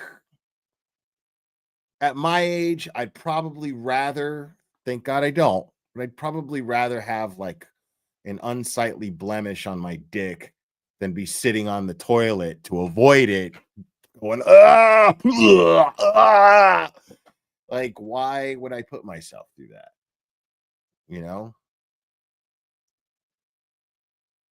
Like, it's super bizarre, man. and just the dependency that people have. Ooh, there's a new drug out. Did you see that? It's just, I can't relate to that kind of thinking.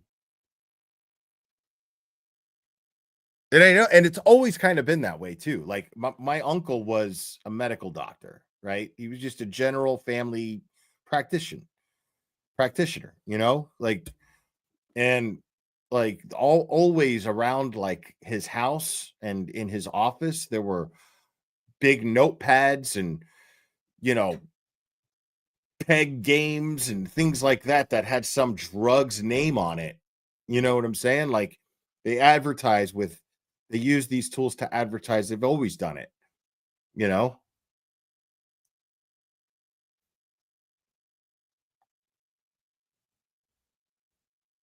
Yeah, that's what I'm saying, Carla. It's bizarre, man. Like,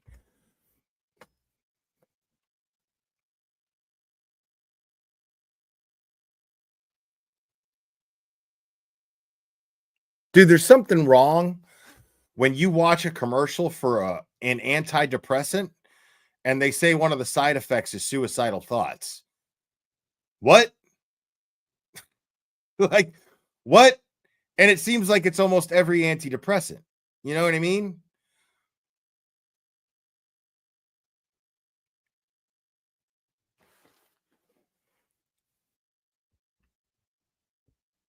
Like, I'm just saying it doesn't sit well with me. That's all.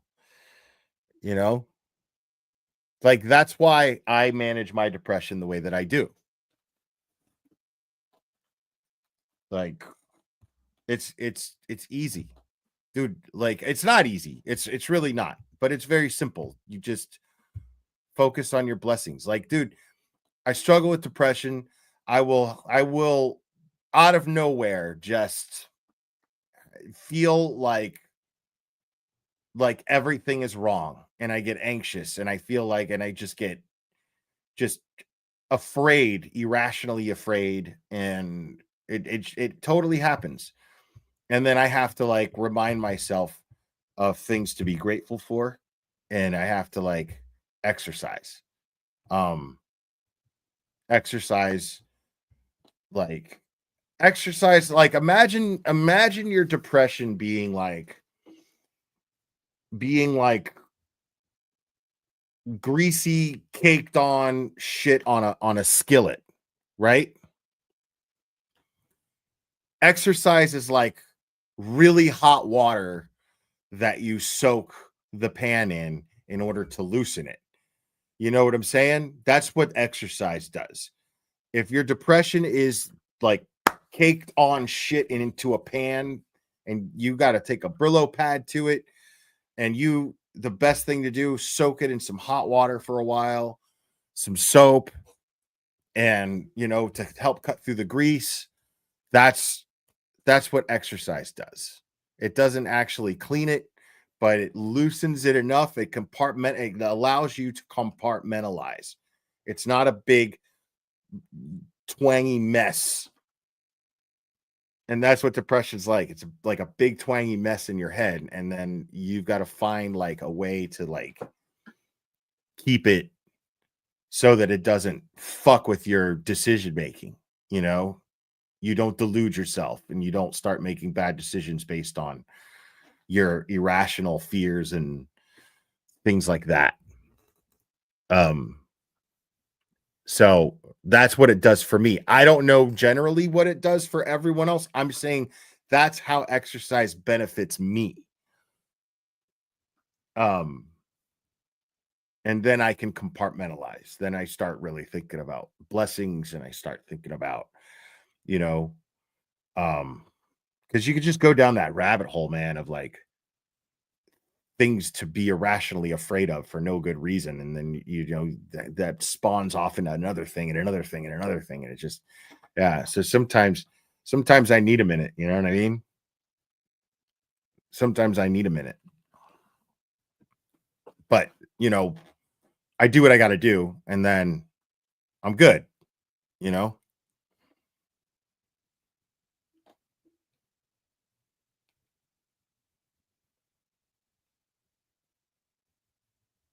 Oh yeah, the ADHD is a whole nother thing, man. That's a whole nother thing, man. Yeah, like I can't. I don't know how Aiden does it, man, because he takes medication, I think, for his ADHD. Um, I almost sure I've heard him say that on his show, and yet he could still be on when he does his show. If I take ADHD medication, dude, like I'm just a boring nothing. I have no zip at all. It just shuts me down. I could do things clearly, you know, I can do I'll be able to knock out research and shit, but I can't deliver the information in an entertaining manner. Would be able to do it.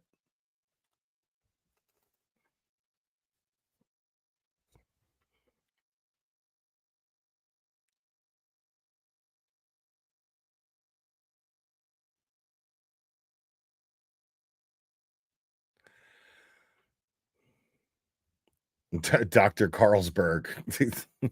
See what I mean? You got a fucking doctor in here saying, "Oh, yeah, treat your fucking depression with a depressant, with one of the most addictive depressants there is, and destroy your liver while you're at it. Really good idea." That's why I don't listen to doctors, bro. This guy's in my chat. He's probably not even a doctor. I'm just fucking around.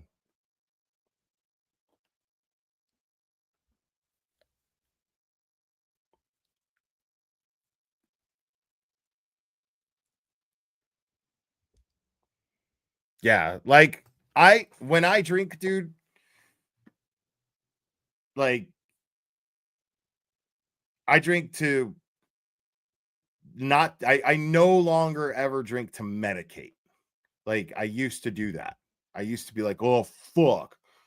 I'm all stressed out. Need a drink." You know what I mean? Like I just don't even think like that shit anymore. Like it's you know, like I drink to celebrate and you know, and to be social and it's fun, you know. That's why I drink when I'm in Boston. You know, because everybody I meet is cool and I like hanging out with them.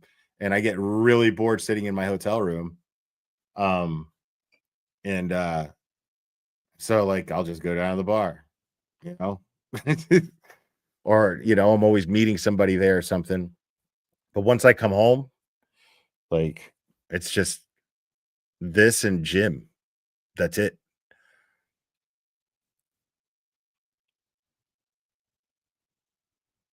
Most of the time. Most of the time. I'm not trying to say that I never drink when I'm at home. I just very rarely do.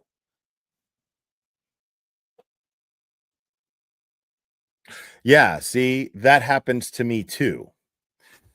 That happens to me too. Like the withdrawal from alcohol will cause me severe anxiety, really irrational anxiety.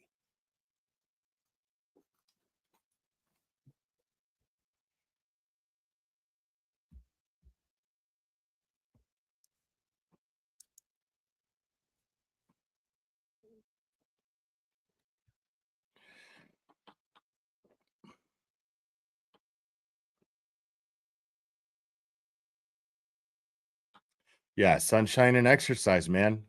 Seriously. Like, yeah. I dude, if I started driving a car, like everywhere, became dependent on a car.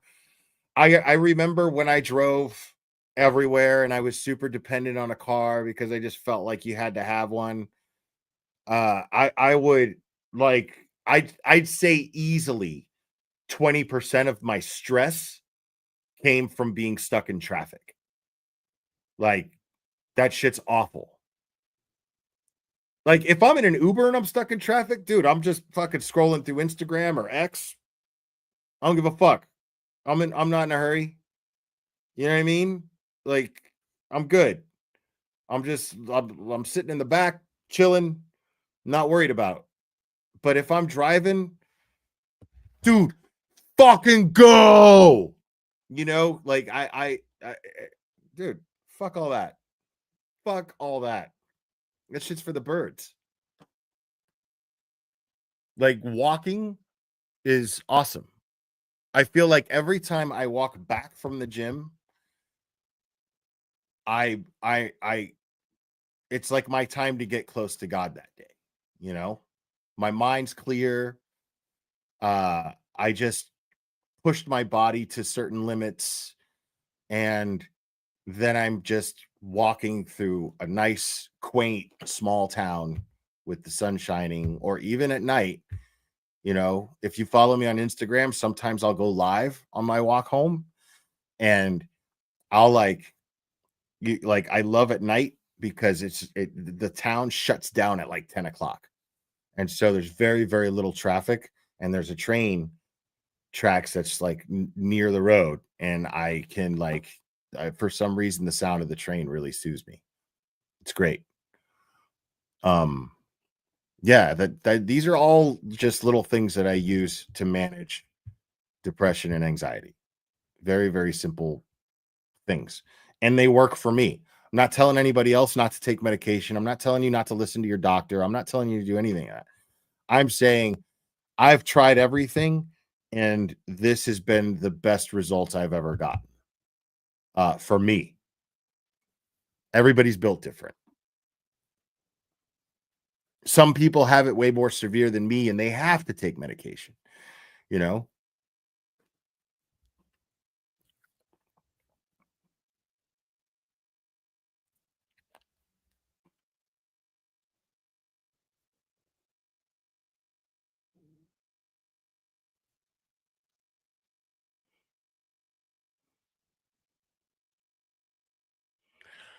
I mean, music is a great antidepressant as well, you know?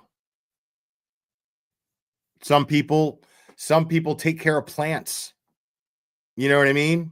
Like some people just fill their house with plants and flowers and take care of them. And that brings them a lot of peace, you know? Everybody's got their own way, man.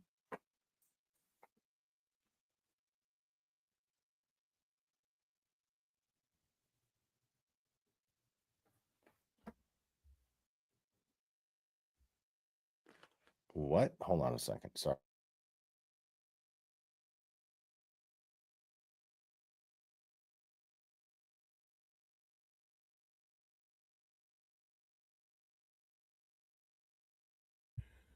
Okay, never mind.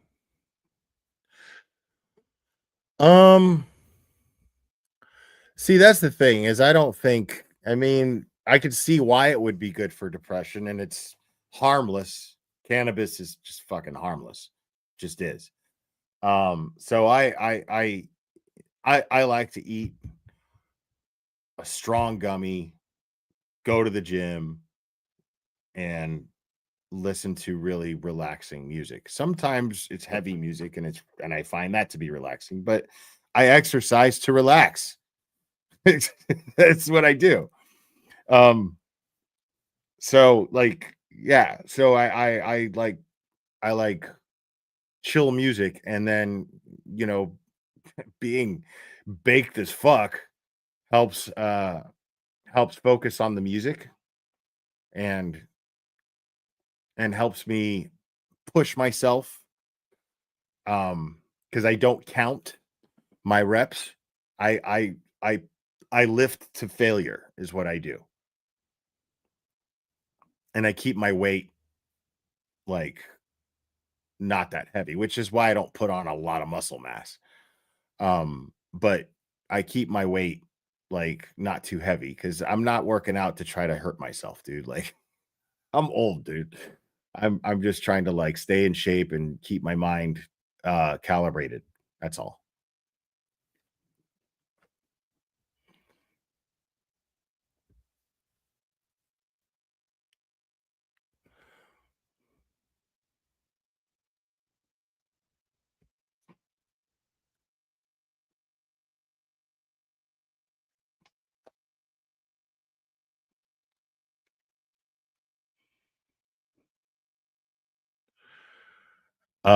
Yeah.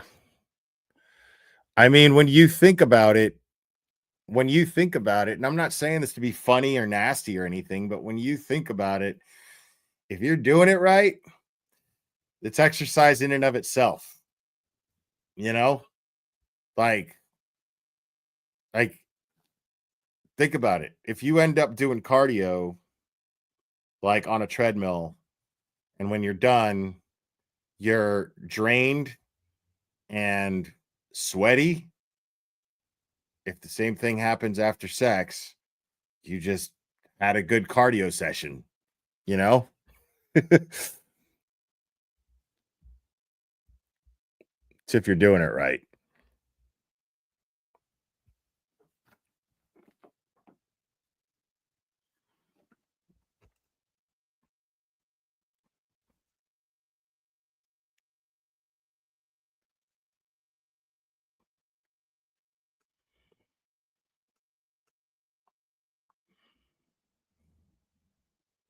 Yeah, that's what it is. Like you're saying it sucks for you right now with your injury.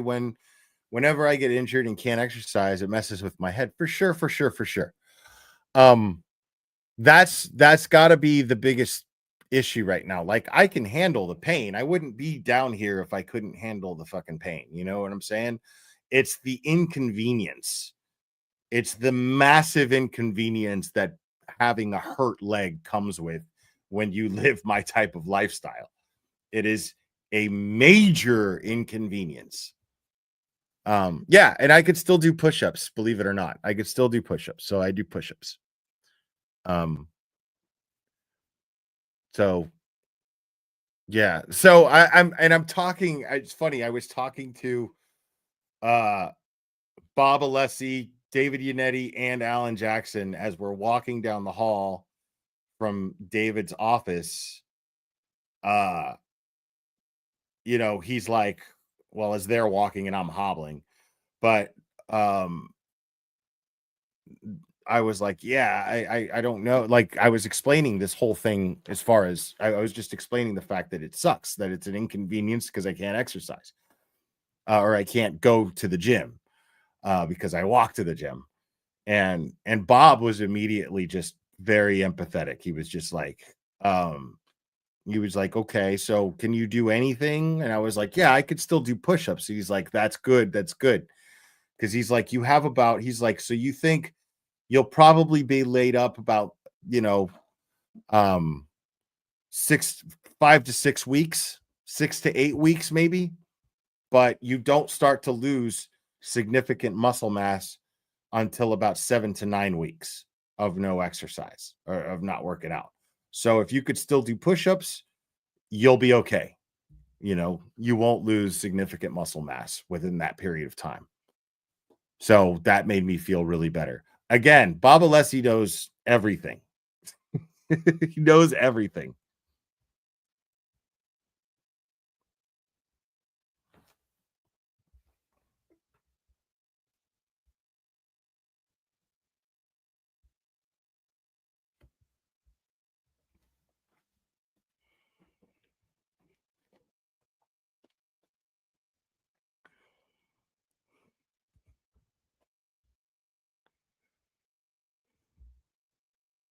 All right. So how long are we into? We're only like 20 minutes into to the lunch break. Let me see here. See if there's anything we can just watch, keep ourselves entertained in the meantime.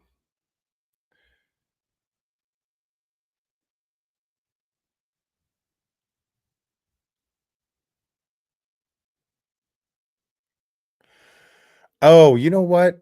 There's something I want to go over because I saw this.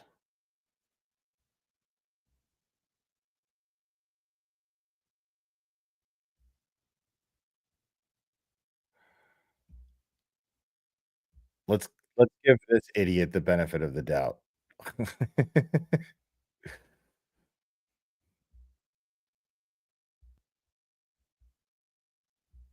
Because I think this is an idiot. We'll see. Hold on. Let's listen. This is a video played in court. This was actually the first trial. It was the accidental voice recording captured from John's phone Apparently, Karen's phone dialed John's by accident on the morning that they found him. Okay, see, already this person's retarded. Already this person is willfully ignorant because Karen didn't accidentally call John. Karen was out looking for John and was continuing to call his phone, which is what you do when somebody who is missing and you're looking for has a phone.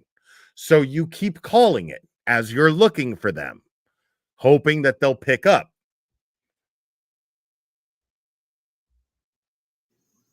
It was while Jen McCabe was on the phone with 911. You can hear her in the background.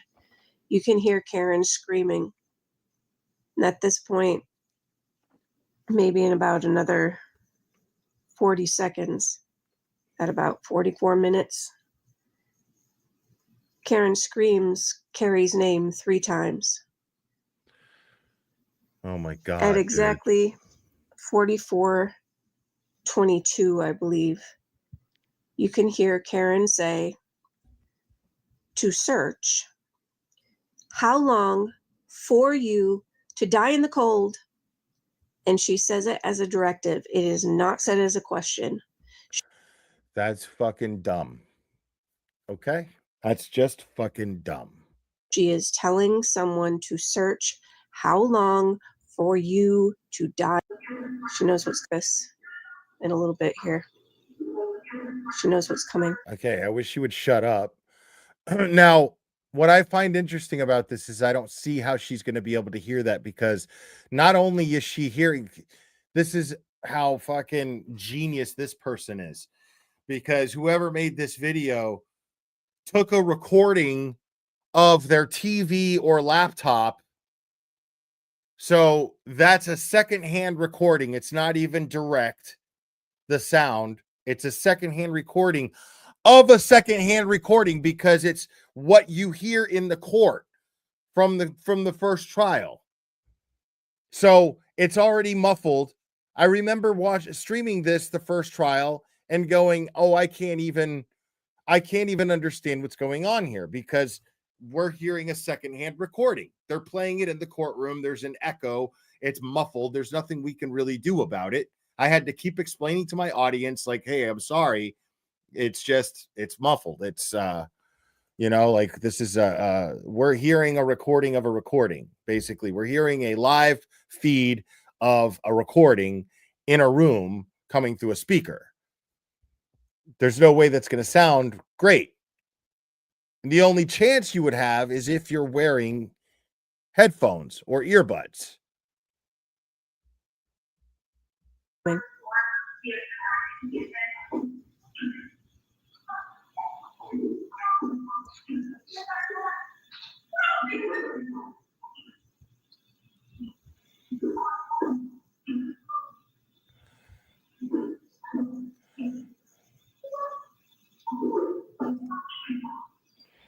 None of that is clear. None of that is discernible.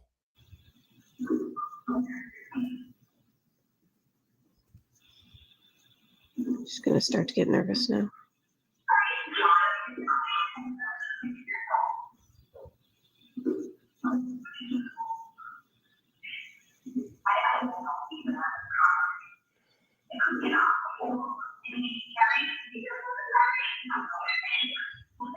Listen.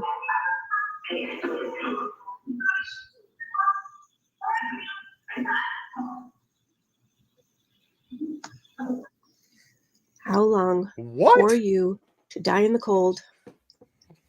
You heard it, folks. No, I didn't, stupid. No, I did not hear that. You dummy. The fuck is she talking about? Hold on a second. Okay, because this idiot can't even do like, if she had even a half a fucking brain, she would have found the actual recording, which was out before the trial even happened. I was the first one to stream it. Someone found it, sent it to me, and I was the first one to go over it. I remember it. That recording that she's referring to, the one that she said was taken by accident, that Karen called John O'Keefe by accident. No, bro. Hold on a second. Let me see something here.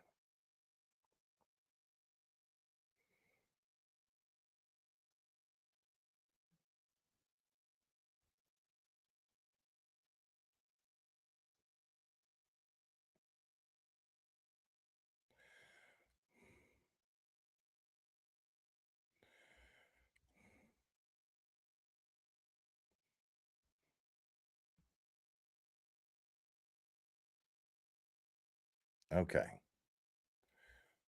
Hold on a second here.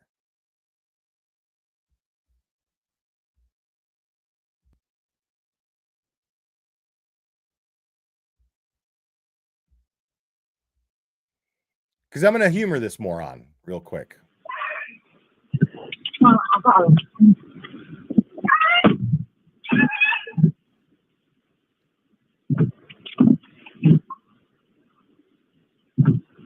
What's up, Scott Messerschmidt?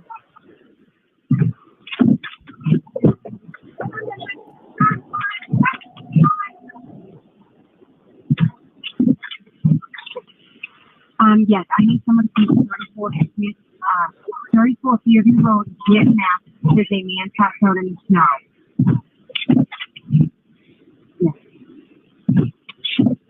Yeah, I don't know why he did that.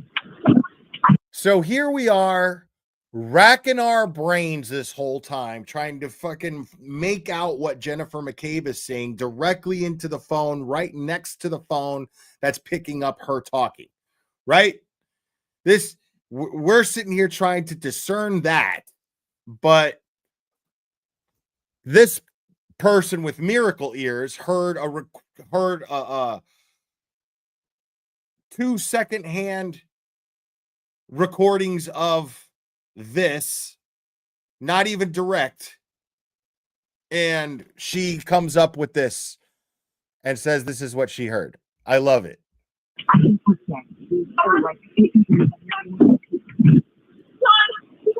Okay, I know. Where's the blanket? I don't see blanket, Terry. Yes, I need some.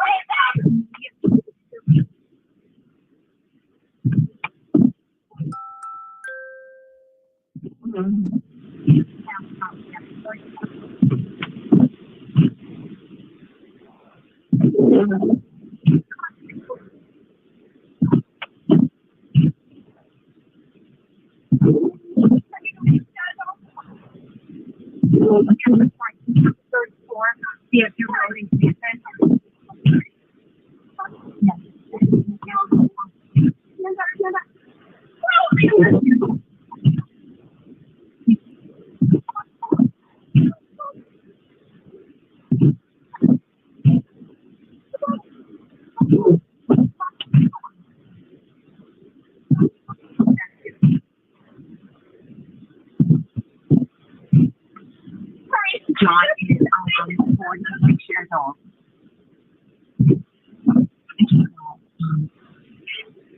I don't know. He got out of the car and it could be an hour. Is he Carrie? Is he? I don't. I don't know.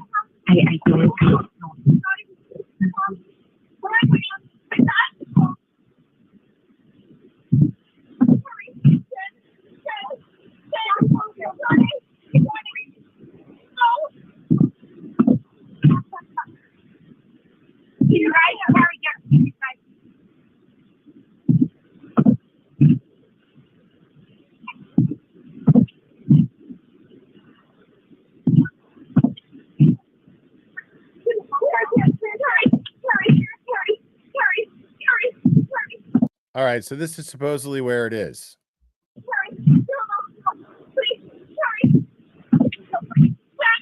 I know, I'm on the phone with the ambulance. I know. I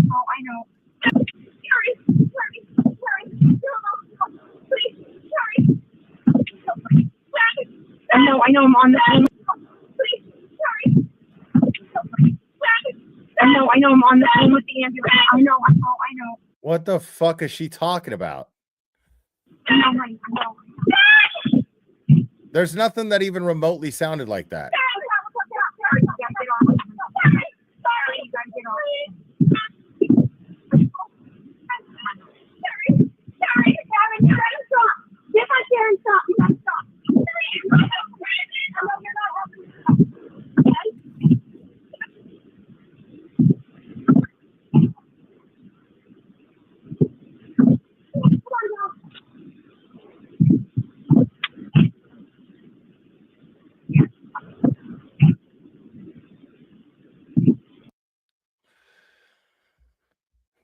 Dude. What an idiot. Oh, yeah, you heard it? Yeah. You're stupid too. Because she doesn't say anything that's even discernible except for Carrie, except for John, except for Jen. Like, it makes no sense. So, in all of that shit, right?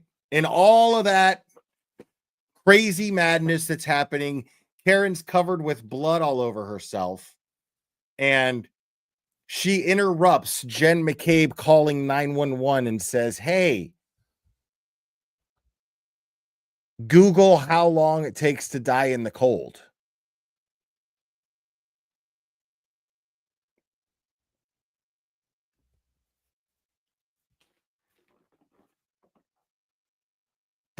That tracks in any way, shape, or form. Karen's covered in John's blood. And she's telling Jen to get off 911 and Google how long to die in cold. No, dude. Like, whoever this person is, like, hold on a second. This is just great. This is fucking fascinating, bro. That people are this fucking delusional and stupid.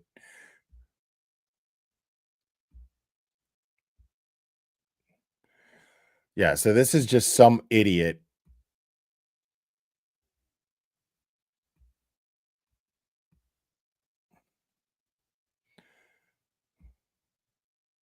You see something.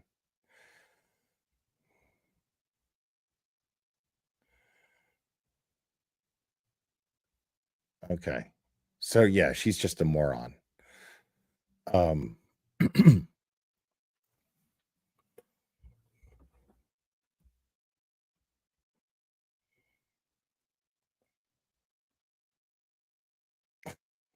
So stupid. I want to see the comments.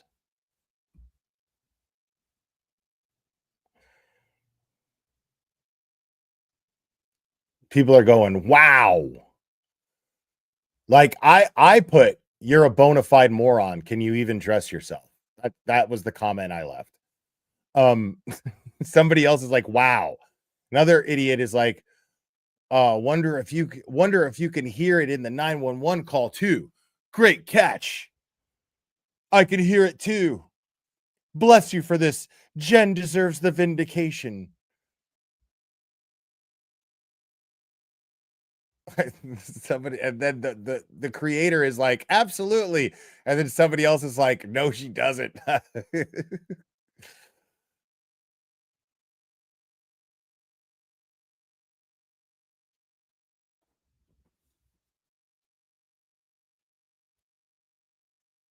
And then this other idiot, I can see her saying that. Wow. I can hear her saying that. Wow. Well done. You can definitely hear it. It will be much more clear in the original audio file. They also should be able to just listen to the original audio file, stupid.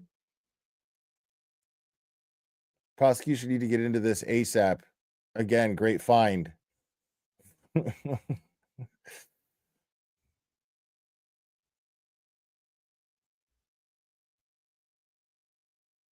Oh, this is brilliant. So she says, I passed this along to Grant Smith Ellis during his live on Tuesday, May 22nd.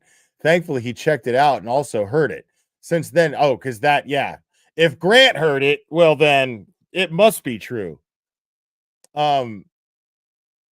have been able to clean up the audio, and we found where this voicemail lines up with the actual 911 call, and you can hear. So why didn't you post it, stupid? Like, this is more Brennan shit. I took a bunch of pictures, but what do the pictures prove? Well, I took a bunch of pictures, though.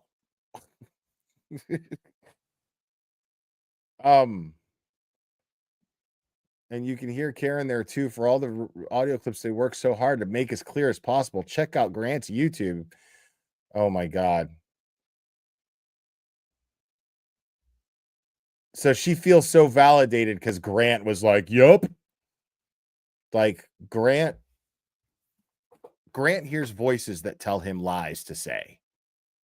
I'm convinced of that. I'm convinced of it.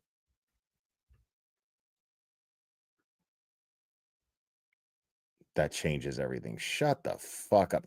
This idiot has like 50 subscribers, bro. Whoever this moron is. And she has crazy eyes too. Like when you look at her, yeah, she's got crazy eyes, bro.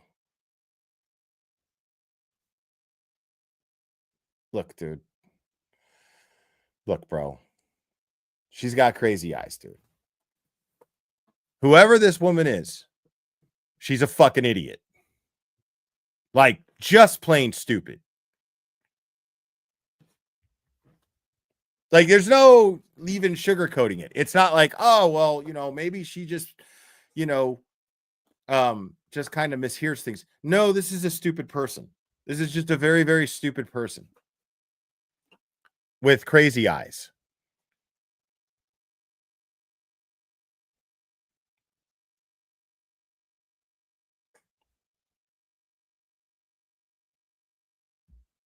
Yeah, I it's so dumb. It's so dumb. It's like she took a video of a video and was like, listen, you can hear it. No, you can't, dude. What do you mean, bro? Like, you didn't even like direct.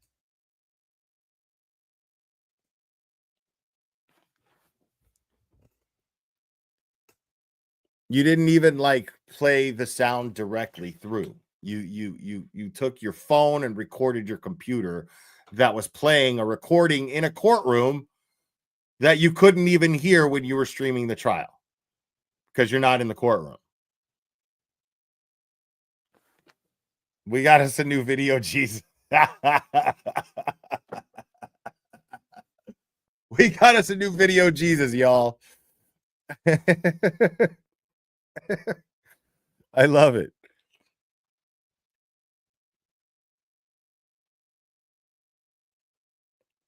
I mean, right. She has like one video.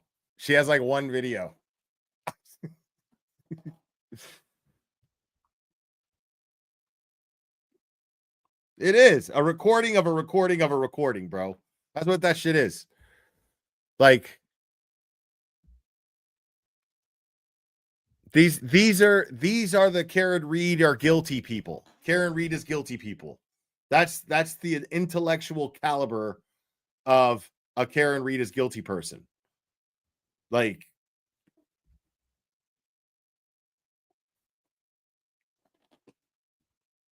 ridiculous.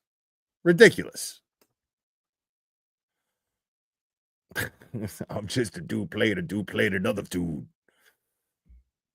Give me that map. Fuck you.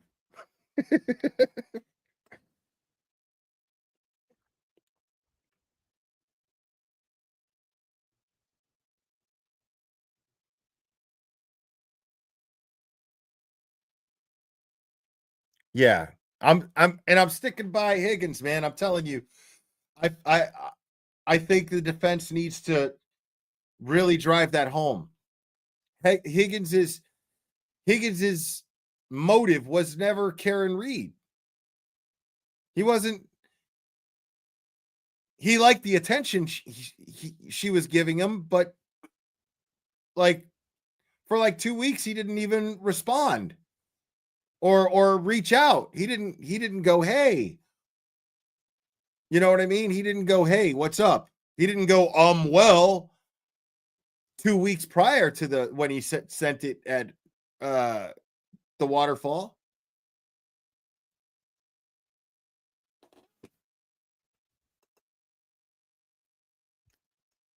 Oh yeah, bro. Hold on. Let me pull your shit up, bro. Let's see what Scott Starbird made here.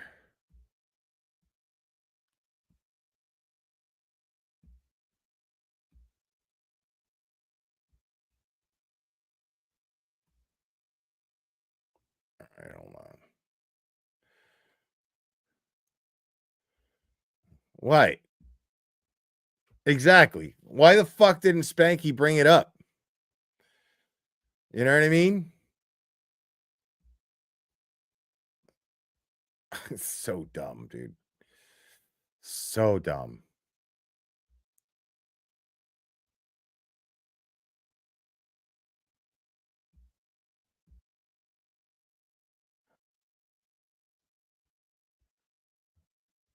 Okay.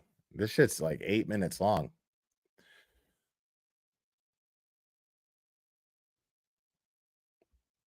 Even this person knows to record on StreamYard. Okay.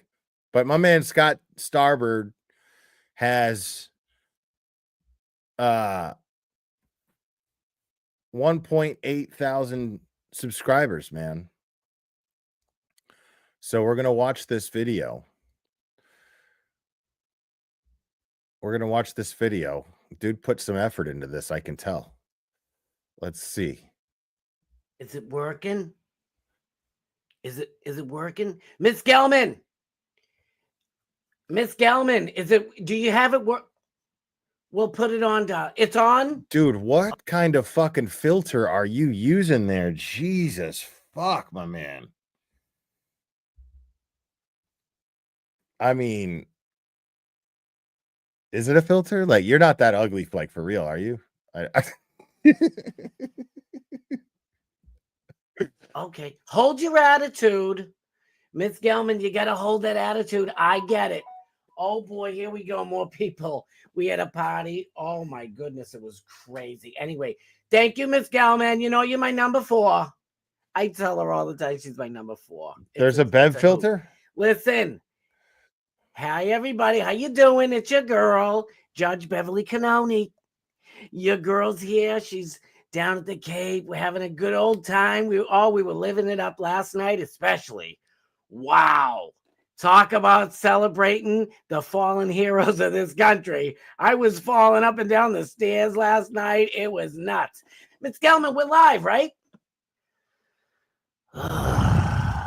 Okay. We're live. Sorry, I didn't know. So let me just do a proper thing because I know all my fans want to say hello. So I'm Judge Beverly Canoni. I know you all know that. You know, I'm the number 1 around here, at least in the New England area, maybe the whole East Coast. Who knows? But anyway, they have all types of nicknames for me. You know, they call me Antibiotic. They call me Anti-Bev. I don't really care for that one too much, but, you know, you can't always pick and choose. Listen, I'm like the Wu-Tang Clan, okay? I got all types of nicknames for days. For days. So I was on Twitter yesterday morning, all right? Listen, your girl's telling you a story. Listen up. So I'm on Twitter yesterday morning because your girl looks everywhere. I don't like that awful Twitter, but I need my eyes and ears all over. You know what I'm saying? So the deal was, right? I'm looking up that filthy, dirty bastard Turtle Boy. Oh, okay. And that other guy there, Will the Glairer, thinks he's all hot shit and handsome. Yeah, you're hot. You know, you're not as good as your girl, but, you know, you could never land the Bevs. You know what I'm saying? But whatever. It looks like a Planet of the Apes filter. The hot shit flexing there with, you know, your buddy Elise looking all special. You guys did look hot. I'm not going to lie. You look My man, you look like Dr. Zayas. Dr. Zayas. However you gorgeous. say it. But anyway, so I was on Twitter and I noticed our girl, Jen McCabe. She's down in Falmouth having a grand old time. Doesn't even bother calling Auntie Bev. Beverly Canoni. I'm like, you got to be kidding. Get this bitch on the phone right now. I call her up. She's like, I called you 3 times, Bev. What are you doing? I look and check my phone. My ring is off. Oh, it was wild. But anyway, we had such a good time. Things are just winding down. We're still on the Cape House. Tomorrow we have court in the morning. We all know we got court in the morning. Yeah, it looks okay? like the But we're Grinch. not idiots, okay? We're professional Cape Codders over here. You know what I'm saying? We let all the suckers leave around all day long. They could sit in traffic, beeping and honking and bumping into each other like a couple of knuckleheads, right? But your girl leaves around 1, 2 o'clock in the morning. It is what it is. By the way, I'm looking at my hair. I know it's usually straight, okay? I took a nap on my gazebo over there in the hammock by the gazebo. Oh, my God, I needed it so bad. I woke up around about 5, 6 o'clock in the morning. I had 6 White Claws. Oh, it was wild. It was a wild night. But anyway, listen, I need a refresher. Hold on. Your girl needs a refresher. Here's my Stanley. Whoops, my face. Here's a Stanley. We got my Stanley. It's filled with White Claws. We're doing White Claws there. We're always doing White Claws. See, Miss Gelman over there. Miss Gelman, do your thing. Never mind. Oh, my God, she's out of her mind. So anyway, Miss Gelman, she's doing the hard liquor, and it's just straight vodka. All right, it's vodka and water. Big difference, right? Anyway, your girl Aunt Bev, she likes what she likes to do, okay, is she likes to, pound them. I like to drink, I'm like 30 White Claws deep almost every night, especially on the Cape night. Oh, my God, I totally forgot what to tell you. So we're in court on Wednesday, okay? And I get the text, you're going to be honored tonight. And I'm like, I'm honored every night, darling. And I say to myself, let me look and see. So I stand up and I go to the whole court. I said, okay, everybody, have a great weekend, a nice, long, healthy weekend. We'll see you on Tuesday, all right? The jury looks at me like, that gorgeous, beautiful old bag, she must have lost her freaking mind, okay? And I said, no. Your girl is being honored on Thursday night, on Memorial Day weekend. Are you kidding me? The opening party time for the Cape. So anyway, it's your girl. Your girl's the person of the year. Norfolk County, they didn't celebrate Mr. Morrissey. I can't stand what that turtle boy calls a meatball. If he is a meatball, he's a delicious meatball. He is 100% delicious, Mr. Turtle Boy. I don't play that game. That's my good man, Mr. Morrissey. I love him. So anywho, not Mr. Morrissey, not sexy little hanky-panky Brennan. Oh, I'd get me a little piece of that, and not my little lab bear. No. Your girl. Person of the year, not man of the year and not woman of the year. No. I am person of the year. It means I'm better than all of them. And with the new genders and everything, I'm the tops. That's all. Your girl, Auntie Bev's on top. But before I go, listen. Oh, Jen's getting up. Hey, Jen, come here. Jen McCabe stopped by. Like I said, I saw on Twitter, Turtle Boy or Glare or one of them were like, oh, look, Jen McCabe's in Falmouth. So I hit her up. We partied all night. Come here, girl. Come here. Here she is.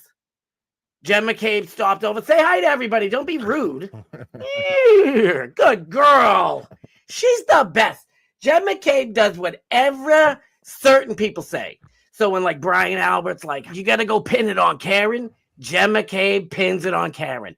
When your girl, person of the year, Auntie Beverly Canone's like, hey, say hi to the camera.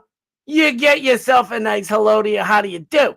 So anywho, I better get going here. Just want to say hello. Yes, I will be in court in the morning. I know. I'm going to leave around 2 a.m. I'm going to be trashed for court. But what's new? Anyway, I just want to say hello. I love you. I know you love me more, but that's just fine. That's the way Bev rolls. Have a great one. Remember me. This is Memorial Day for Bev. Bev's Memorial Weekend. Don't forget it. We'll see you on Tuesday in court. And I guess some other guy wants to come in here and talk. I don't care who he is. Some Scott Starboard guy. What kind of name is it? Well, it is a sexy name. It's a sexy name. Reminds me of the boats out in the harbor. down the harbor there, Scott Starboard. I don't know if that's like a political thing, left to right or something like that, but whatever. I don't care. You know why? Because me and Lord Stanley, we're about to drink ourselves under the table. You have a great night, and I'll see you on Tuesday in court. Toodles! And Scott Starboard. Hey, Scott! Scott Starboard. All right, I'll get Scott. Scott Starboard. Scott Starboard. Okay. There you go, man.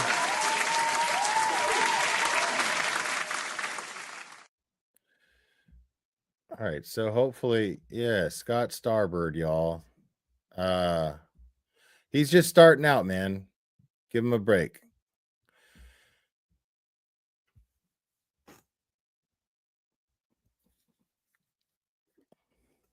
Yeah, man. He put some effort into that, dude. Right on. I don't know. You shit, Lauren. I don't know nobody a goddamn thing.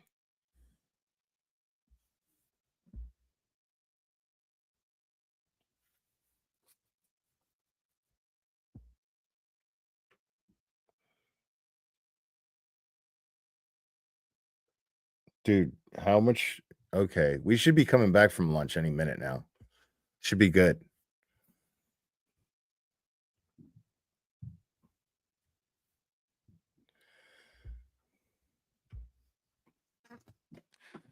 I don't know about that, man. Some people just need to, get a little more comfortable with what they're doing, dude. That's all. I thought it was pretty funny.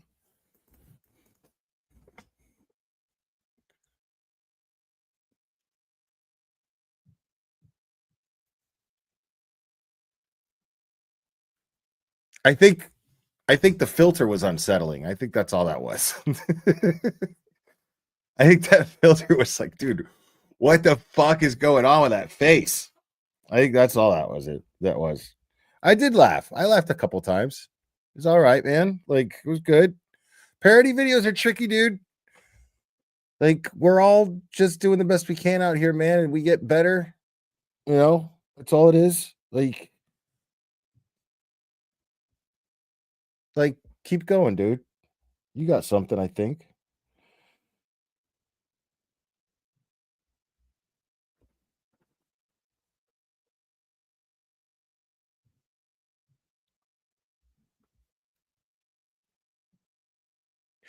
Yeah, I was thinking that too. Yeah, I was thinking that too. I think subconsciously we're all just very protective of anti-Deb. There was a lot of anti-Deb vibe going on there, and it was just like, are you doing something different than anti-Deb? Is it better or not? It's kind of impossible not to compare it to anti-Deb. You know what I mean? So you put yourself at a disadvantage there. Because anti-Deb is just like, yeah.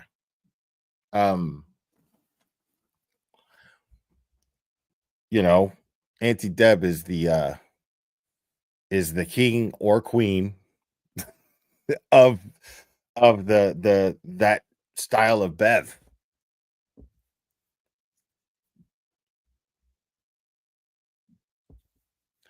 Right, exactly. That's all I think it was. I think you just kind of you chose to do the Bev thing, and it's kind of anti-Deb's territory, you know what I mean? And I think that was probably affecting a lot of people's that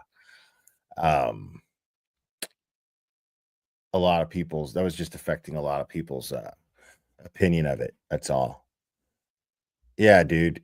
That's real, man. People don't realize how hard it is to try to come out original to self. You know what I'm saying? Right. Original stuff. It's not easy, dude. Making videos, man, that shit is, that shit is tedious as fuck. Like, Connor McManus puts a lot of effort into those videos. Like,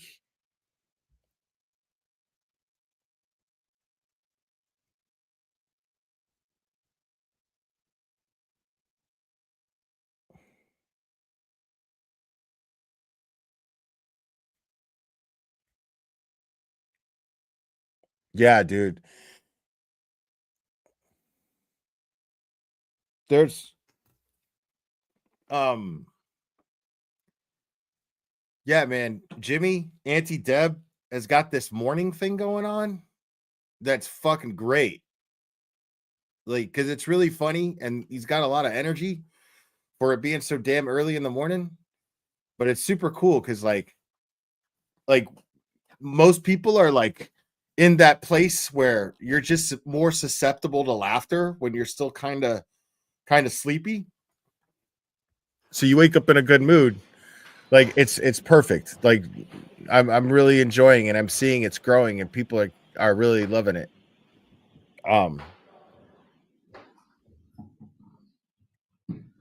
Yeah, just keep pushing out content, dude. And then like you'll build a following, dude. You will. Like you're already almost at 2,000 subs, man. Like that's really awesome. It's fucking awesome. That's not an easy thing to pull off. All right, Mr. Brennan. Thank you, Ron.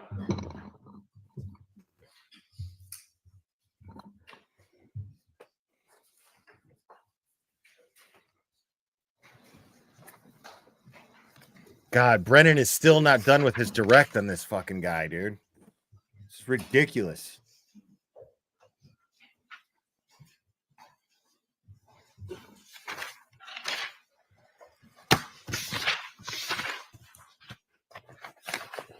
Right on. Dr. Welcher, when we left off, you had given us your opinion on this slide. Could we proceed to slide 35, please? Slide 35. I believe the next slide is 35. Okay. Now, when we look at this slide, I'm going to ask you to zoom in, and if we can start from left to right, and we can identify each category as you discuss it and explain to us the importance of the columns. So we already touched on this from left to right. The first column is the continuous running clock. Second column is where I converted it to minute and seconds. You can see we're on trigger 1162.2. This is the second trigger. The particular boxes that are highlighted are where there's change. For example, in the upper right, when you're transitioning from drive to neutral to reverse. And then I already discussed this a little bit, but where the wheel's slipping, you can see you have high acceleration pedal application, increase in the RPMs.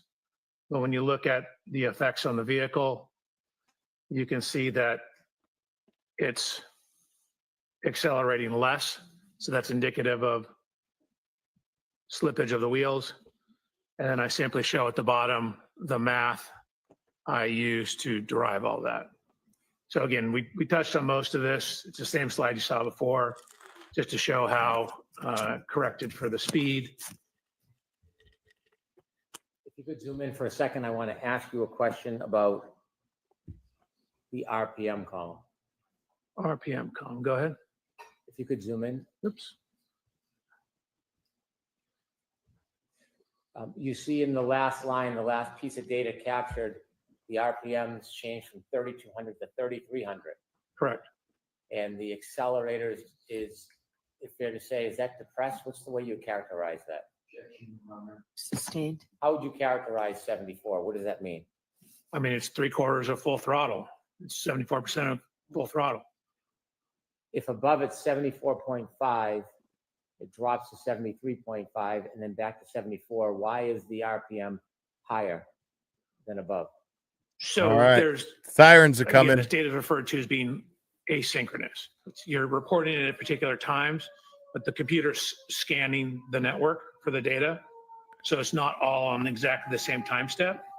Not only that, but there's frequently, oh, sorry. I'm sorry. No, Scott, you're behind, buddy. Scott Messerschmidt, I think you're behind. There frequently is a delay from when you step on the accelerator pedal to when that translates to increased RPM at the engine. It takes a little time to build it up or take it down. Okay, thank you. You're welcome. So similar to what we did on the first one, basically what we did is we took all the text stream data that we had, which includes the shifting, the forward, the reverse, and the steering. Again, there was a tiny bit of leftward steer. and put that into a simulation program where we're simulating what the Lexus will do. So we've taken into account the mechanical characteristics, steering response to the Lexus. So this is to show what it represents on the left-hand side. So each one of these little hash marks, different color, represents 10 feet. The red lines show the extent of motion. Remember what I said, it initially pulled forward, then backed up, past its initial spot, and then went backwards further distance. So what this shows is where we simulated this in a program called HVE. So that's the vehicle, the Lexus pulling forward. And then it accelerated in reverse, past its initial starting position, and came to rest right there. Doctor, when you say it came to rest there, do you I'm have sorry. data that the defendant's Lexus stopped there? No, it did not come to rest. I misspoke. That's where the text stream data ends. As you can see here, it's still going.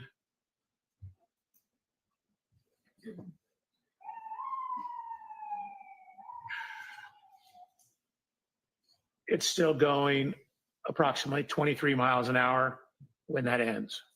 You'll have to zoom in on that so the jury can see what you're referring to. Please. So again, as I mentioned, the text stream's taking a window of data. It doesn't take anything outside the window.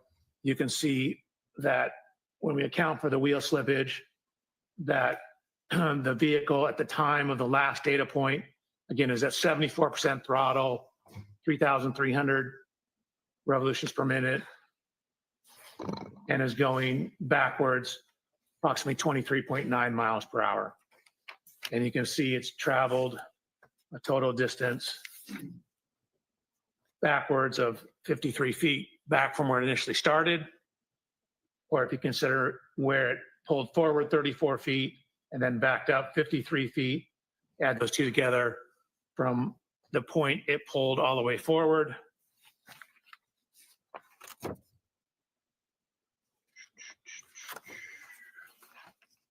So this is 10, 20, 35 forward. And then I'll go 10, 20, 30, 40, 53 back for a total of 87 feet. So from the maximum point it pulled forward to where it backed up, again, that was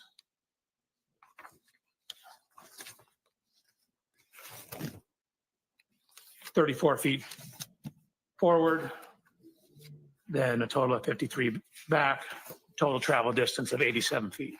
So went all the way forward where it stopped, it then backed up 87 feet. And when the text stream data stopped, it's still moving. It's still moving about 23 miles an hour, and you're still at 74% throttle and 3,300 revolutions per minute on the tachometer, RPM gauge. We could turn the light on for a moment. Dr. Welcher, in your analysis of the data and the information you acquired and the evidence that you relied upon, did you come to some conclusions and opinions regarding the defendant's Lexus that evening? I did. As part of that opinion, you mentioned that you considered mileage to map distances as one way of mapping the location of the vehicle. Do you remember that? I do. If you could provide us with slide.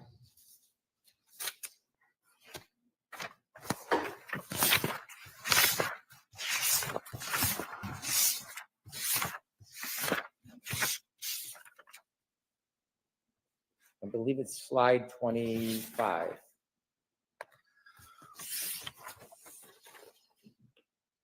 And could you widen the left-hand box a little bit? And you mentioned you measured or you ran information about distances between different routes? Correct.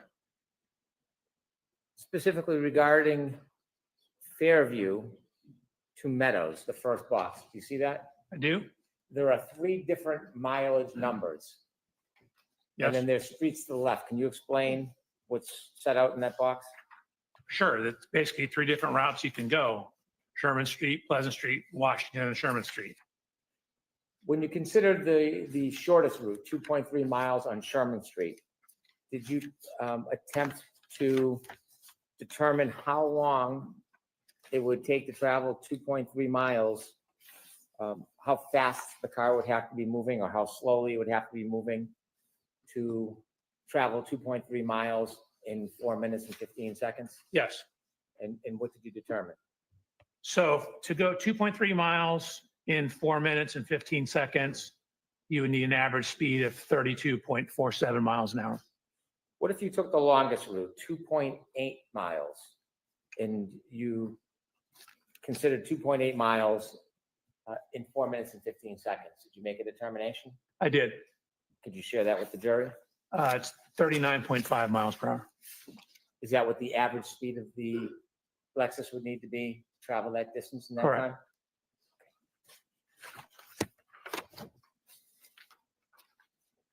Now, turning to your study of these tech stream events, do you have an opinion, to a reasonable degree of engineering certainty, how many triggering events occurred? How many triggering events occurred in that ignition cycle 1162? Objection, Your Honor. I'm going to allow that. In 1162, the tech stream recorded 2 triggering events. And do you have an opinion as to the type of triggering event, the type of movement of the defendant's Lexus in those 2 triggering events? I do. Regarding the first triggering event, 1162-1, do you have an opinion, to a reasonable degree of engineering certainty, what type of event the first triggering event was? Objection, Your Honor. I'm going to allow that. The actual trigger was excessive rearward acceleration. The event was during the course of a 3-point turn. And do you have an opinion, to a reasonable degree of engineering certainty, the time between triggering event 1 and triggering event 2 in that cycle 1162?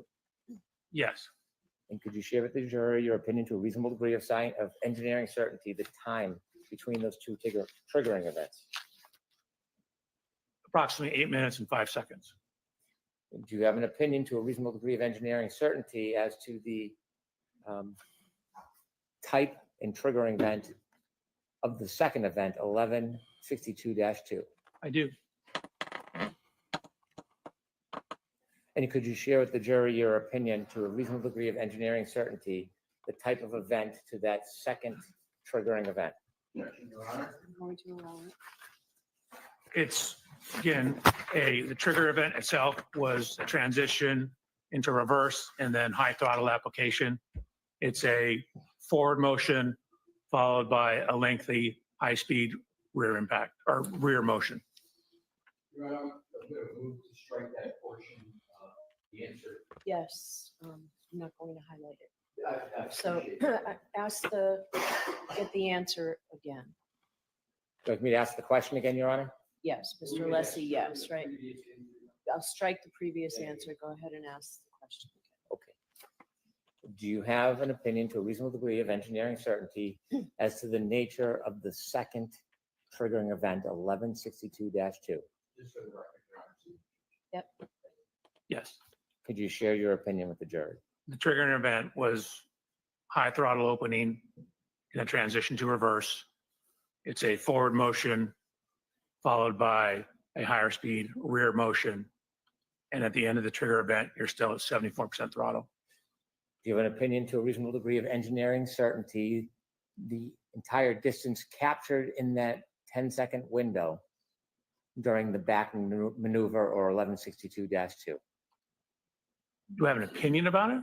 Do you have an opinion, to a reasonable degree of engineering certainty, about Yes. the entire distance that is captured in that 10-second window of the second triggering event, 1162-2? So it obviously only captures what's going on during the trigger. It doesn't. I just realized I'm capture streaming before or Annie. I after. didn't mean to do that. Understood. Do you have an opinion as to It just what is popped up on captured my. as far as the distance. Yes, And what is your opinion? that it's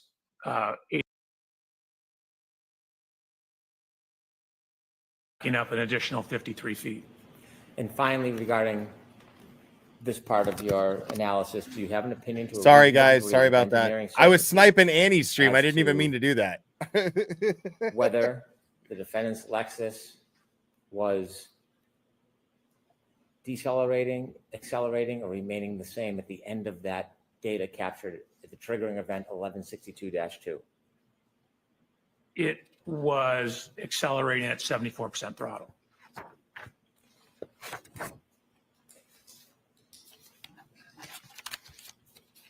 In addition to your analysis of the text stream data, one final question. Do you have an opinion to a reasonable degree of engineering certainty the relative time this backing maneuver occurred with the defendant's Lexus that you just spoke about? Yes. And could you share with the jury your opinion to a reasonable degree of engineering certainty? Sure. It matches the window of the cell phone data for Mr. O'Keefe that puts it in front of 34 Fairview.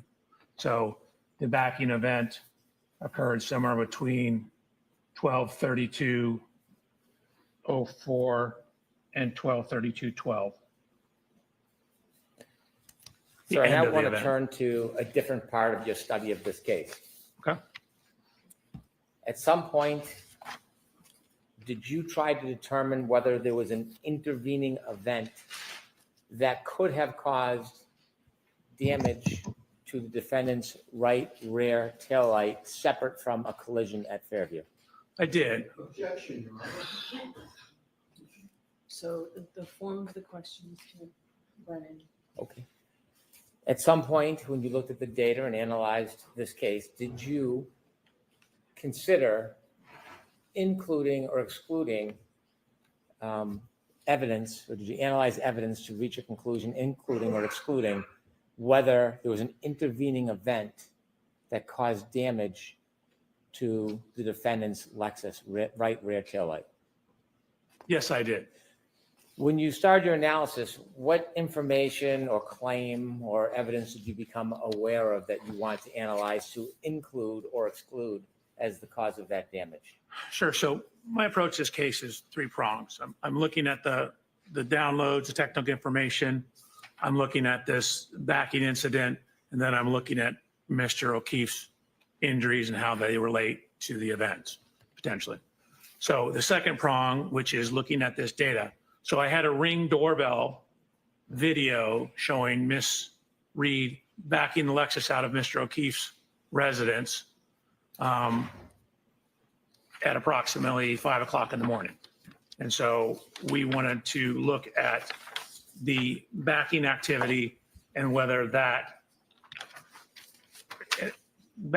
contacting Mr. O'Keefe's vehicle, whether that was sufficient to cause, or what damage it could cause, and particularly was it sufficient to cause damage to the right rear taillight of the Lexus. When you were asked to engage in the study, were you ever asked to reach a certain conclusion? Never. Was there ever any influence other than the data and facts on your analysis? There's never been any influence. The influence, again, it's whatever the data shows. When you engaged in whatever studies you undertook that you'll explain to the jury, were you given any direction or limitations on what you could or should do? No. When you received the information, did you understand, regardless of the result, it would be provided to everybody? I guess generally, yes. I mean, I go through the data, I give you the results, you do with them whatever you see fit. Okay. And in this case, when you decided to engage in that study, had you had an opportunity to review the Ring video footage from Mr. O'Keefe's home on the morning of January 29th, 2022? Yes. Tell us how you went through your study, how you began, and the steps you took, please. Sure. Probably be best on the slides. So one of the things we first did was to get an exemplar Lexus. What does exemplar mean? It just means I got the same exact year, make, and model vehicle as Miss Reed. So Miss Reed's vehicle is on the left-hand side, taken during my inspection. And then I found this exact same year, make, model, manufactured at the same plant, everything Lexus in Texas. So even though it looks like a European plate, it's a Texas plate. purchased the vehicle, had it shipped out to California. So I verified that the Lexus is in fact the one I got, the same exact one as Miss Reed's. These are all the standard equipment. Miss Reed's is on the left. My exemplar is on the right. It says Reed Lexus TIS, that's Toyota Information Services, or Toyota Information System. So I ran it through TIS, which is the umbrella program under which TechStream runs. I also ran it through My Lexus, which is the Lexus website, and then started about doing what's referred to as a photogrammetric analysis of the video. Can you explain to us what a photogrammatic, help me with the word, photogrammetry? Photogrammatic. We're doing photogrammetry is a photogrammetric analysis. What does that mean? It's just a big fancy word to saying you're looking at data and photographs. And what we're trying to do is take two-dimensional images, say you get from video or photographs, and knowing some information about the photographs and some of the dimensions of things in the image, get or convert it to a three-dimensional space. In other words, be able to get exact three-dimensional measurements out of that two-dimensional image. So I had the video, just to show the provided video that I was given.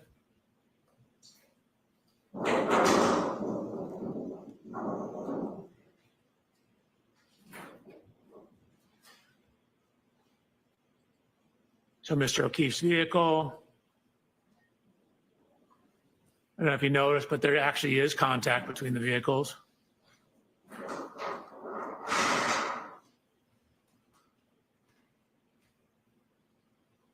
So one of the first things we wanted to do is determine the frame rate, which is how many video frames are played per second.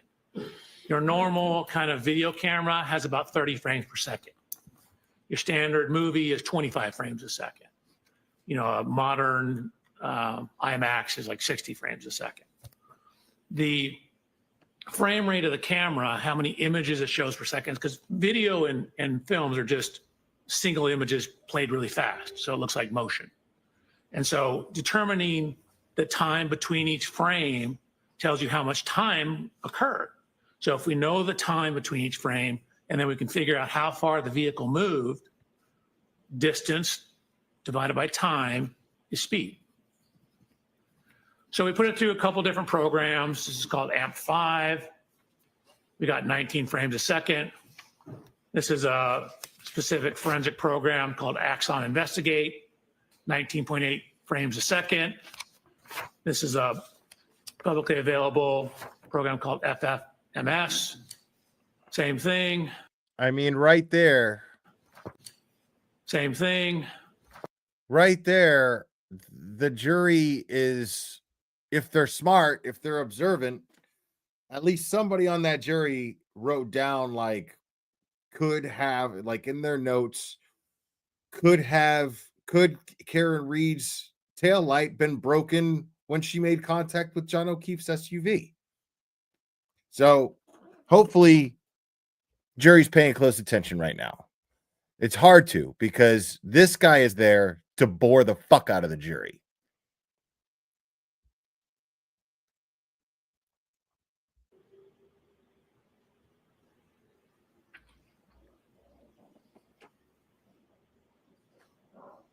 He said clearly there's contact. So we have some information now on the time between each frame. So here's frame 0. This is frame 265. We're 13 seconds into it. Here's frame 305. Notice you see brake lights on the back wall here. Notice how they're not super red because you still have reverse lights on. Now they all go off. So the Lexus brake lights have been turned off at frame 353.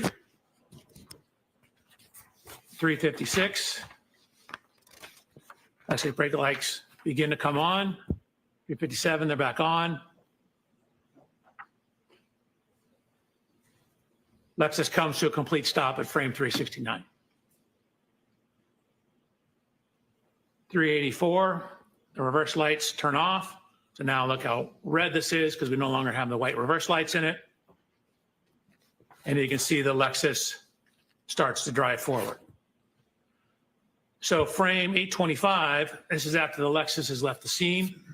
But notice the tracks in the snow. So we have very definitive locations for the wheels of the Lexus. We lay over a grid on the various frames.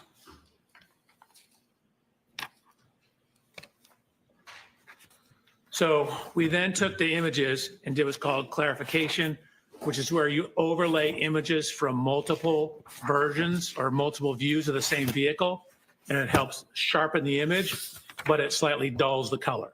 So you get a little cleaner, crisper image. So here's Mr. O'Keefe's vehicle before clarification, after clarification. Excuse me, Your Honor, pardon my interruption. Can you get numbers of the slides as we're toggling back and forth? Sure. Absolutely. Okay, I'll make an effort. So slide 76. You're welcome. Going to slide 77. We're going to focus in on this area here. So what we will actually show is where the snow was displaced in these two spots, spots right across from here and right across from here. If you could focus your attention on those. Slide 77. So slide 78. To bring us all together, we went out to Mr. O'Keefe's residence and took a scan, a laser scan. So you see the laser scanner over here. Laser scanner is right here. Fence hasn't changed position. The camera's changed slight position. We can account for that. So here's the subject video. We have the correct resolution. There's a new camera. It's going slightly faster frame rate. That just means we have different times between frames on the new camera, where we're simply using it for calibration to the old camera. It's the same container for the MP4, and it's using the same video codec. A video codec is how the computer encodes the video. Next slide number, please. Oh, yes, thank you, Your Honor. Slide 79. Slide 79, part 2. So really, we care most about is the resolution. So slide 80, you can see these are what are called control points. So from the laser scan, we locate these various points. So the 3D scanner knows the exact position of all these points on slide 80 in the image. And so what we can do is use this information in conjunction with the video to create a scaled version of the video. So when we have three-dimensional images or three-dimensional measurements, we can then use that to give us some three-dimensional information from our 2D video. So there's the points on slide 81. Slide 82, excuse me, slide 81, second part, we're basically just fading in. So what you see now, if I go back to the beginning of slide 81, this is the picture from the video camera. And then what you see here is, which is barely any difference, and that's because what we've done is we've now overlaid the points from the laser scan. So now each one of these little speckly points, we know the exact 3D coordinates of those. So we can now know the exact position of all these fence posts, all the positions on the driveway, and we can use that to calibrate. Going to slide 82. So using that information, it's called solving for the camera. We verify that we have appropriate residuals, meaning we don't have too much error. Slide 83. Everything this guy says Subject video. goes nowhere. Everything he says goes nowhere. Then this is the subject video with the control points overlaid on it.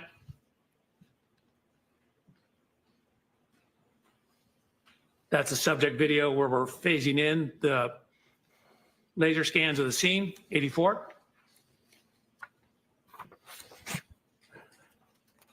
So this is both on slide 84. I'm just toggling between the point cloud and the video. And what I'm trying to illustrate is how well we were able to overlay the point cloud onto the video data. So for example, if you say watch one of these fence post points up here while I toggle between the video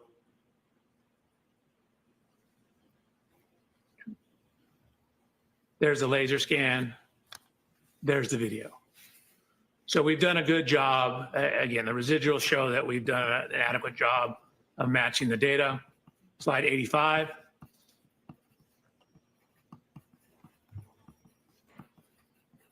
So what I'm doing here is toggling between, this is the video of the car. And remember I told you I went out and I inspected Mr. O'Keefe's vehicle and did a laser scan of it? So we're now taking that laser scan of the video, or excuse me, of the vehicle, and overlaying it onto the car in the video.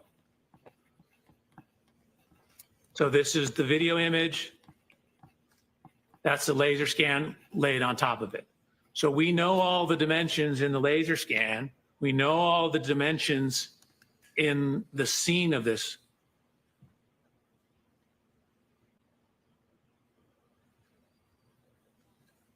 We have the tire tracks.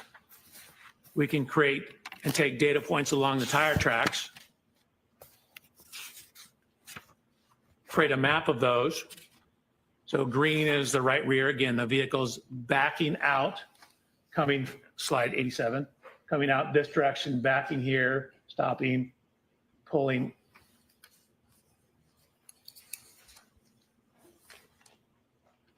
Pulling forward towards the bottom of the screen.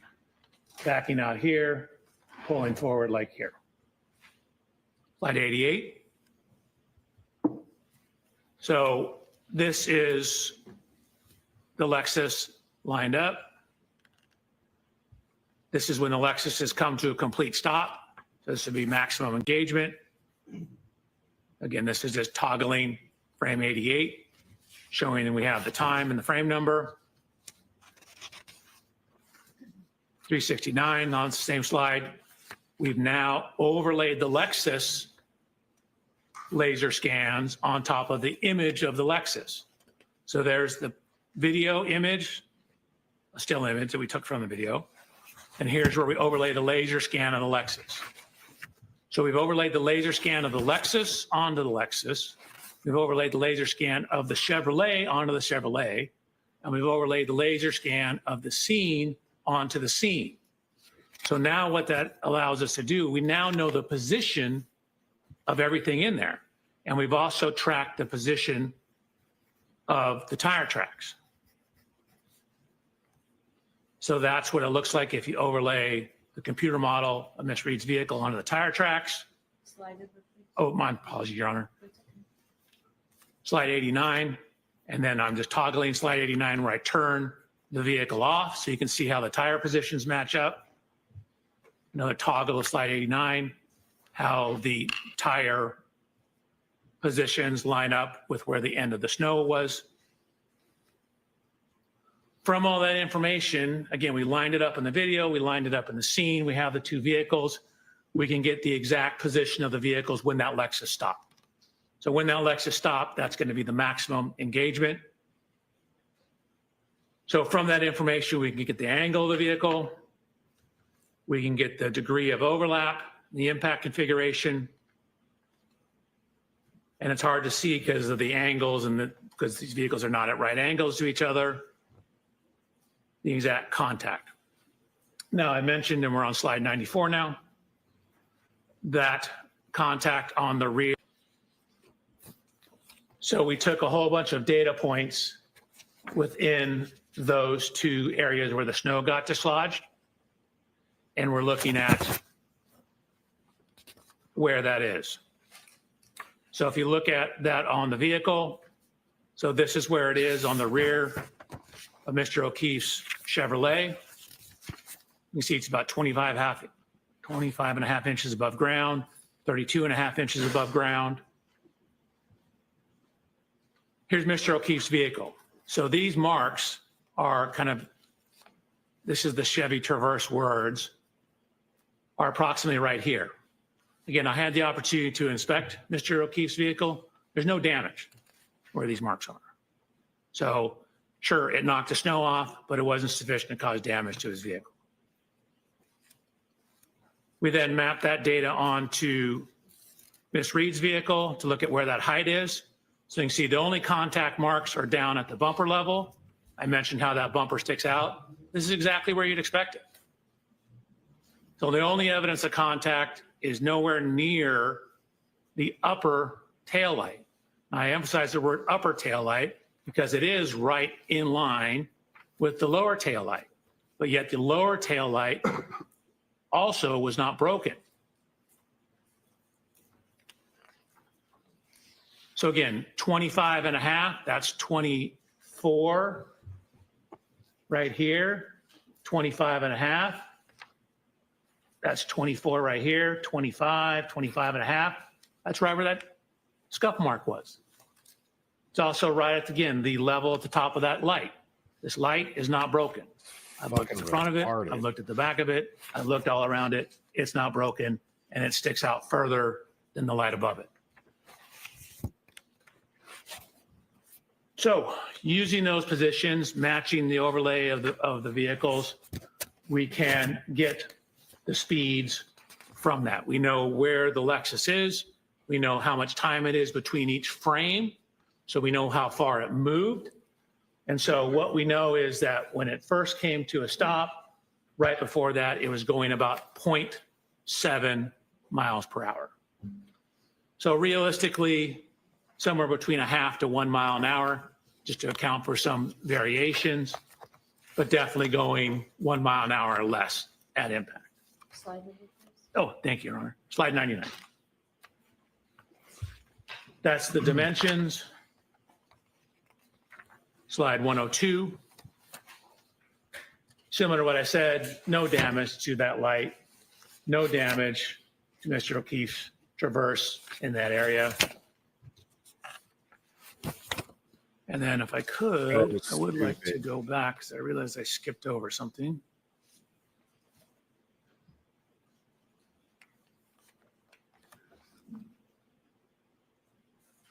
So this is slide 85.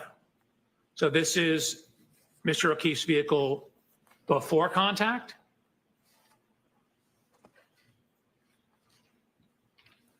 Like this, the Commonwealth's whole case is resting on this testimony, and none of it leads to anything of any significance whatsoever. None.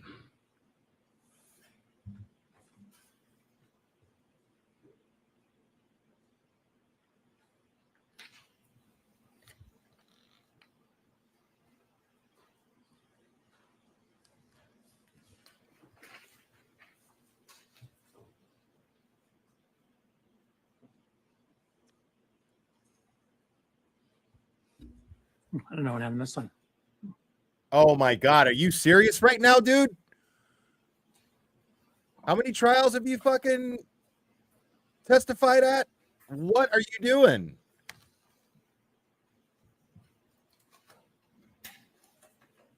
I don't know what I'm missing. What do you mean, dude? How do you not know what you're missing? The slide shows that there was snow here, now there's no snow there.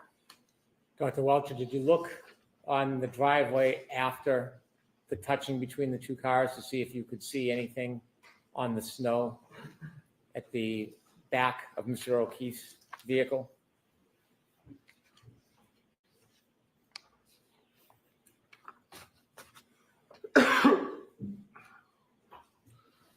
So referring to this slide, this is after the Lexus has pulled away. Looking in the snow, I see nothing in the snow. Were you looking for anything in particular? Of course I was. I was looking for taillight fragments. In any of the videos that you have that show Mr. O'Keefe's vehicle after the defendant's Lexus touches it, do you ever see any remnants or shards or fragments of taillight on the ground? I do not. When you did your analysis and study, trying to include or exclude this touching as the source of damage to the defendant's Lexus rear right taillight, did you consider speed as part of that analysis? I did. I considered speed, and then again, knowing we have the positions of the vehicle, we looked at the degree of overlap, and there's only about 2 to 3 millimeters of overlap between the vehicles, which is insufficient to cause the tail light that's recessed in from the edge on the right rear of the Lexus to contact the rear of the Chevrolet. Considering all the data analysis that you did you come to a conclusion to a reasonable degree of engineering certainty whether the right rear taillight of Miss Reed's Lexus was broken or damaged during the contact with Mr. O'Keefe's car at around 5:07 a.m. on January 29, 2022? That impact did not break or crack that taillight. Is that your opinion? That's my opinion. Is that to a reasonable degree of engineering certainty? That's to a high degree of engineering certainty.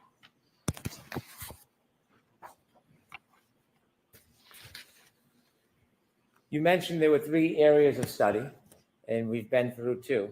Correct. Could you tell us what you focused on your 3rd area of study regarding this case? So the 3rd area of study, I'm now focusing in on the injuries, the at-scene physical evidence, taillight fragments, broken glass, things of that nature. Okay, and when you conducted your studies and reached conclusions, did you, in your PowerPoint, provide slides to help explain your process and inevitably your conclusions? Yes, sir. If you can take us through the 3rd section of your efforts regarding this case, specifically your efforts to identify the different pieces of evidence and your conclusions about a collision in this case. Absolutely. Slide 104. Please. So this is a... Is this 105, Dr. Welcher? I'm sorry, 105. Yes, sorry. Slide 105. This is a picture of Mr. O'Keefe's right arm, forearm, hand, and wrist. In anatomy, your arm is defined from your shoulder to your elbow, and then from your elbow to your wrist is your forearm, and then this is your hand. So technically, when you say arm, it really means from your elbow to your shoulder. Most people call this whole thing arm. It's actually the upper extremity. Arm is from shoulder to elbow. This guy's an elbow to wrist expert is on forearm. And body hand. injuries. So you can see I wrote car arm and damage forearm. and all that So shit. arm, I love elbow it. to shoulder, elbow to wrist is forearm. Brilliant, bro. This guy's a So looking fucking at bot. the injuries to Mr. O'Keefe's arm, forearm, as well as his hand.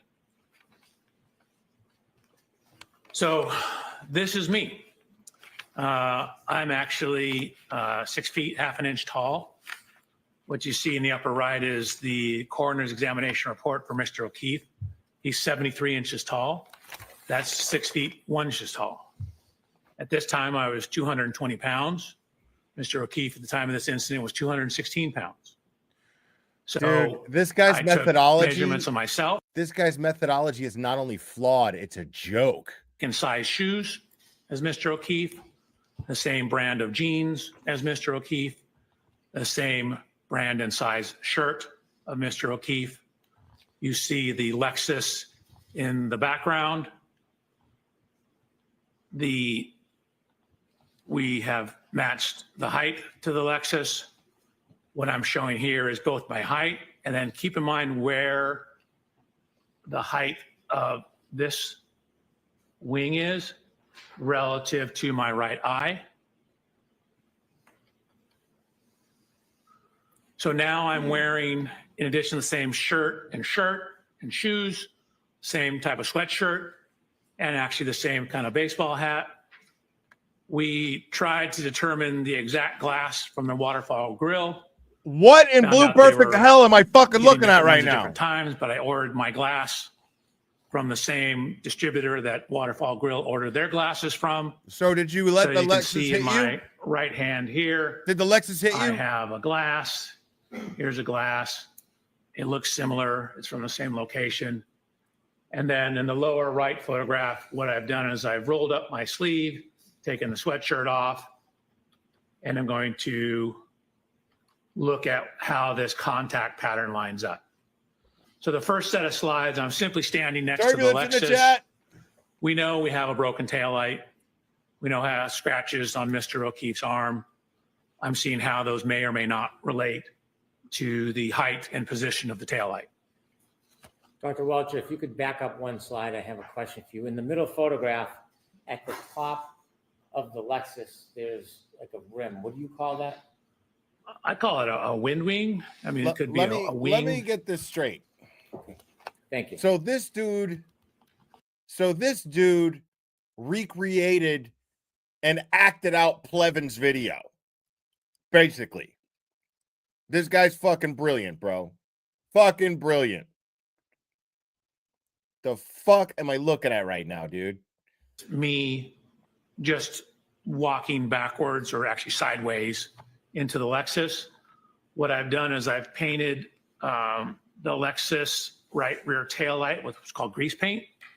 Kind of sort of like paint, but it doesn't dry. And then I have backed up sideways, side shuffled into the Lexus with my arm out to see what the damage pattern looks like, or basically where someone of Mr. O'Keefe's height's arm would contact the rear tail light. So then what you see is I've shown the photographs again. I show the paint transfer onto my arm. The yellow grease paint on my hand was to show where my hand would hit the tail light. And so just kind of me walking slowly sideways into it, the approximate location of the tail light, and I'll line it up with the broken tail light in a second, lines up with the approximate location of the lacerations on Mr. O'Keefe's arm. Dr. Welcher, let me ask you a question. When you're engaging in these demonstrations, are you attempting to try to show exactly how Mr. O'Keefe was struck?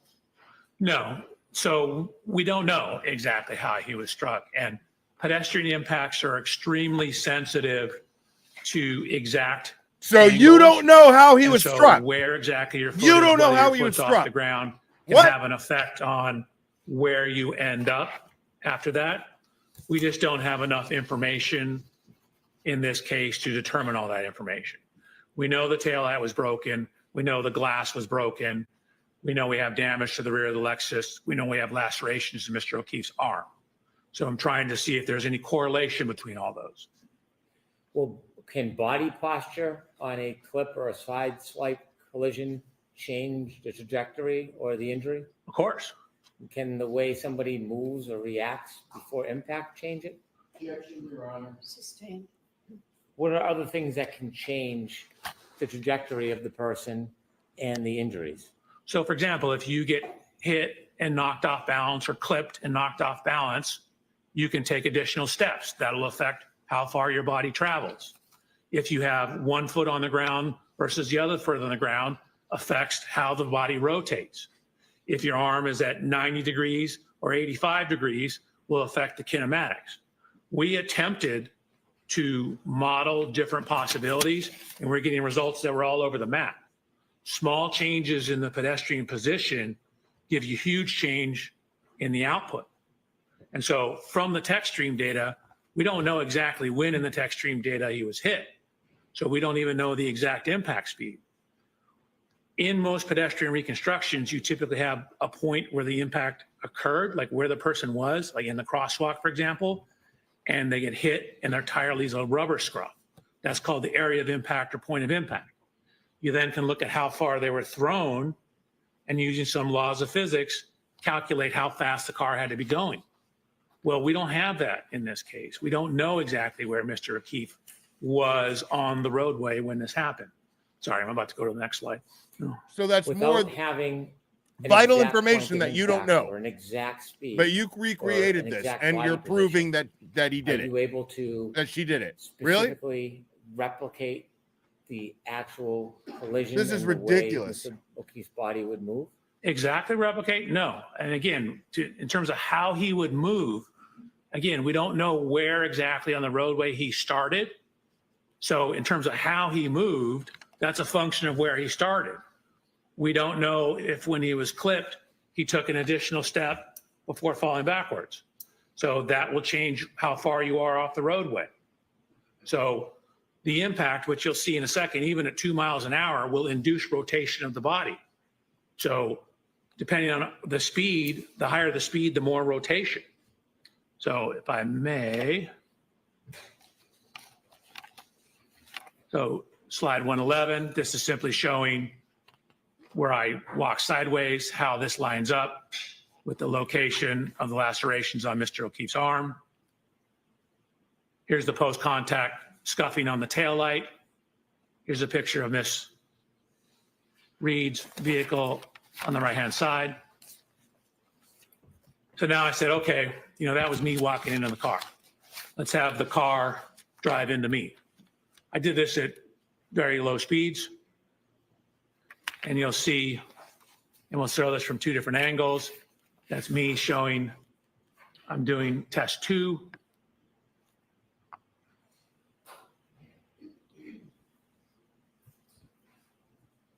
This is from a camera that we have pointing down at it. This is the speed. You'll see it's only about a 2 mile an hour impact. But even a 2 mile an hour impact redirects me back and causes me to rotate and take a step.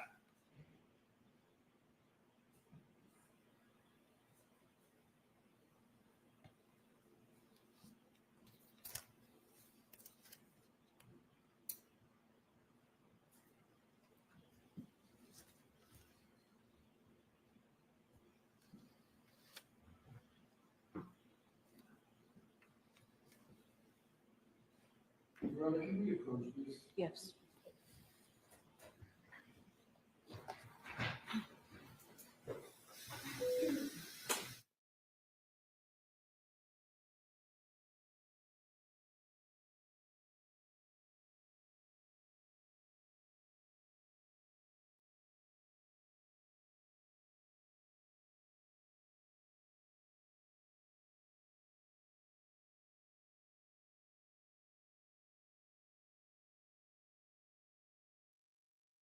Dude, this guy is unbelievable. So let me get this straight.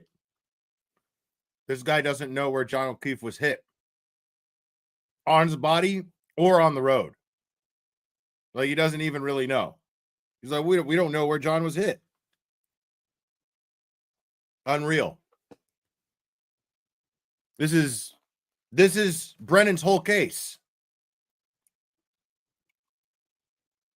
Brennan's whole case. It rests on this. So far, this guy dressed up like John and stood next to the car and let paint that doesn't dry rub off on his arm. Awesome. That's brilliant, bro. Brilliant. I thought there couldn't be something. I didn't think that there could be testimony that was dumber than Trooper Paul's. This guy took the crown, bro. This guy took the crown.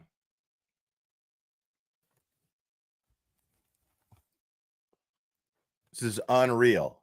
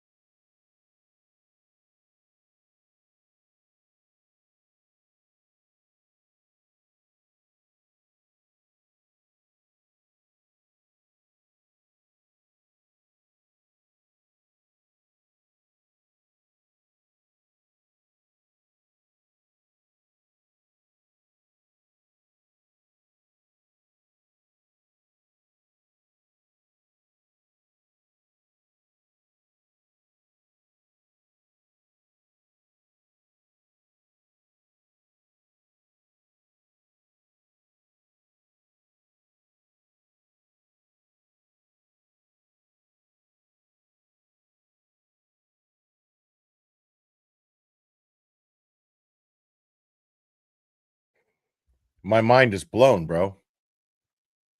My mind is blown. Like, this is the most ridiculous expert testimony that I've ever seen. It is exactly, when you think about it, remember the motions to exclude this guy filed by the defense? Do you guys remember those motions? Do you remember that this is basically what they expected? This is almost the picture that they painted, as like they basically painted why, but by painting why, they basically painted this picture of how this testimony was going to go. This guy's not qualified. He's got no sound methodology whatsoever. No sound methodology. And he's showing this as if to do so with pride. Like he's arrogant about it. It's really funny. Like he's sitting there testifying, going through all of these bullshit slides, missed a slide, didn't even know which one he was like, which one am I missing? And then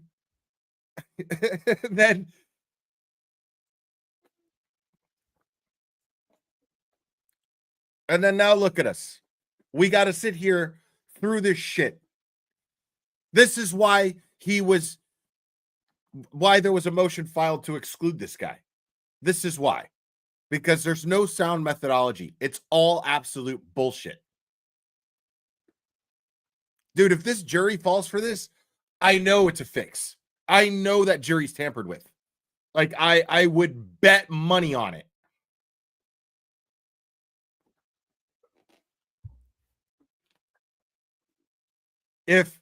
If Karen Reed is found guilty on a manslaughter charge, okay? If she's found guilty on a manslaughter charge, that's it. Like, I'm convinced that the jury is tampered with. Because nobody with half a brain thinks that this is even remotely proof. As a matter of fact, it's almost exculpatory. The guy sat up there, says the vehicle made contact with John O'Keefe's vehicle. Karen Reed's Lexus SUV makes clear contact with his vehicle, right? And then shows pictures of him standing next to Karen Reed's vehicle. I'm sorry, not Karen Reed's vehicle, a vehicle that he purchased, which was the same make and model and year as Karen Reed's vehicle. Okay. With your tax dollars. Your tax dollars went towards all of this, for this purpose. This guy's expert, this was this guy's time, materials, all funded by the Massachusetts taxpayer so that this could happen. So that he could sit in a courtroom and basically say, we tried, but we couldn't prove that John O'Keefe was struck by Karen Reed's vehicle. That's it.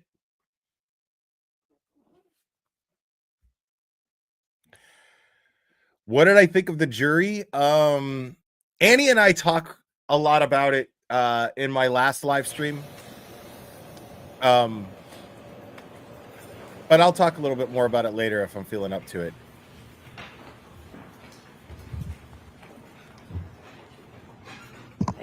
And what slide is this? I think I just can't see it. What slide is this? 114. Thank you. You're welcome. One moment, Dr. Welcher.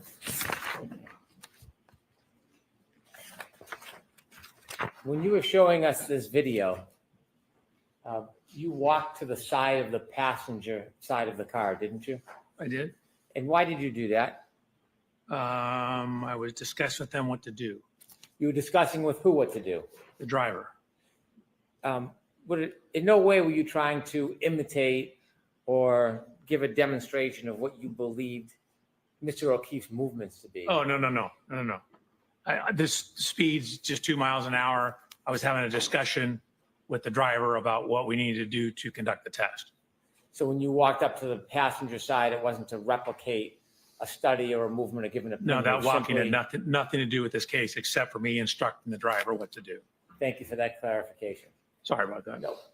No apology necessary. Could you go back to the beginning when you were explaining this so we can go through it? No, you owe every Massachusetts So this taxpayer is an apology. the dynamic test 2.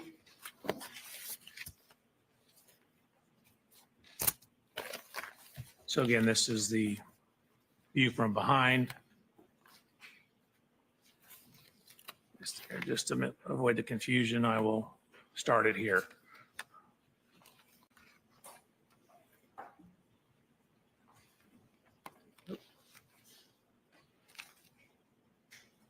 Which speed is the car traveling?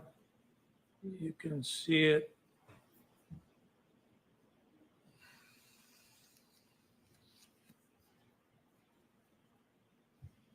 About 2 miles an hour. Excuse me, Your Honor, that is the objection that we spoke about. Oh, okay. All right, so that's noted, Mr. Lysy.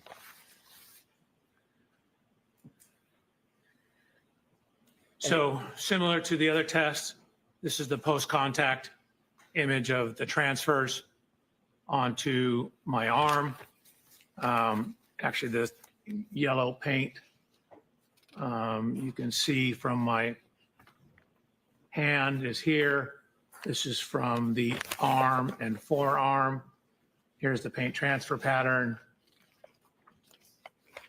And that slide number, I'm Dr. sorry, Welcher? I'm terrible with that. That's Slide okay. 116 now. That was 115. Thank you. Slide 116. What I've done is I've taken these yellow lines to show the extension of the components on the rear of the exemplar Lexus. Then I've done this extension of those same components on the rear of Miss Reed's Lexus and shown how the approximate location of the fractures in the taillight match up with the approximate location of the contact of the arm onto the taillight.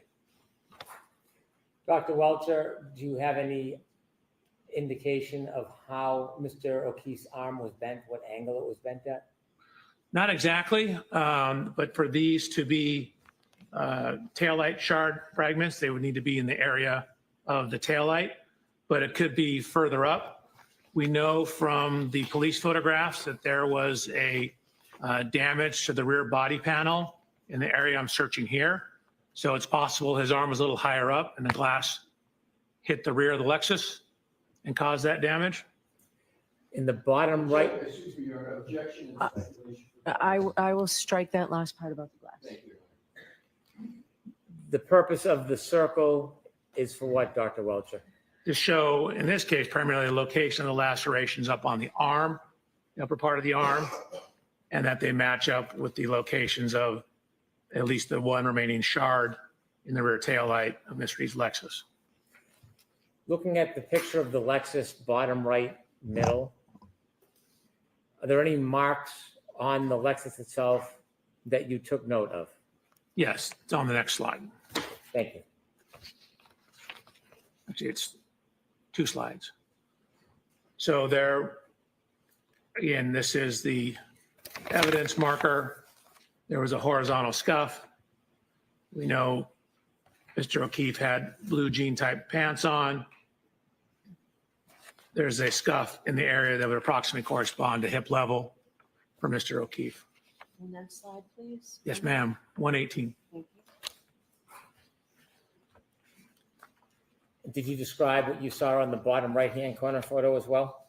I believe, yes, I did. That's the scuff that lines up with the approximate height of Mr. O'Keefe's right hip.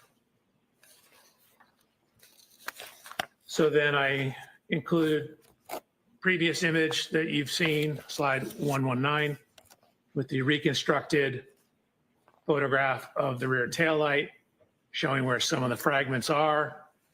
You can see where those fragments are relative to the curvature of the taillight.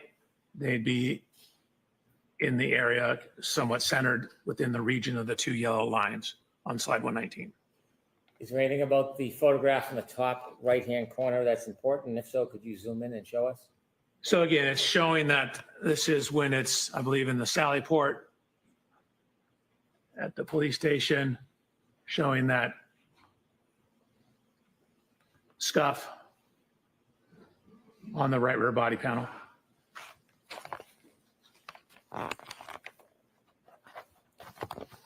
Did you see any similar scuffs in the middle back of the car? Objection, Your Honor. Sustained. Did you see anything notable as far as damage to the middle back of this Lexus?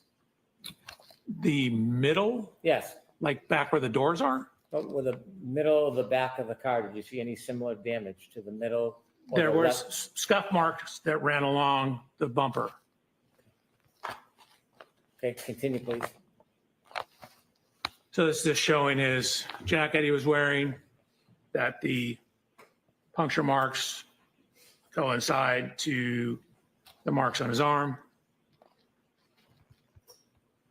This is from the autopsy report. A couple things it notes: a 1/2 centimeter abrasion on his right lateral knee.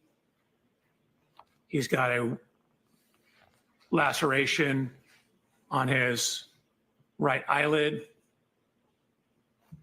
that corresponds to the height of that thin rear wind wing on the back of the Lexus. Your Honor, I'm going to object. Sustained. Thank you. How tall was Mr. O'Keefe? 73 inches tall, 6'1". And how high was that wing from the ground on the back of the Lexus? It was about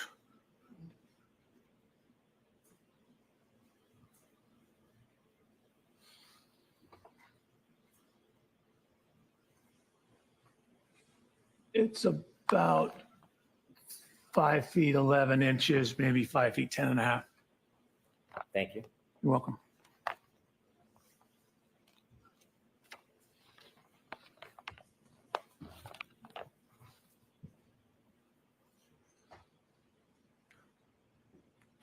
Did you notice anything about Mr. O'Keefe's right knee? I noticed there was a 1/2 centimeter abrasion on the right lateral knee. Did you note how high from his foot that bruise was on his knee? We don't know the exact length of his knee. The abrasion appears to be right here at knee level. If you go back and look at where my knee is, that would be at the approximate level of the bumper. Could you focus in on the bumper to show it relative to the height of your knee? Sure. Oops.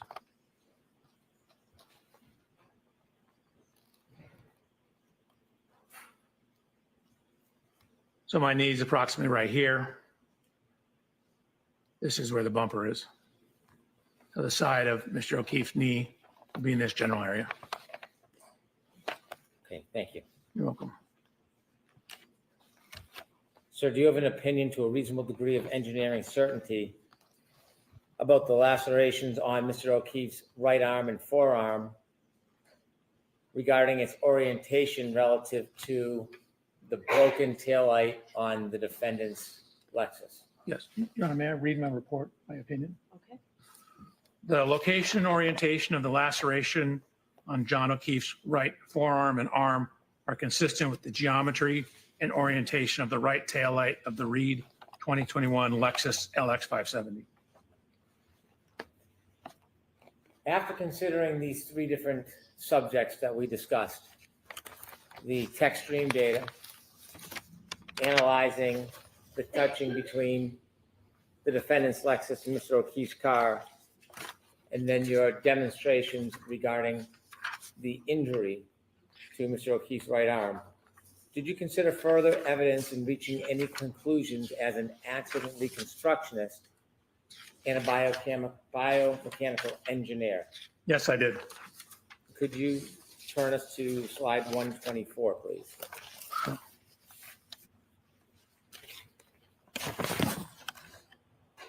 So this is some of the location of the physical evidence.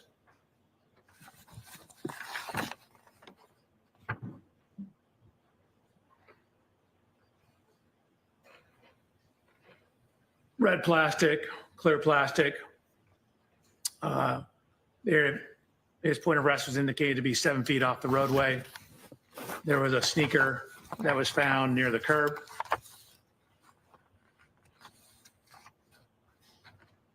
There were various fragments of taillight found in the snow on the morning of the incident, as to the afternoon of the incident. Could you zoom in on those photos so that we can see the dates? Okay. The date? Okay, Yes. but what the fuck does that have to do with you? January 29th at 5:46 p.m. This one's at 5:52. One's at 5:50, 5:59. This one down here is at 5:46. So there were various fragments of the taillight that were ultimately pieced back together and determined to be from Miss Reed's right rear taillight. Additional evidence was found. This is taken on the afternoon of the accident, again, around 5:50 p.m. Could you zoom in, please, for us? Sure. Oh, So look, what you a see black soled shoe. here was later identified as Mr. O'Keefe's right shoe. And this slide number, Dr. Welcher? Yes, ma'am, 127. Could you show us the time and date, please? January 29th at 5:50 p.m. So a series of photographs. There's the Again, other. you can There's see the on other picture right there. Right-hand photograph that this is the roadway. This is the curb. The grass will be up towards the top of the right image on slide 127. The shoe is found, up against, in the roadway, up against the edge of the curb. Baseball hat. Again, acquired a same baseball hat. Baseball hat was also found in the snow. You can see. I want you, before you move ahead, the baseball hat, could you give us a close-up view and also the date and time? So that's where it's buried in the snow. These were taken on February 3rd. I'm not sure what time it was.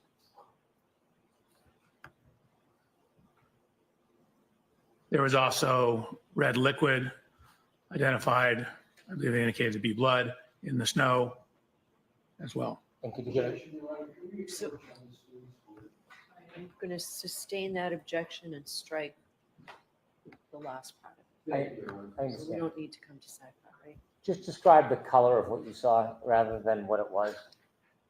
There was red coloration in the snow. And could you give us that date if it's different than February 3rd? I thought that was February 3rd as well. Is there a date on the photograph to the left?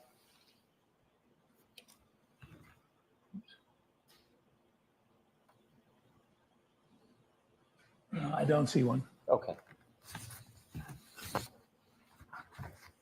Do you know if those photos were taken by the Canton Police Department? System. Do you know when exactly those photos were taken? I don't, except I have them dated as February 3rd. But I think that may just be the baseball hat photos. Okay, can you continue? Then we have photos of a broken glass.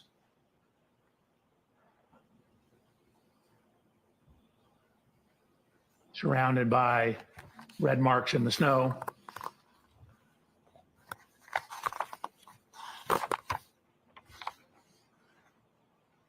Continue, please. This, by the way, is the flagpole. And that slide number, please, Dr. Yes, ma'am, 129. Slide 130. Can you enlarge that and explain to us what that is? Sure. So at the bottom, it indicates where it's from. So this was from a presentation I gave looking at pedestrian injury biomechanics back in 2005. And what it's showing is where what are the most common injuries in pedestrian impacts. So what it shows is head injuries are the most common injury in pedestrian impacts. So on the right-hand side, it's all injuries. You can see of all the individuals study, the highest prevalence or highest or most common injury was head injuries. In those that sustained severe life-threatening injuries, again, the highest was also head injuries. So head injuries are very commonly associated with pedestrian impacts. This is anatomical drawings just to help you understand the anatomy. The middle section here is from Mr. O'Keefe's autopsy report. The lower right diagram, the green line represents the fracture lines, predominantly here, at least in the base of the skull. So in the biomechanical and forensics just means the legal related scientific industry, there's something called hat brim line or hat line analysis. And what it is it's looking at where the hat line you can imagine is where the brim of a hat would be. And what it is, it's literature that's looking at where head injuries from falls commonly occur. I'll strike, I'm going to strike. Strike. Yes, yes. Yeah, like Alessi has got to be sitting there. No, that was like 132. rubbing I his moved it, face. as you said, to take it out of the screen. Alan Jackson probably wants to stand up and like yell at this dude. So jurors, when I strike something, that means don't pay any attention. Continue, Dr. Welcher. So, Your Honor, I need to go past that slide. Okay, go ahead, go past it. Great point, R2D2. This is the next slide. Okay, if you can continue. Sure. So I provided peer-reviewed scientific literature that looked at a metric where they were publishing research trying to delineate falls versus blows or assaults. And so this metric is in that scientific literature. They looked at a total of 400 different events, 235 falls, 165 assaults. And so you can see where it says mandible. So mandible is your lower jaw. Can you enlarge that a little bit, please? Your Honor, pardon the interruption. I'm moving to strike. Yeah, let's take that slide down and I'm going to see you inside. Please. Yeah, what the fuck is this shit, dude?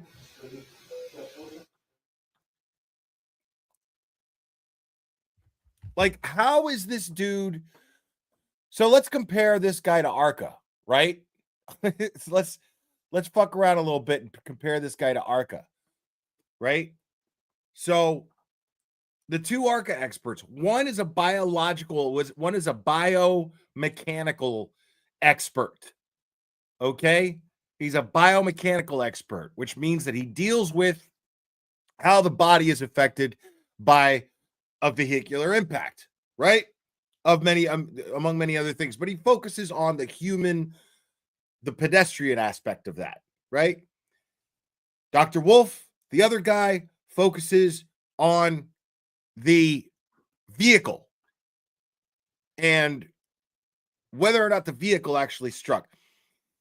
This guy is apparently an expert in both. This guy's apparently an expert in both. So how the fuck is that even a thing?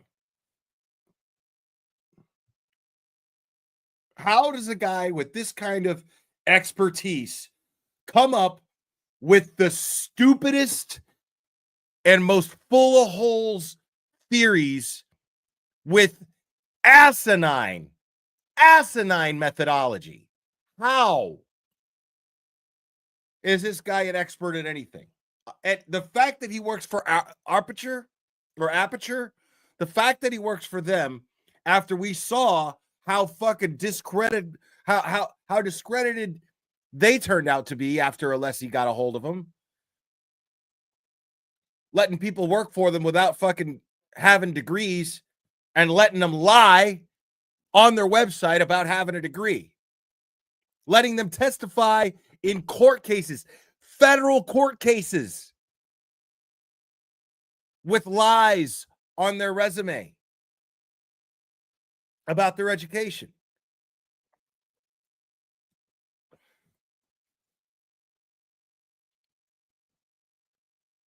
And then you have the ARCA guys, independently hired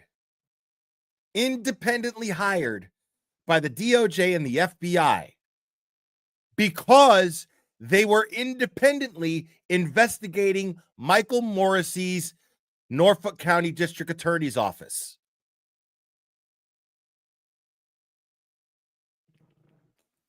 What are we doing here?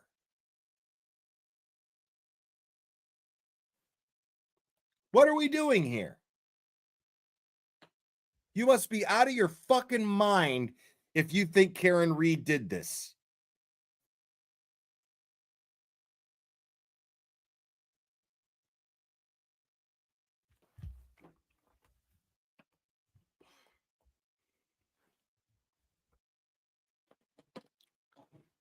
I mean, and I'm convinced it's not even a question of stupidity at this point. Mr. Lessie, Mr. Brennan is going to do this in open court. Just talk to Dr. Welcher for a minute. Okay, Yeah. is there any objection? I have no objection. Are we on the tree? Yes. Right. Yes. Yeah, it's beyond stupidity. You're a shit person. You're a bad person if you are pushing the narrative that Karen Reed did this. Yes. You're a steaming pile of shit of a person. No, this is open court. This is open court. You hear the bailiff? Yeah, she's mean. But she's really nice when she's not enforcing quiet. So it starts on Yeah, page it's backcountry for 124. sure. Is that right, Mr. Brennan and you. Mr. Lessie? The jury Dr. is Welcher, in. is that where She it did starts? say open court. That appears to be, Your Honor. Yes. 124. So I'm pretty sure the jury's in the room.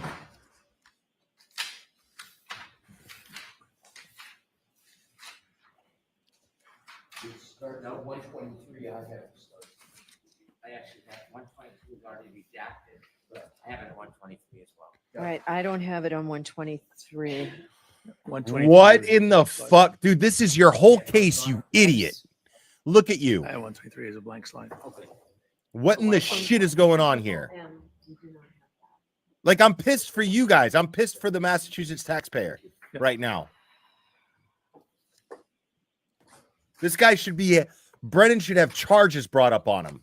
He should be disbarred and he should have fucking charges brought up on him. 138, for this is shit. that accurate, counsel?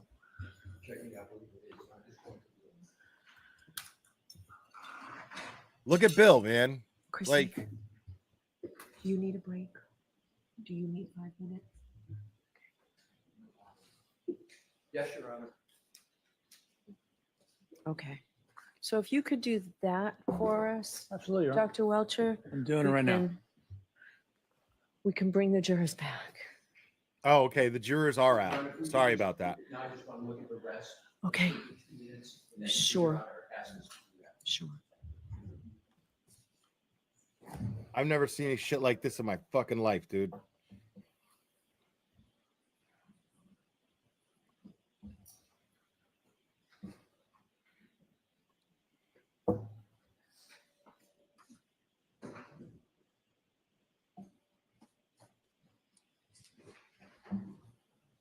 Yeah, confer with Mr. Brennan on 124. Mr. Brennan, I ask you to approach you. Thank you. Not on the record, Chris.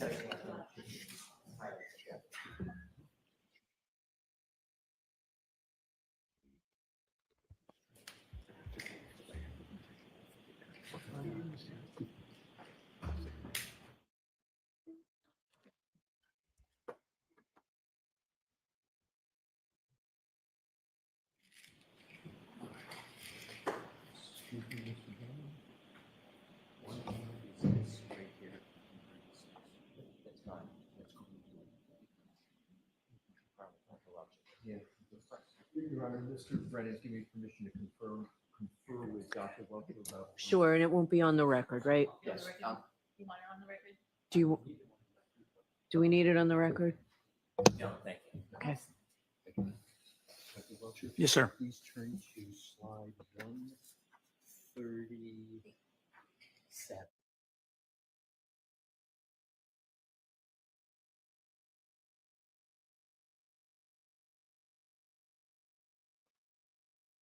I can't with this That shit, dude. opportunity. I fucking can't, bro.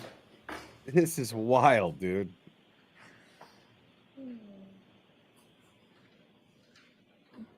Jan, you struck one slide. I'm sorry. I didn't strike we struck it subject to going back once the heading's gone, right? Correct. There may be, depending upon what's in the video, there may be more. That's why we're Right, saying, but the ones, all right, so. So I can go back and show them. Yes. I don't want to offend the court. Okay.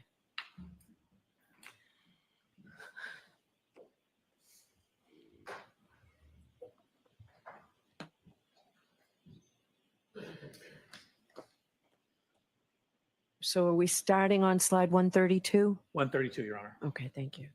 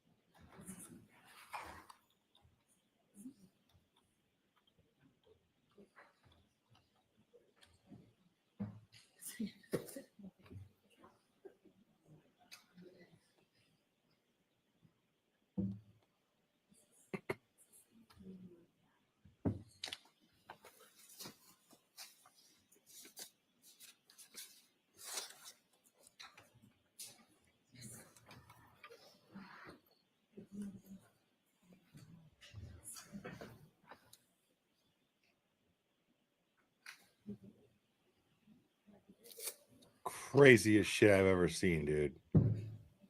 Craziest shit I've ever seen. May I inquire if Dr. Welch's PowerPoint is ready on the screen? It looks like it's up. Is it ready, Dr. Welcher? You got me scared when you asked me God. that. I need to double check. Oh God, dude, shut up.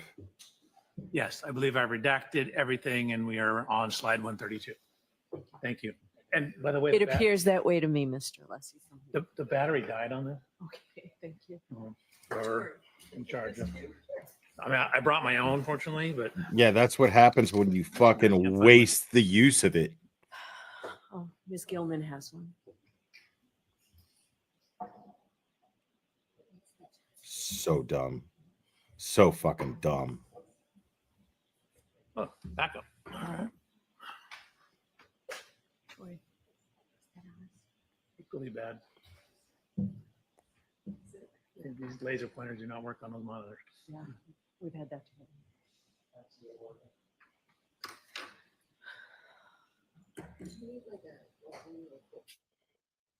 Unreal, bro.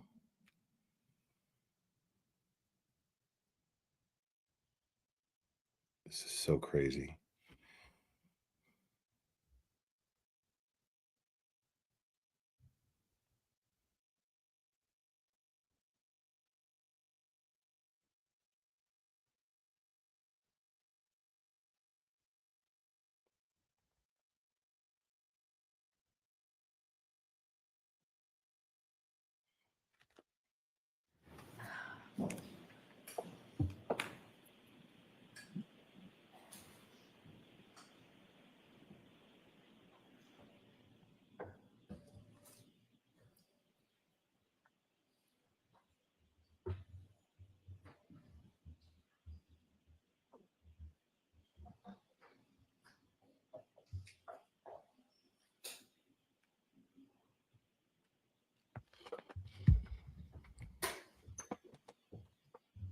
Yeah, I was not prepared for how bad this was going to be, dude. I didn't know. Like, I knew this was going to be. ridiculous. I just didn't know that it was going to be a Plevin recreation brought to life and acted out.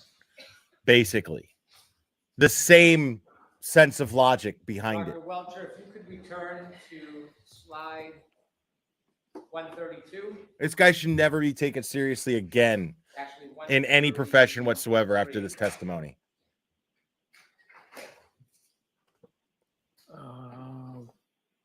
Is that me or?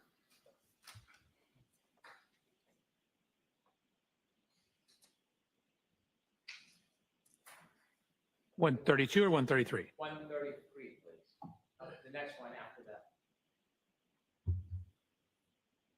So we did skip over 132. We skipped over that one as well. Keep going. There we go. If you could enlarge that just a little bit for us. Sure. Now, you mentioned that there was studies that talk about guiding the difference between potential injuries. Correct. Okay, explain that. Sure. So I gave 3 papers and someone's dissertation on this issue. They are creating a analysis methodology to differentiate whether the nature and pattern of injuries are more consistent with a fall or more consistent with an assault, or they're calling it blows. Okay, could you walk us through what this chart means? Sure. So this is their flow chart in terms of their assessment. So it starts at the very top.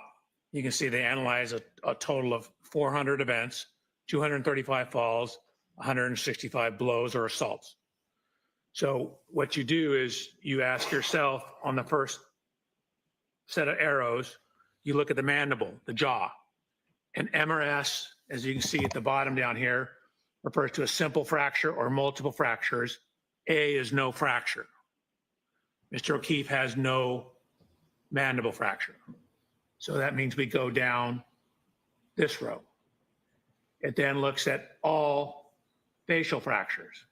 So these are the bones that constitute the face. So if you have a facial fracture, you go to your left. If you have no facial fracture, you go to the right. So if you have some event, no mandible fracture, no facial fracture, what they've indicated that is predominantly associated with falls and not assaults. Thank you. You're welcome. In addition, did you Bro. do any further study? So your face on has to be the force fractured of a person falling back to say that it got hit? Oops, I did. Are you kidding? So what I did was I did what are called drop test. I took an anthropomorphic test device, ATD, was just a fancy name for a crash test dummy, and dropped it backwards onto a hard surface to look at what happens if you were to say fall backwards and hit your head onto a hard surface. Oh my God, dude. So, oh my on God, this dude. particular photograph of Mr. O'Keefe in the upper left, there's noted to be abrasions above the fracture line in the area. You can't see that at all. You can see. Bro. What are you doing? What are you even doing? Noted to be abrasions right here. Your Honor, I brought a hat. That was the one I used in my testing. May I put it on? You brought a and demonstrate hat? something? You're going to put on a hat. Mr. Lessie, If you would like a sidebar or I can. are you objecting? I am. That's sustained. No, you can't. Yeah. Okay. So Yeah, no, you can't put on a fucking hat, bro. I will show you the The dummy fuck test are you I did. talking about? Watch when the shoulders hit the ground, then the head hits the ground. It creates kind of an arc path. I that brought will a hat. What? Drag and slide objects up the head. So if you have something such as a baseball hat, it'll cause it to drag across the scalp, dragging it up to a similar location to where these abrasions are. So here's the testing. Again, this is it's crash test dummies you see on television. This is myself.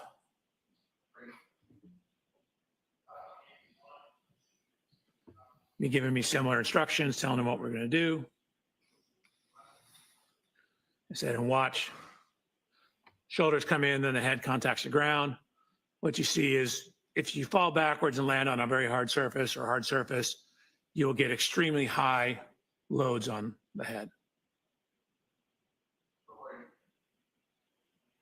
If you compare that to data in the sign, I'm sorry to interrupt. Yeah. Enlarge that, please explain what the chart is before you explain. oh, sure. This chart up here? Nope, the next page. Right. You can enlarge it, tell us what it is before you get into the details. Absolutely. So this is actually kind of a famous study that was published, one of the first studies looking at head fracture or skull fracture tolerances. So what you see, the portion at the back of your skull is called the occiput bone. So that bone, if you put your hand in the back of your head, is your occiput. So we're looking at occiput impacts.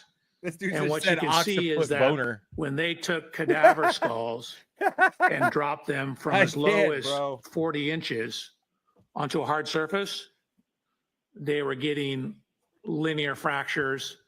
And you can see even at 40 inches, there is called a stellate fracture. Stellate means star-like. You get a fracture that goes out like a star. So even at a 40-inch drop height, you have sufficient force when landing on a hard surface to cause skull fracture and a level 3 type skull fracture. So Mr. O'Keefe, again, is 73 inches tall. His occiput is about 4.6 inches down from the top of his skull. That means it would fall a total of about 60 or 73 minus 5 would be 68. So just under 6 feet. So 72, 4 inches under, so 5 foot, 8 inches is the fall height. What is data showing that even at a fall height as low as 40 inches onto a hard surface, you can get fairly severe skull fractures. Thank you. Dr. Welcher, regarding your third part of your analysis, did you come to a conclusion to a reasonable degree of engineering certainty whether or not the defendant's Lexus collided with Mr. John O'Keefe on the evening of January 29th, 2022, around 12:32 a.m.? Yes. Before Oh you my give me God. your opinion, I'd like you to share with the jury what that opinion is based on.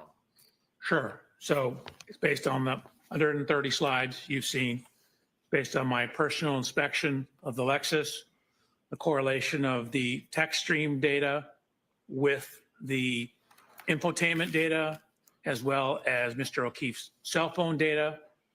It's looking at, I guess, where the taillight wasn't broken.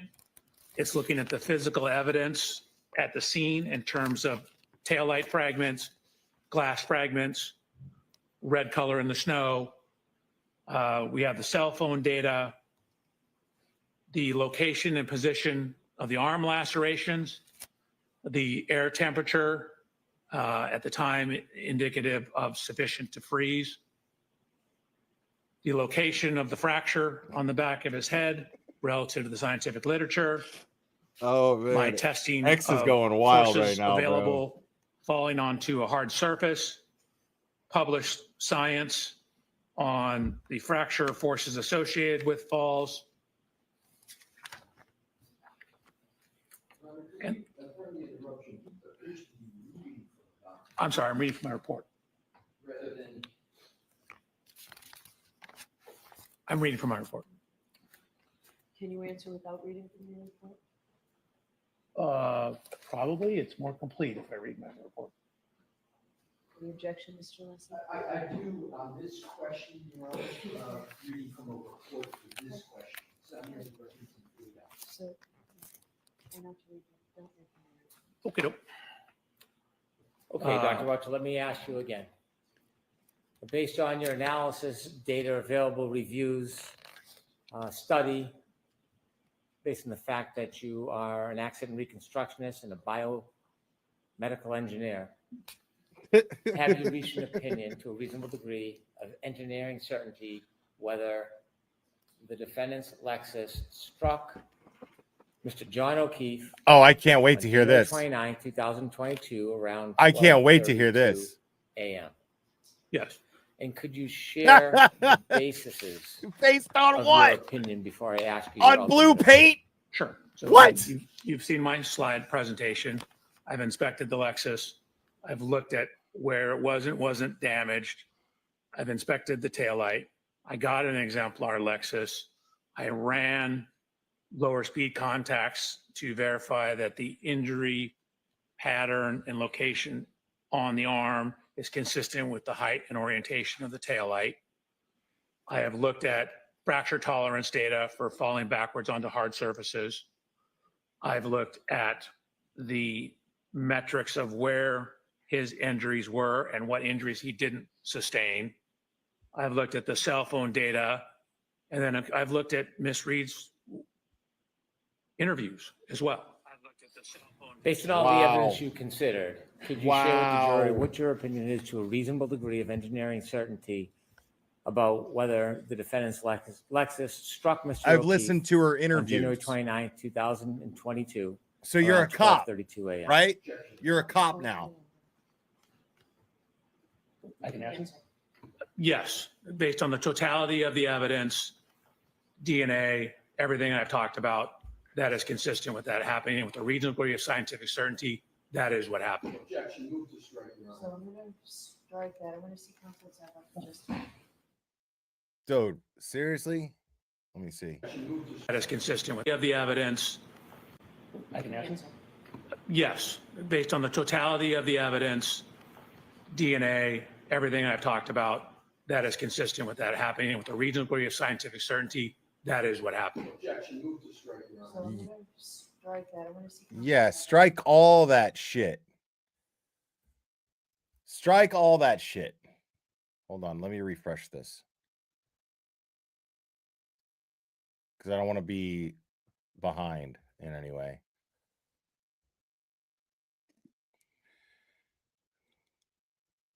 He is a doctor, but I don't think he's a medical doctor. This is crazy.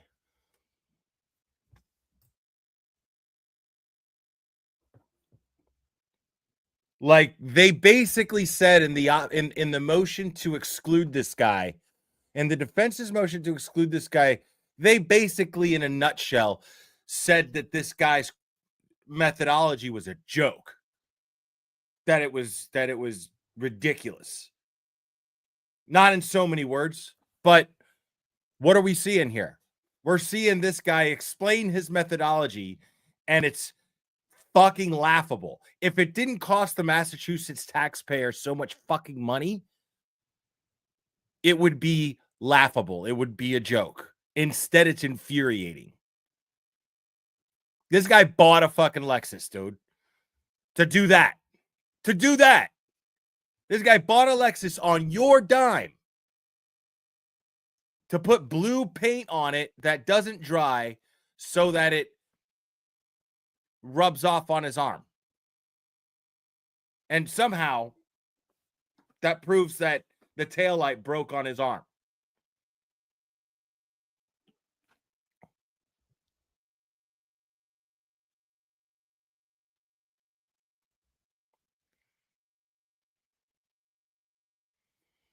I'm sure they're selling at JFK. Like, Aperture's a business, dude. They're not that stupid.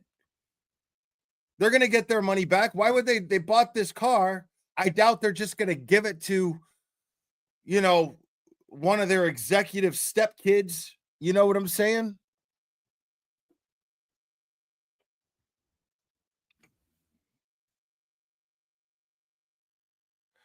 That's what I'm saying. He dressed up like John O'Keefe for what, bro?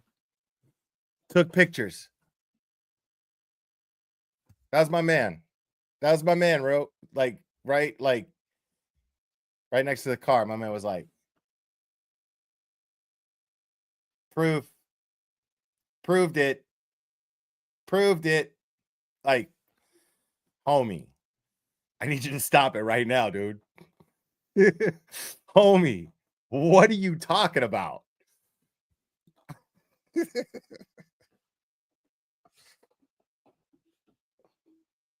Like, this is beyond stupid. Like, this is, again, if you, after seeing this, if you think that Karen Reed is even hit John O'Keefe with her vehicle. You're beyond stupid. You're a bad person. You're a steaming pile of human shit is what you are. Because you condone and you support not only Karen and her family going through this, but the O'Keefe family. You should be mad for them since you're such fucking,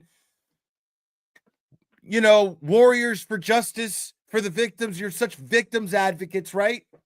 This should be pissing you off for the O'Keefes. This is what they got. This is what your fucking your rock star Hank Brennan brought to the table to prove his whole case was grease paint and spending your fucking money on a Lexus so he could stand next to it.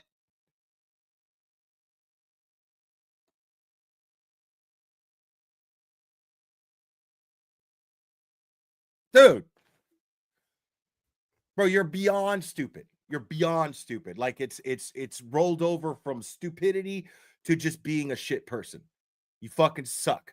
It's no wonder that every single person that I have seen that is screaming Karen is guilty shit all over the internet have like the worst backgrounds of being shit people. It's no mystery. This is why. Because this is beyond common sense or intelligence. This isn't even a question of any of that now. This is a question of whether or not you're a fucking shitty person. Because there is nobody. In order to be stupid enough to believe this, you wouldn't be able to break down the methodology of putting on a pair of socks. You wouldn't be able to do that. You would go, oh my God, what is this? You look at your fucking socks like a fucking caveman. You wouldn't even know what a fucking sock looked like. You'd be like, ugh, do I put this? Do I put this on my foot? I feel like it covers my foot. Like yeah. Nobody's that stupid is my point. Only somebody with massive confirmation bias, totally stubborn, someone who would have to be willfully ignorant to the level that it makes you an asshole. To the level that it makes you an asshole. That's what it boils down to.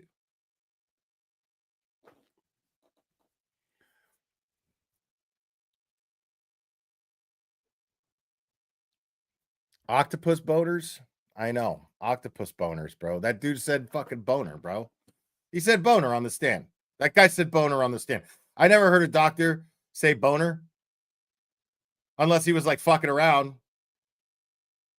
Like, unless you got like some funny family doctor. You go see him. You're middle-aged.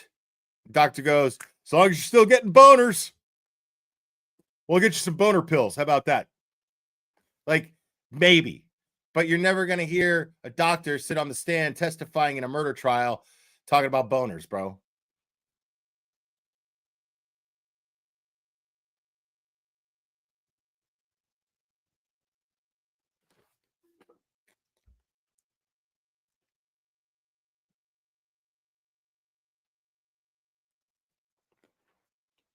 Calling bones boners, bro. What is that, dude?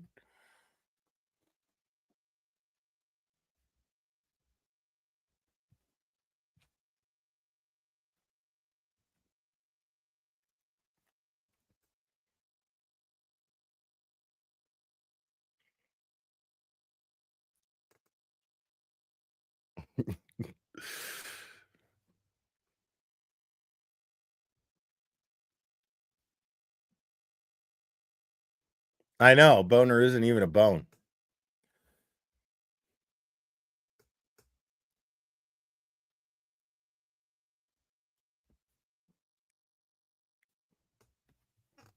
Why is this guy talking about boners? Painting himself blue. fuck is wrong with this guy? Talk about, I brought a hat. Can I put it on? What? Tomorrow anyway. Jurors, I don't want to stay here. Okay, so those same cautions, please do not discuss this case with anyone. How the fuck you expect that jury not to talk about what they just sat through? If you happen to see, hear, or read anything about this case, please disregard it and let us know, and please be very careful with your social media. So we'll see you tomorrow. Oh, I'm sorry, we're starting an hour late tomorrow, is that what this is? Yes. Okay, so we're starting 10 a.m. tomorrow. We'll start at 10 o'clock tomorrow. So we'll see you at 10 o'clock. The court officers will tell you about your specific directions.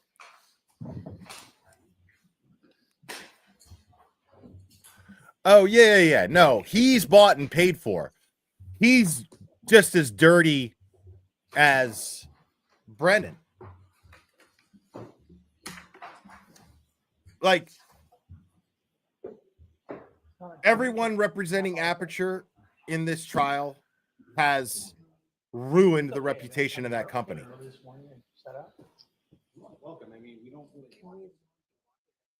That company no longer has any more credibility, dude. That company is a joke. Yeah, I'll do that.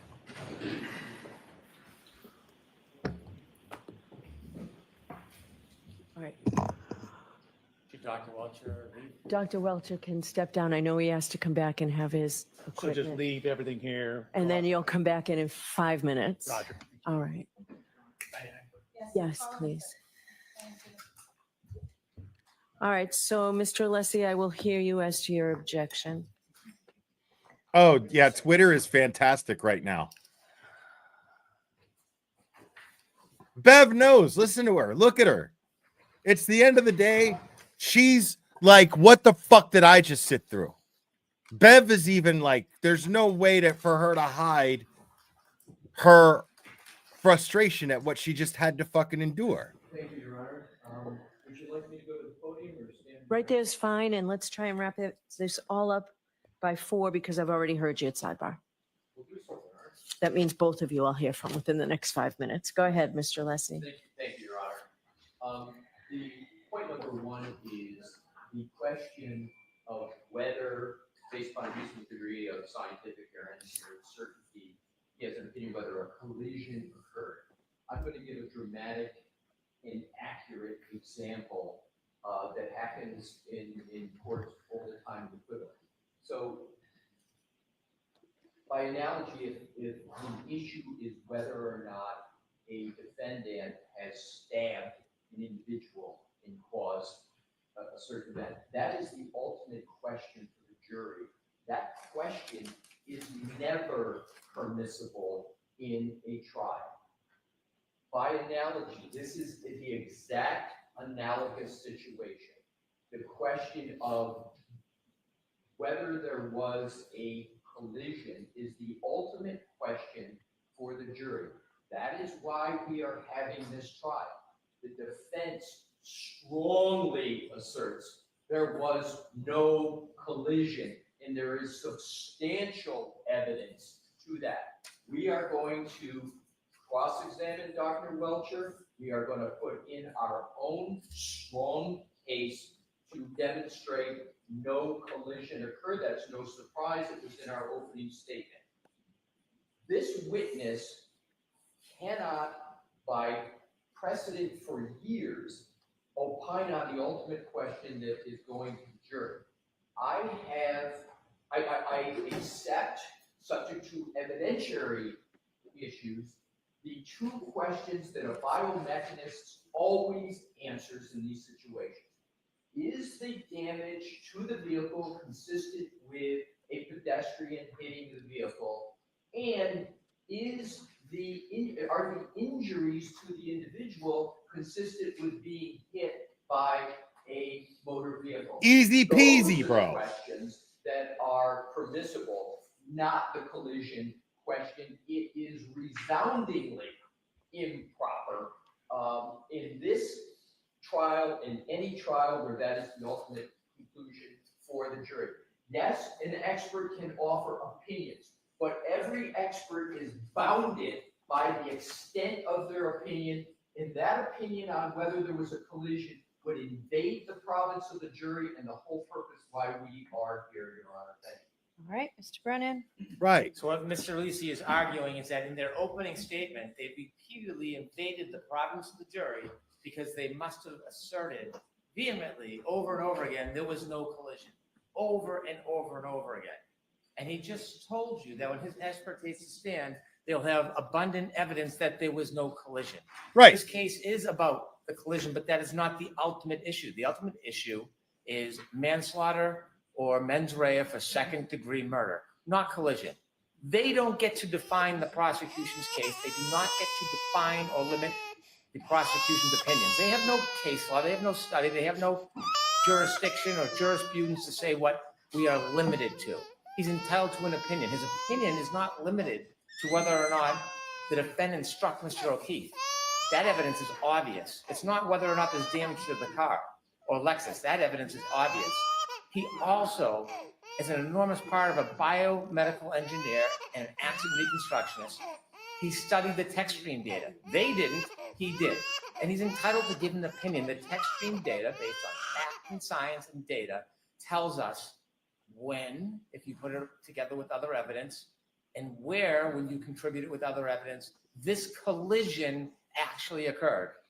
We don't have to play peekaboo and close our eyes to the reality of the fact that the evidence supports the conclusion to a reasonable degree of engineering certainty that the defendant struck Mr. O'Keefe with her Lexus in front of Fairview Road. Doesn't. I am not interjecting the defendant. I always refer to her car, so it is sanitized, her Lexus. I've been careful about that. I don't have to, but I'm very careful about it. He is relying on the text stream data, the physical evidence, his independent studies. He is allowed to offer an opinion about whether the injuries are consistent with the damage to the car, whether the damage to the car is consistent with the injury to Mr. O'Keefe. And he's also allowed to answer, in his opinion, the issue of a collision, putting aside the fact that that was emphasized and repeated in the opening statement, and it's going to happen again when other people testify. It's not our fault that ARCA didn't testify or look into the text stream data, or they don't have an expert for it. It doesn't belittle or limit that evidence. We expect to ask. It's because the text Dr. stream Welcher, data is does he have an opinion bullshit. to a reasonable degree of engineering certainty. It proves Whether nothing. the defendant's Lexus collided with Mr. O'Keefe on January 29, 2022, around 12:32 a.m. That is one of the opinions we're going to ask him. Nothing to do with the ultimate opinion of guilt or innocence, or whether it's manslaughter or there's mens rea for second-degree murder. And what was your second? You said that's one of the opinions you're going to ask him. What else are you I looking will at? also ask him about the consistent with, whether the injuries are consistent with. With what? With what? I'm going to ask him after this part about the difference between a clip or a side swipe as opposed to a full-on injury, pedestrian collision from a front or back of a bumper. And there are further slides to emphasize that point. And so there'll be an opinion regarding that as well. And you, Consistency with a side swipe or a clip. okay, so this is not the end of Dr. Welcher's testimony. He's just moving on to another area. It's close, but it's not the end. Okay. Go ahead. Yeah. Your Honor, here's a case. Attorney Brennan said, go to case, oh, here it is.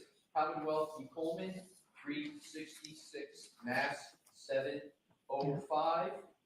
And it stands for the proposition exactly that I articulated. I won't repeat it.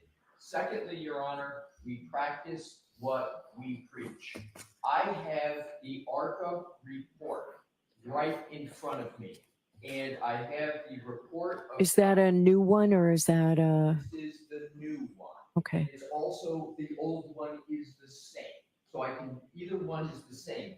They do not, Mr. Brennan incorrectly said what our experts are going to do. I don't know why he did that, because he has these in writing. Neither Dr. Wolf or Dr. Rentschler talk about a collision or conclusion. It's consistency. It's those two questions I said at sidebar. And for reference, Your Honor, for the most recent is page 15. There is no. I don't have that report, so I'd like a copy of that report. Your Honor, a copy, and I also, Your Honor, refer Your Honor to ARCA's existing report, which I'm going to do from memory, I think is February of 2024, that was done for the U.S. Department of Justice and FBI, where they basically said and gave opinions on those two items I spoke to you about. So Attorney Brennan is incorrect when he says what our experts are going to say or not. We've already committed in writing to what they're going to say. We're consistent. We practice what we preach. All right, so we will discuss this tomorrow before we start. I'll tell you my ruling tomorrow before we start. I need to go back and see what exactly came in to evidence today. All right, so I'll see you in the morning. All right, so please. Unreal, bro. All right, so 10 a.m. tomorrow, guys.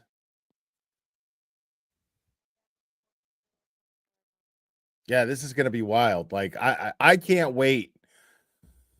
I don't even give a fuck about Alessi's cross-examination of this guy. I mean, I am looking forward to it, but I'm already over this guy altogether, if I'm being totally honest. I mean, I know Alessi's going to do a great job, and I know it's going to be fun to watch. I'm acknowledging all that shit. But I'm sick of looking at this motherfucker, dude. I'm not even trying to lie. I'm sick of looking at that fool. Like, I'm tired of listening to him. I know he's going to piss me off when he's going to try to dance around answers with Alessi, because we already saw a taste of that with the void year.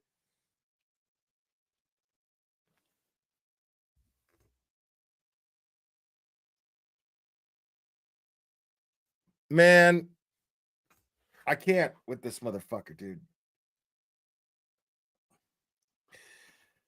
That was torture. Torture. Yeah, but he's not even a good con man. He's not even a good con man. You know what he's like? He's like a fucking he's like a tent Pentecostal snake oil salesman, dude. Like, obvious shit. Obvious, so ridiculous that there's no way anyone of common sense would take those methodologies serious. Like, nobody would.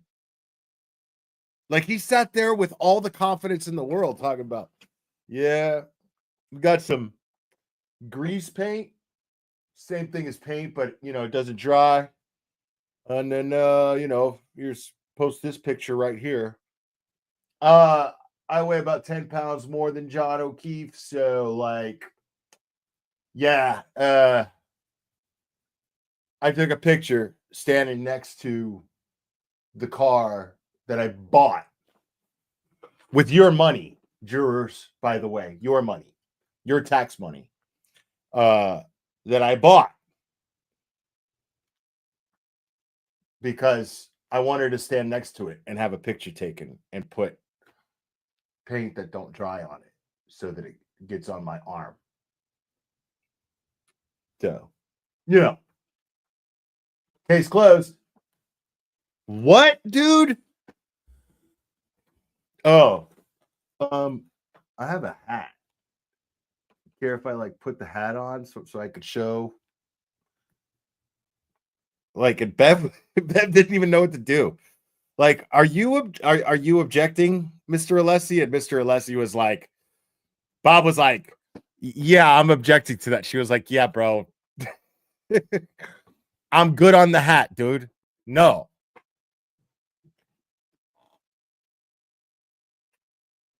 Dude, he's not even a fucking magician, bro. He's not a David Copperfield. He's a fucking Blackstone. Remember the fucking Blackstone kits you could get as a kid? Came with the little thing that the fucking coin disappeared in?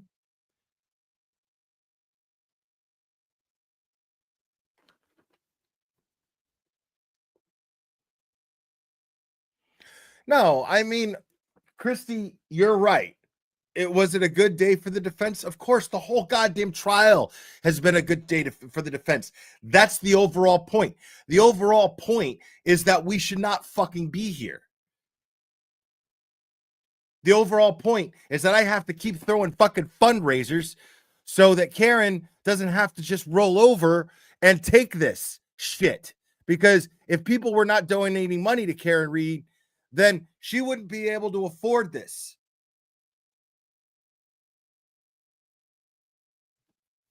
Like, it makes me mad.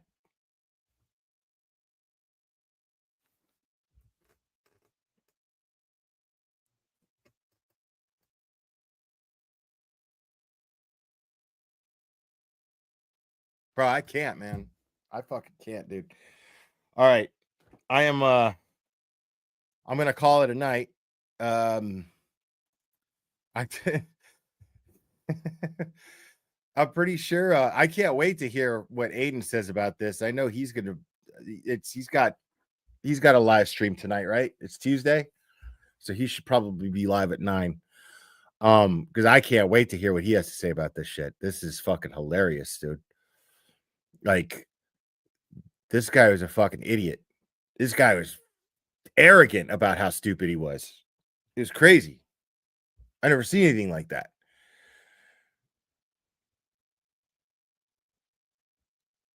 Yeah, I just keep getting more and more mad. You know? I just keep getting more and more mad. This is fucking ridiculous. But yeah, anyways, guys, I'm gonna go ahead and wrap this up. You guys are absolutely amazing. I really appreciate you guys. And just know that I'm really grateful to you guys. Please hit the like and make sure to subscribe. And all you new subscribers, thank you for getting me to 45,000. And I hope you're enjoying the channel, and I hope you'll continue to enjoy it. And thank you guys for all of the support. It really means a lot to me. It keeps my lights on, so to speak. So I appreciate you guys a lot, and gonna go ahead and wrap this up. But before I do, it's important that you know that also that I will have satisfaction by the end of this trial when it comes to this shoe business. I love you guys very much. We will do this again very soon, my friends.